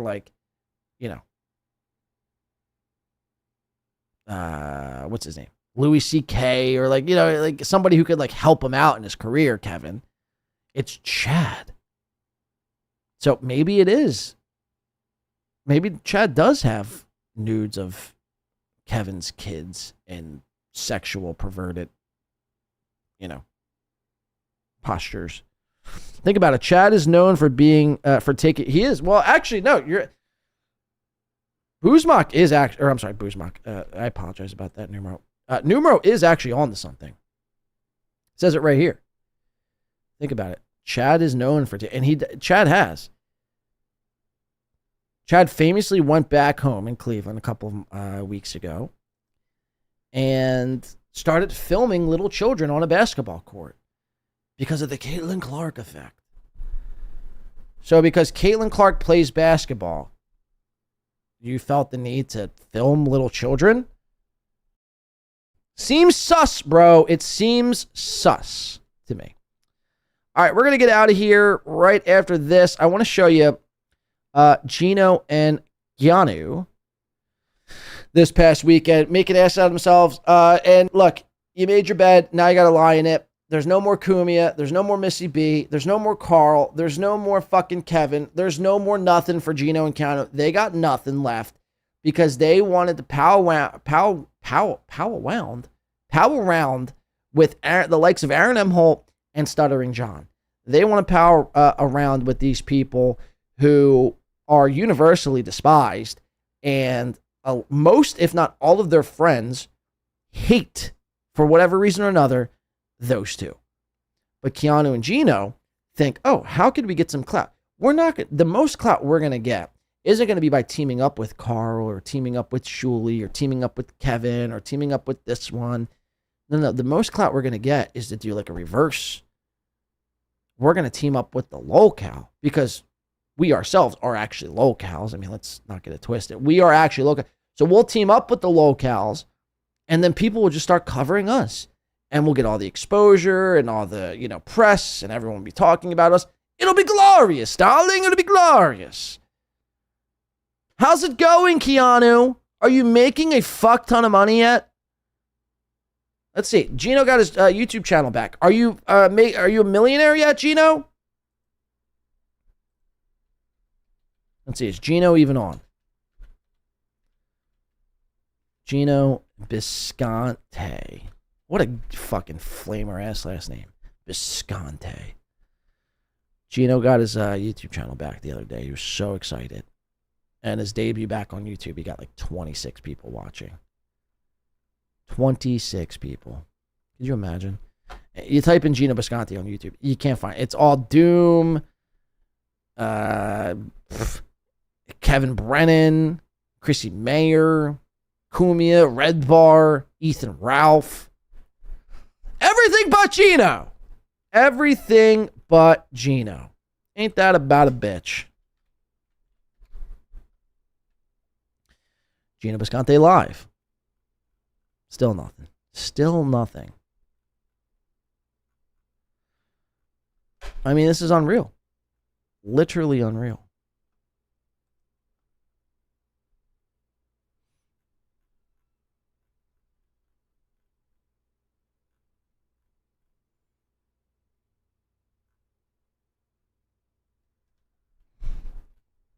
I'm looking for a Gino. I don't think Gino's even on. Oh, Chad is going live tonight. World War Z debate night. So it looks like Dan is going to do this show. Dan! Let's see. Who's in Chad's chat room right now? Chad. Chad again. Michaela. Fernum. Surprised he's not asking for cash. PCB Po 23 gave Chad. Wait, gave Chad is first. Thumbs down. Have a fun show. I'll give him a thumbs down too. And Diggity. Come on, come on. Debate night. What a sad excuse of a human being Chad is. What a sad excuse. Dan, you've disappointed me here today, Dan. You've disappointed me. You've really disappointed me.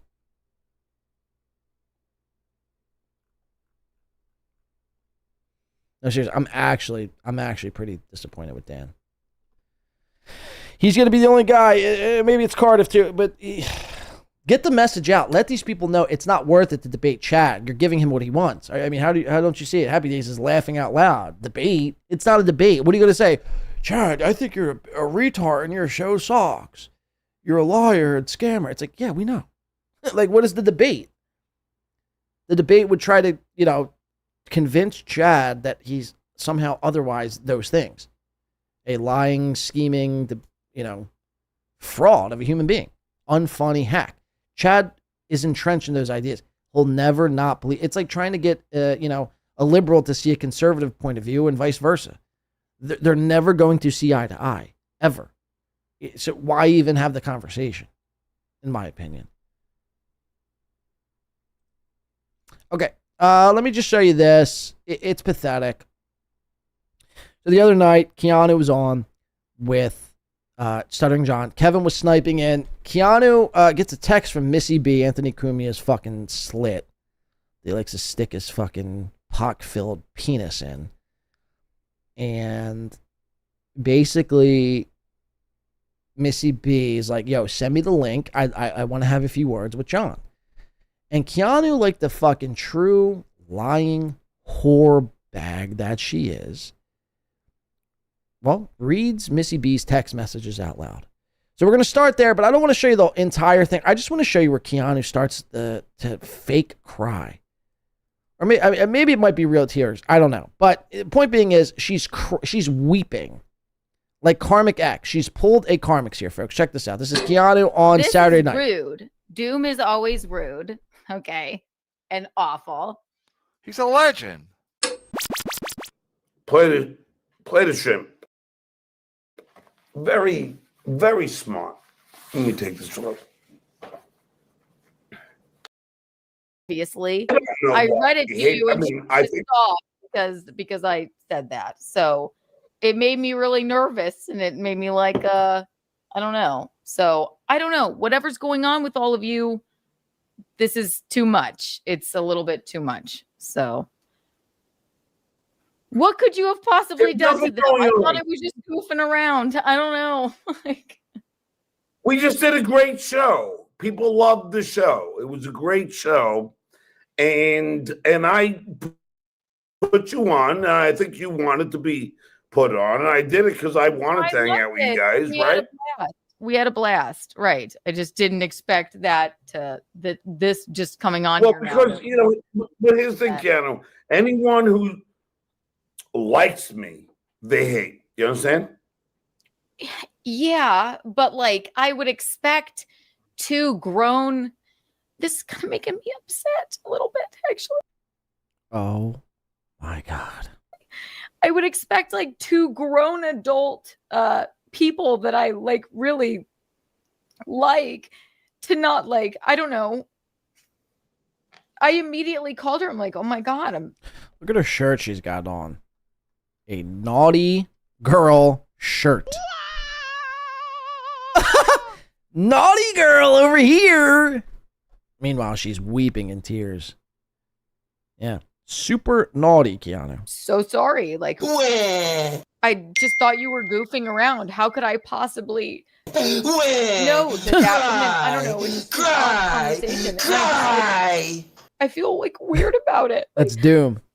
I don't mean to be crying. I think I'm just look, I love you, Keanu. I think Oh, Jesus, John. Jesus. Where's my fucking hold on. I mean this I feel like this is fitting if I could find this. It's not on my board. But hold on, I'll get it out. Remember what he just said. I love you, Keanu. Oh, I love you. This is what not to do. Simp! Don't be a simp. Don't be a simp. Stuttering John out here simping for Keanu. I love you. Don't worry. Don't worry. I'll be your friend. No, I know. I'm actually just kind of exhausted of all of this because I can't keep up with everyone's fucking grudges all of the time. Okay, you don't have to keep up with everyone's grudges. I'd say 95% of this universe makes fun of and laughs at Stuttering John. All right? I mean, it's pretty simple. And the other 95% of people also make fun of and laugh at Steel Toe. So when you align yourself with Stuttering John and Steel Toe, expect the people who make fun of those two individuals to also start shitting on you, especially when you've been nothing but a fucking dishonest, disloyal piece of trash and released everyone's text messages along the way. How is this so hard for you to see? I mean, really? How is this hard for you to see? And it pains her because, again, she knows the Cumia gravy train, done. Kevin Brennan gravy train, done. So much for, she's got nothing. Good luck with Stuttering John and Steel Toe. Good luck. Hope it was worth it. Hope it was worth it. Shout out to Rai Gaza. Melton sucks. Bro is jealous. I worked on GTA 4 and 5 and RDR1. His career is a complete failure. Who are you talking about? That is random. And you might be further back in the episode. Thank you for the 2 months. But Tommy Jones says, and she's married to Gino. What a great judge of character. I mean, yeah. Yeah. Keanu's a lot of things. A great judge of character is not one of those things. Rai Gaza, thank you for the 2 months. Melton sucks. Bro is, I don't know who you're talking about. You know what I mean? Like, I have no idea. How am I supposed to possibly fucking know that? Missy's a friend of mine. Like, I didn't. Was a friend of yours. I don't know. She's screaming about me about loyalty. I'm like, how am I loyal to She's gonna say, how am I loyal? Exactly. I thought you were just fucking around. That's it. And now I don't know. It kind of really just shocked me. That's all. Like, so the moral of the story is we had a fucking great time at the show. And then it's just everything, the aftershock of it after. I'm like, I did. Yes, that's typically when an aftershock happens is after.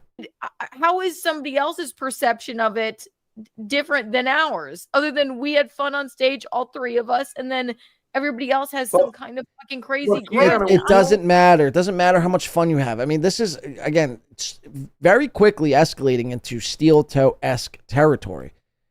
Just because you have fun doesn't mean people are going to call whatever out. It doesn't have to be anything. They could just that by the simple fact that you're powwowing around with Stuttering John, you could have the most fun anyone has ever had in human history. It doesn't matter. You're hanging out with John. Now, I don't do John coverage, but I do know a lot of people do. Like Kevin Brent. Kevin Brent has basically turned into the Shuley Network light over recent weeks. The point is, you're going to get the people who cover John, see you and Gino hanging out with John, and shit on you. I mean, that's just what it is. And you could have cushioned the blow, but instead you decided to release more texts and DMs, and you've made it worse for yourself. So congratulations. Again, I hope it was worth it. You can't handle it. Like, When you and I and Gino were in the green room, we were having the best time. We were loving each other. You were loving each other? The fuck were you guys doing in that green room? And we all did well. We had a great show. I was erect. Gino was limp. Now look at the ramifications. Just because we had a good time. Right. No, they hate that. They can't fucking stand it. And the majority... I know. I get so pissed when I see people have fun. I want to fucking rip my fucking eyes out. How dare you have any fun? of the fucking people there were there to see you and have a drink and have a fun fucking time. Like, that was it. Like, they're looking for something to be upset about. I just didn't... And it's never her fucking fault either. Okay, I'm done with this clip here. It's never Keanu's fault. It's always someone else's fault. It's always, everyone else is mad for no reason. Blah, blah, blah, blah, blah. Keanu, first of all, you have, look, it's not even worth my time, to be honest with you, trying to give Keanu advice. She don't listen. She's like a bag of fucking nails. Like, I'd have a better shot of convincing a bag of nails to try to course correct and shape up than Keanu. She's hopeless. She's hopeless. I've tried with her, and, the second the second Aaron wanted to take her back, I mean, look where she went. So, I mean, again, it's clear where her alliances are, and it's clear what her motives are, and it's clear what she's in this for, and what she'll do and what she's capable of doing.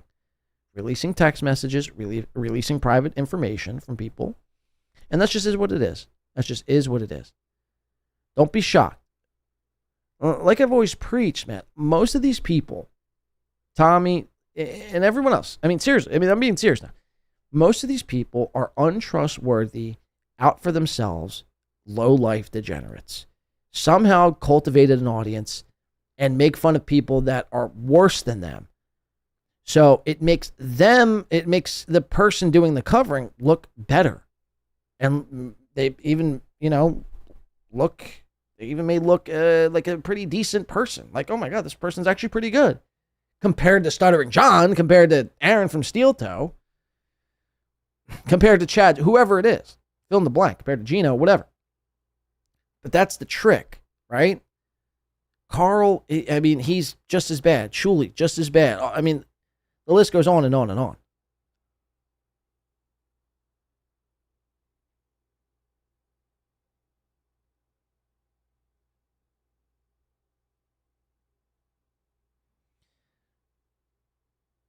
So be cautious as to who you decide to call your friends in this business. Really, don't have any friends. Never mix business and pleasure. Just do you, clock in. You can have acquaintances, keep them at arm's length, and keep it moving. You never want to get too close, especially with other hosts, especially when they do a show, because all you are to them is content. It might not be today, it might not be tomorrow, it might not be next week, but eventually, you'll be their content. Eventually.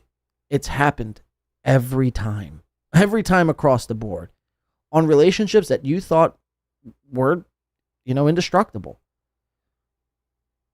So be cautious and do shit for yourself. That's if you take nothing away from today's show. Take that away.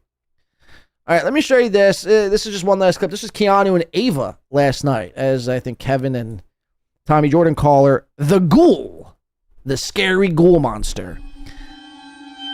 Ava and Keanu basically got on last night, and Keanu just brought Ava on just to talk at, just because she was feeling so shitty about this whole situation. So she brought Ava on just to kind of.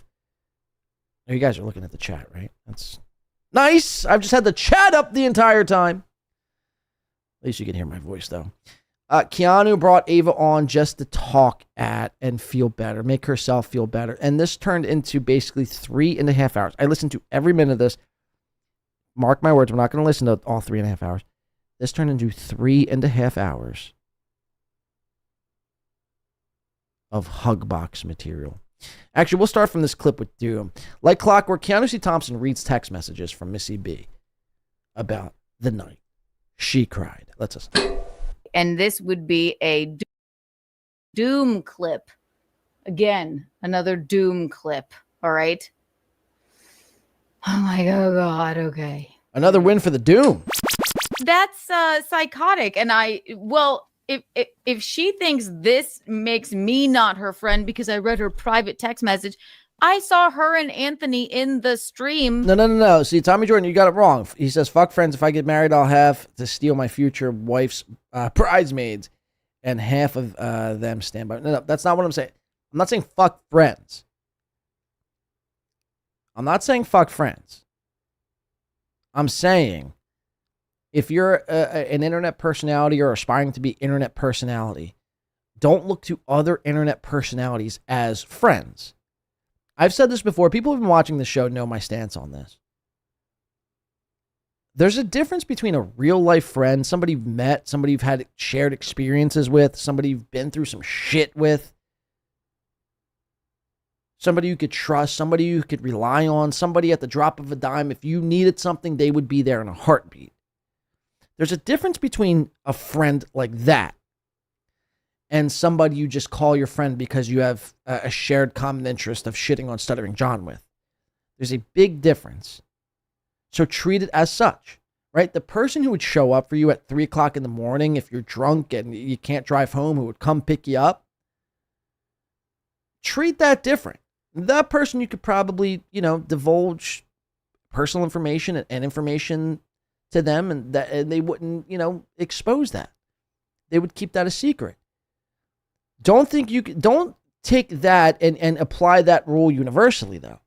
Don't take that and go to, like, let's just say Kevin Brennan and be like, you know what? Me and Kevin, we're cracking wise at Gino. We both hate Keanu. We both hate this one. So therefore I can now start giving Kevin my deepest, darkest secrets. Because again, he will use that eventually. That's the difference. I'm not saying fuck friends, but fuck trying to be friends with hosts. If that makes any sort of sense. And then this is like somebody super chatted this in. Look at this. It says Keanu, that super secret message Missy B texted you was being spammed by Missy and Kumia in John's chat. Send link 100 times before that. So like, how am I'm like, oh, Missy wants the link. What she's pissed off about is that I didn't. Friendship to her is I should have secretly sent it to her so that she could come on and bust his fucking balls or do whatever. Why would I do that? Yeah. No, it's a loyalty test with her. Which is funny because they always say that John does that, but John didn't do that to you about them. No, like, John doesn't. She's the one that lashed out like a fucking witch. I have no idea. And then, so I call her, right? And we're gonna get into all this. I have the whole thing before the call. Go ahead. Can we? Because other people are misrepresenting this. John's Wi-Fi was all fucked up too at the end of that. So the reason you were saying that. So the reason that you were saying that is because it was you. Spit it out, Ava. Couldn't follow him. It was all fucked up, and so you left. But that was at the same time as, yeah. Well, I couldn't follow what the hell he was saying because his Wi-Fi was all fucked up. But since I mean, he was in a hotel. got like 100. Keanu, Stuttering John's Wi-Fi was fucked up because he was in a hotel. Your Wi-Fi is fucked up daily, and you're in your home.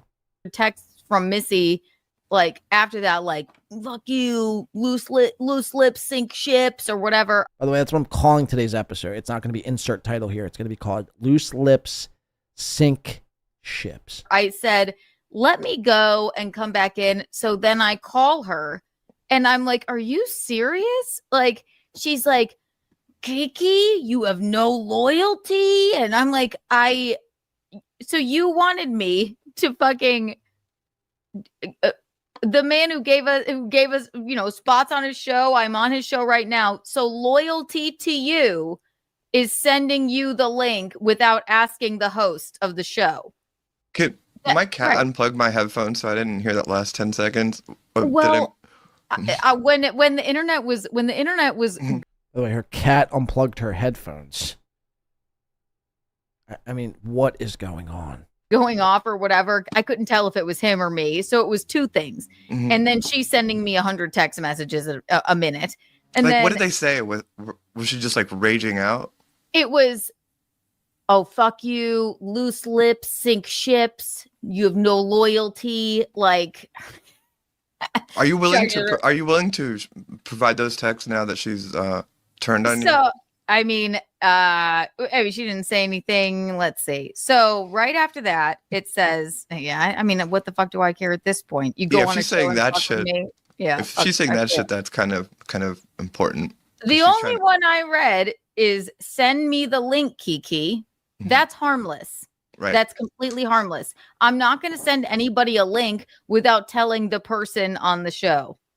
And then she says, and then I said, she said, don't be. You got to turn off your. What a fucking shit show. Because I can hear the echo. Sounds like Chad's room audio. No worries.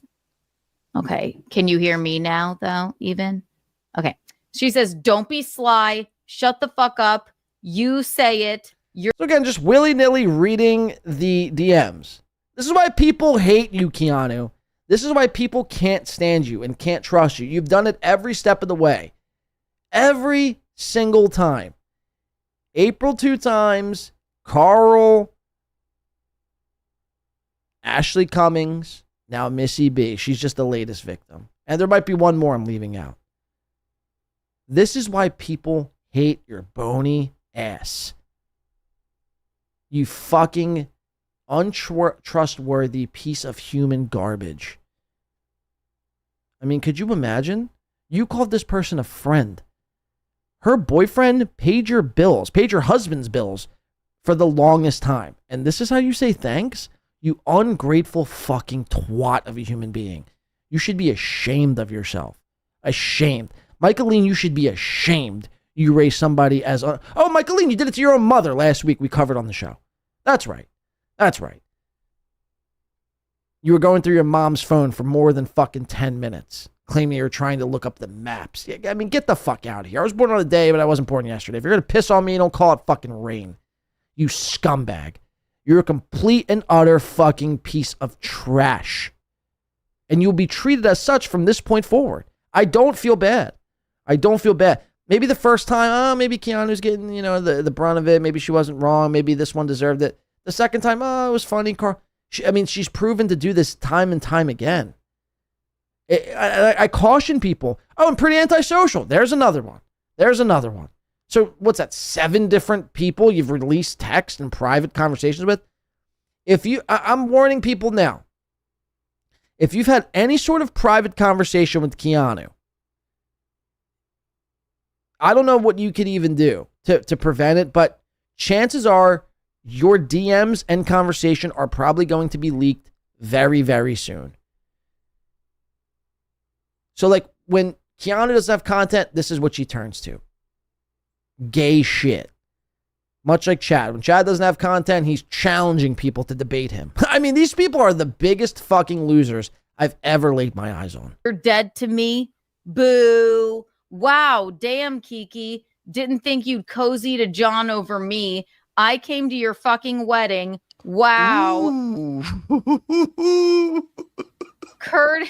Courtesy and loyalty, and you prioritized stuttering John. That's really sad, dude. But hey, you have podcasts. And I say to her, I can't figure out who likes who. LOL. If you can't figure out I am above your loyalty, and I don't, and she's kind of drunk, I think. I don't want your friendship. Wow. I said, wait, are you actually mad? She said, figure your shit out. Yeah, you suck. Loose lips sink ships. Figure that out. She's demented. That's demented. I read them now because want to know why? That's ridiculous. You want to loyal. Always an excuse. Two wrongs make a right in Keanu's mind. The ends justify the means. Never any self-accountability. It's always this one did this, so therefore I could do this. No, just stop. Just stop. Loyalty to you, Missy, is me. Again, I'll show it again. This is loyalty to you, Missy. I texted you to send me the link so you would secretly send me the link. By the way, she played this drop like 77 times on the show. Expect that drop to be played now, much like the Nick drop gets played like every fucking 5 minutes on Keanu show. So you want me? Yeah, MG8 says, Ava, imagine Ava calling Missy demented. Now, I need to make one thing clear. We're not Team Missy. We're not Team Kumia over here. It's not what I'm saying. I'm just judging Keanu based on her actions. And her actions have been pretty fucking shitty. Leading up to this point and this scenario right here. So we're not, look, this is hilarious to me. This is hilarious. When these people start to eat their own. And again, because you put trust in somebody who you guys aren't even friends. And now you're shocked that this person would do this to you. It's hilarious. But I'm not Team Missy whatsoever. It's just wrong, though, because Keanu has done this so many times. And you know, it's a shitty thing to do. It is a shitty thing to do. Should be releasing people. Unless they're like threatening you, harass you. Remember, all Melton's fans were harassing and threatening Keanu. It's funny. She'll release her closest friends' DMs and text messages, but she won't release people threatening to kill her and stalk her and harass her and do the worst heinous crimes to her body. She won't release that, but she'll release everyone else's text messages. Ain't that some shit? It's almost like those text messages of Melton's quote-unquote fans threatening her and stalking her. And turns out they're probably not true. Otherwise, you'd release them. You're like Chad and Aaron. If you got something, you show it. You release it. You want me to secretly send you the link, and that's how I prove my loyalty to you? Fuck off. Fuck off. Get fucked. I don't care. Like, are you serious? So then I call her. She says, I don't care. Funny, because it seems like you do care. Seems like you do care. During the internet troubles. Mm-hmm. And I'm like, and she goes in these clips about her. She's like, yeah, I was kind of heated up. I'm like, well, why? Because I wouldn't secretly send you the link to ambush Stuttering John, who we had a fun show with at the Stress Factory. Fun. As long as it's fun, you guys can't make fun of me because it was fun. I had a fun time, Permaseal. Permaseal finishing sent $9.99 on YouTube. Shit, man, I thought we were friends. Shit, man, I thought we were friends. Thank you, Permaseal. It's very kind of you.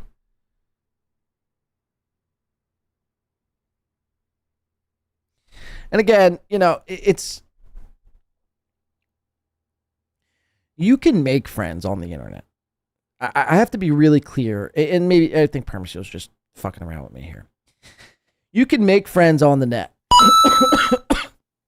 Who What Why sent $10 on YouTube. Thank you. I made one Ava joke in the comments during this and Kiki blocked me from the chat. Yeah, that's what she does. These can be out but can't take it low. Exactly. She's just like Aaron and Chad. They could dish it, they could dish it, they could dish it, they can't take it. The second you have any sort of fucking comeback toward them, they block you. It's a bitch move. It's a bitch ass move. And again, the kicker in all this is why they're supposed to be comics. They're supposed to have thick skin and supposed to be doing a show. The fact that you're so caught up in the chat where you have to block people, is really insane. It's really insane, and it shows your level of maturity, where you see a negative sentence or mean words on a screen about you, and it's, I gotta block it. Yeah, go fuck off. Yeah, go fuck yourself. Permaseal, though, yeah, no, look, I'm not saying you can't make internet friends, but again, there's a difference between somebody you meet on the internet and you talk to on the internet, and I think you know this, and that's why I think you're fucking with me, but there's a difference between that kind of a friend than somebody who, you've been through some shit with. Two different things. Like, again, I'm not going to share my deepest, darkest secret with, Cat91127 on Twitter. Cat91127 on Twitter. I don't even know where that came from. But you get my point. I'm not going to divulge my deepest, darkest secrets on people people on Discord and hope and pray to God and cross my fingers that they don't release that later and use it against me. I mean, I'd be a fool if I thought that. I'd be a fucking straight up fucking fool. So thank you, Who, What, Why. Thank you to Permaseal for the 10 and the 10. Killing it today. You think Chad's watching right now? Stuart, how does Win by 2 keep doing it? That guy's a clown. I deserve all the super chats.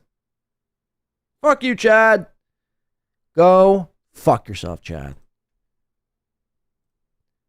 Go fuck yourself. Dad, I hope the Christ tonight, Dad. I hope the Christ.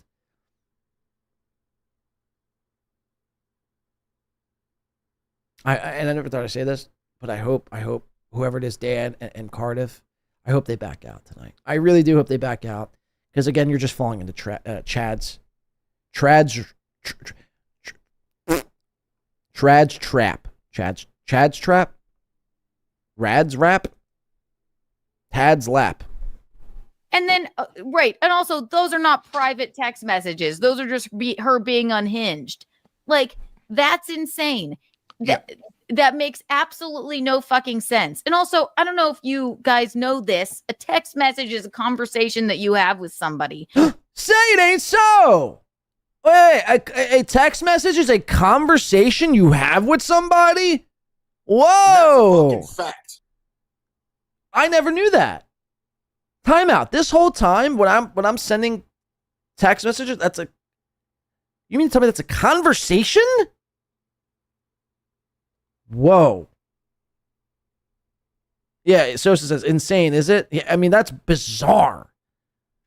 I don't know if you guys know this. A text message is a conversation that you have with somebody. It's literally mind-blowing. My mind is literally fucking rocked right now. I didn't read a message that said, hey, something insane. Like, I don't know, like Anthony's drank too much and he's, I'm getting scared kind of. Right. Right, like, yeah, with words and everything? Right, like, it's paragraphs and periods and commas? It's all just nonsense, right? Like, Anthony, I don't know, Anthony's having got pulled another over heart again. attack, or like, Anthony, whatever. She didn't text me like, oh my God, my dog's dying, or like something. I mean, you see what's going on here?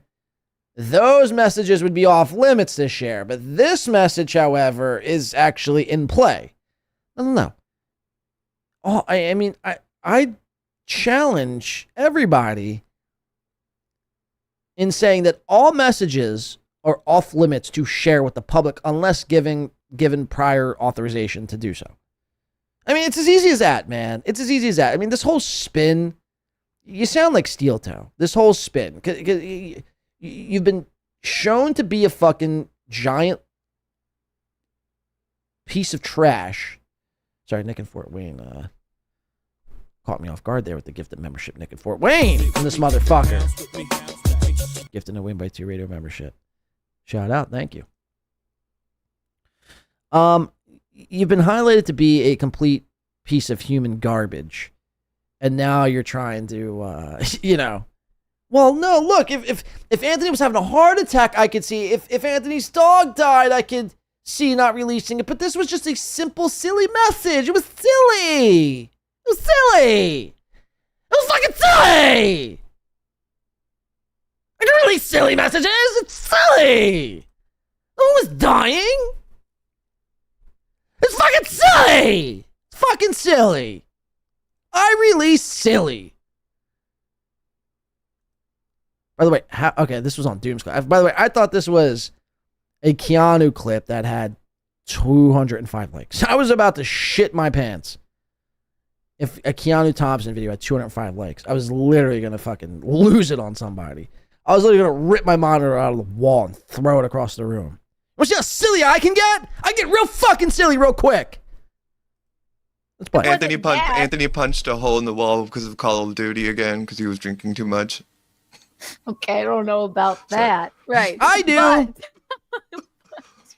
Anthony bit someone else again. My God, I gotta do a. Anthony slugged me. The biter. Which wouldn't be funny if that were the case. But no, that would be no, but that would be the kind of text that you wouldn't read out loud. Right. But in the spirit of that show, where they were all going back and forth, you having fun, right? Being silly. Left about how she said, "Oh, she wants to send the link." It's not like John would have let her in the fucking show anyway. So she's just making this all about some bullshit. She's a lunatic. Also, right, and now I read the other ones, but that's because Ava Raza calling people lunatics is quite honestly the silliest thing I've ever heard, ever. Because they're all nonsense. The first one was, Kiki, send me the link. But she is mad at me because I didn't secretly send her the link. And I'm reading the rest now. Don't be sly. Shut the fuck up. You say... See, Keanu, I'll just leave it with this. Because the rest, you just start coping and seething. And again, you're just in a hug box with Op. I'll leave you with this. If this was your first time offense, releasing some DMs, right? This was the first time you did it, and it was something as minuscule as the way it happened with you and Missy, I'd even probably be like, you know what? Okay, maybe Missy's getting a little bit too ahead of herself. But the fact of the matter is, not only did you release it with Missy, you've done it with every other person I've mentioned. And then you doubled down when you were called out on the show last night with Ava, the ghoul, people call her. You double down and you release more text messages. So when does it end, Keanu? When does it end for you? Will you ever learn? Will you ever get it through your thick, fucking, stupid, fucking skull? Your silly, fun, fucking, stupid brown eye of a skull. That it's not okay to release private messages. I mean, period, point, end of story. I mean, it's just as simple as that. It's not, oh, well, if the messages are like this, I could release, or if the messages are like that, I could. No. Just don't. Unless I give you verbal authorization to release messages, especially when you call these people friends. Especially when you call these people friends. It's just, there's no room for it. There's no time for it. There's no place for it. It's a scumbag move to do. You're a true fucking scumbag, and you've made your bed now. Now it's time to lie in it. And it's going to be cold. It's going to be a cold winter coming up.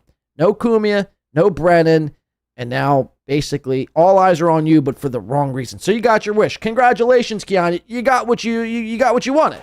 You got what you wanted. But is this how you wanted it? Is this how you want people to recognize you? As a untrustworthy snake for the rest of time and be covered as a lolcow? I don't think so. I don't fucking think so. But again, go fuck yourselves. Gino, go fuck yourself. And how dare you? By the way, the next time I hear Gino Bisconte try to give Tommy Jordan a piece of advice on what to do and not to do, I don't know what's going to happen, but it's something violent. It's going to get real intense up in here. I mean, that's uncalled for. Gino Bisconte shouldn't be giving anyone advice. Anyone. The guy can't lay off fucking alcohol for fucking 16 hours. He's going to give Tommy Jordan advice, who's the biggest up-and-comer ever? Seriously, go fuck your... I've had it. I've had it with people. I'm sickened today, and I'm a bit nauseated and a bit delirious. Not going to lie. But I've just had it. I've just had it with people and the way they act, the way they carry themselves around this fucking Dabbleverse. It's truly some of the grossest pitiful behavior bestowed on a screen. Now, look, it makes for excellent content for my show. So, again, kudos to me. Kudos to Win by 2 Radio. But it's no way to act. Don't act like these people. Do what these people do. Do the opposite of what these people do. Sosa says war. It might be, Sosa. It might be. Gino starts to fucking throw around like he's somebody with any advice to be bestowing on people. Get the fuck out of here, Gino. Who the fuck are you? Who the fuck are you? Guys, that's going to do it today. This has been a fun show. We had fun today. Very fun show. Very fun week. 6 hours in the books. This will be edited down to probably about 5 hours and 20 minutes. So, again, if the episode is down, if you're ever watching an episode of Win by 2 and then, you know, like maybe 20 minutes after, maybe you miss some, you go back and you're watching it, and then all of a sudden it gets pulled down, typically because we play music in the pre-show and it gets blocked. You just got to give it maybe like an hour, and we'll edit out all that music, and the episode usually gets put back up within an hour or two. So just a general rule of thumb. But again, Tommy Jordan, thank you for joining us today on the show. Very fun conversation. It was a lot of fun. A lot of fucking fun. A lot of fucking fun stuff. Keanu, go fuck yourself. Gina, go fuck yourself. Aaron, out of jail. He's on a fucking rampage. Dan and Cardiff, I better not come on my show Thursday or Friday and find out that Dan and Cardiff actually did Chat Show and bailed him out. I won't even be mad, Dan and I'll just be disappointed. You would have let me down like a father. Not even mad. Can't even be mad. I'd just be disappointed because I thought you knew better. I thought you were better. I thought you were smarter than that. Shout out to all of our contributors here on today's show. You guys are fan-fucking-tastic. Show me that money. Here comes the money. Here we go. Shuli. Here comes the money. Shout out Ricochet, Aaron the Rat, Michaela, Ken, Quad's daughter's cup holder. Happy Days, who came in like a fucking legend today. Shout out. Thank you, Happy Days. Nice podcast. Stupid. Little Lemmy. Tommy Jordan came up fucking huge. Dayla, NJ Ranger, Jeff Closer, thank you very much. Permaseal Finishing, Eva, thank you. Vince Griswold, thank you. Dang Lizard, hell of a job today, thank you very much. A couple of repeats in here. Ricochet, Kate, Lady KB again. Justice for Lady KB, who's been holding her own with the Tard Shark. Isaac Walmart, Who, What, Why, Nick from Fort Wayne, Mr. Z, So Thorough, Joe Burrow, Rai Gaza. And that's what we got here today. Thank you guys so much. Round of applause for yourselves. Thank you.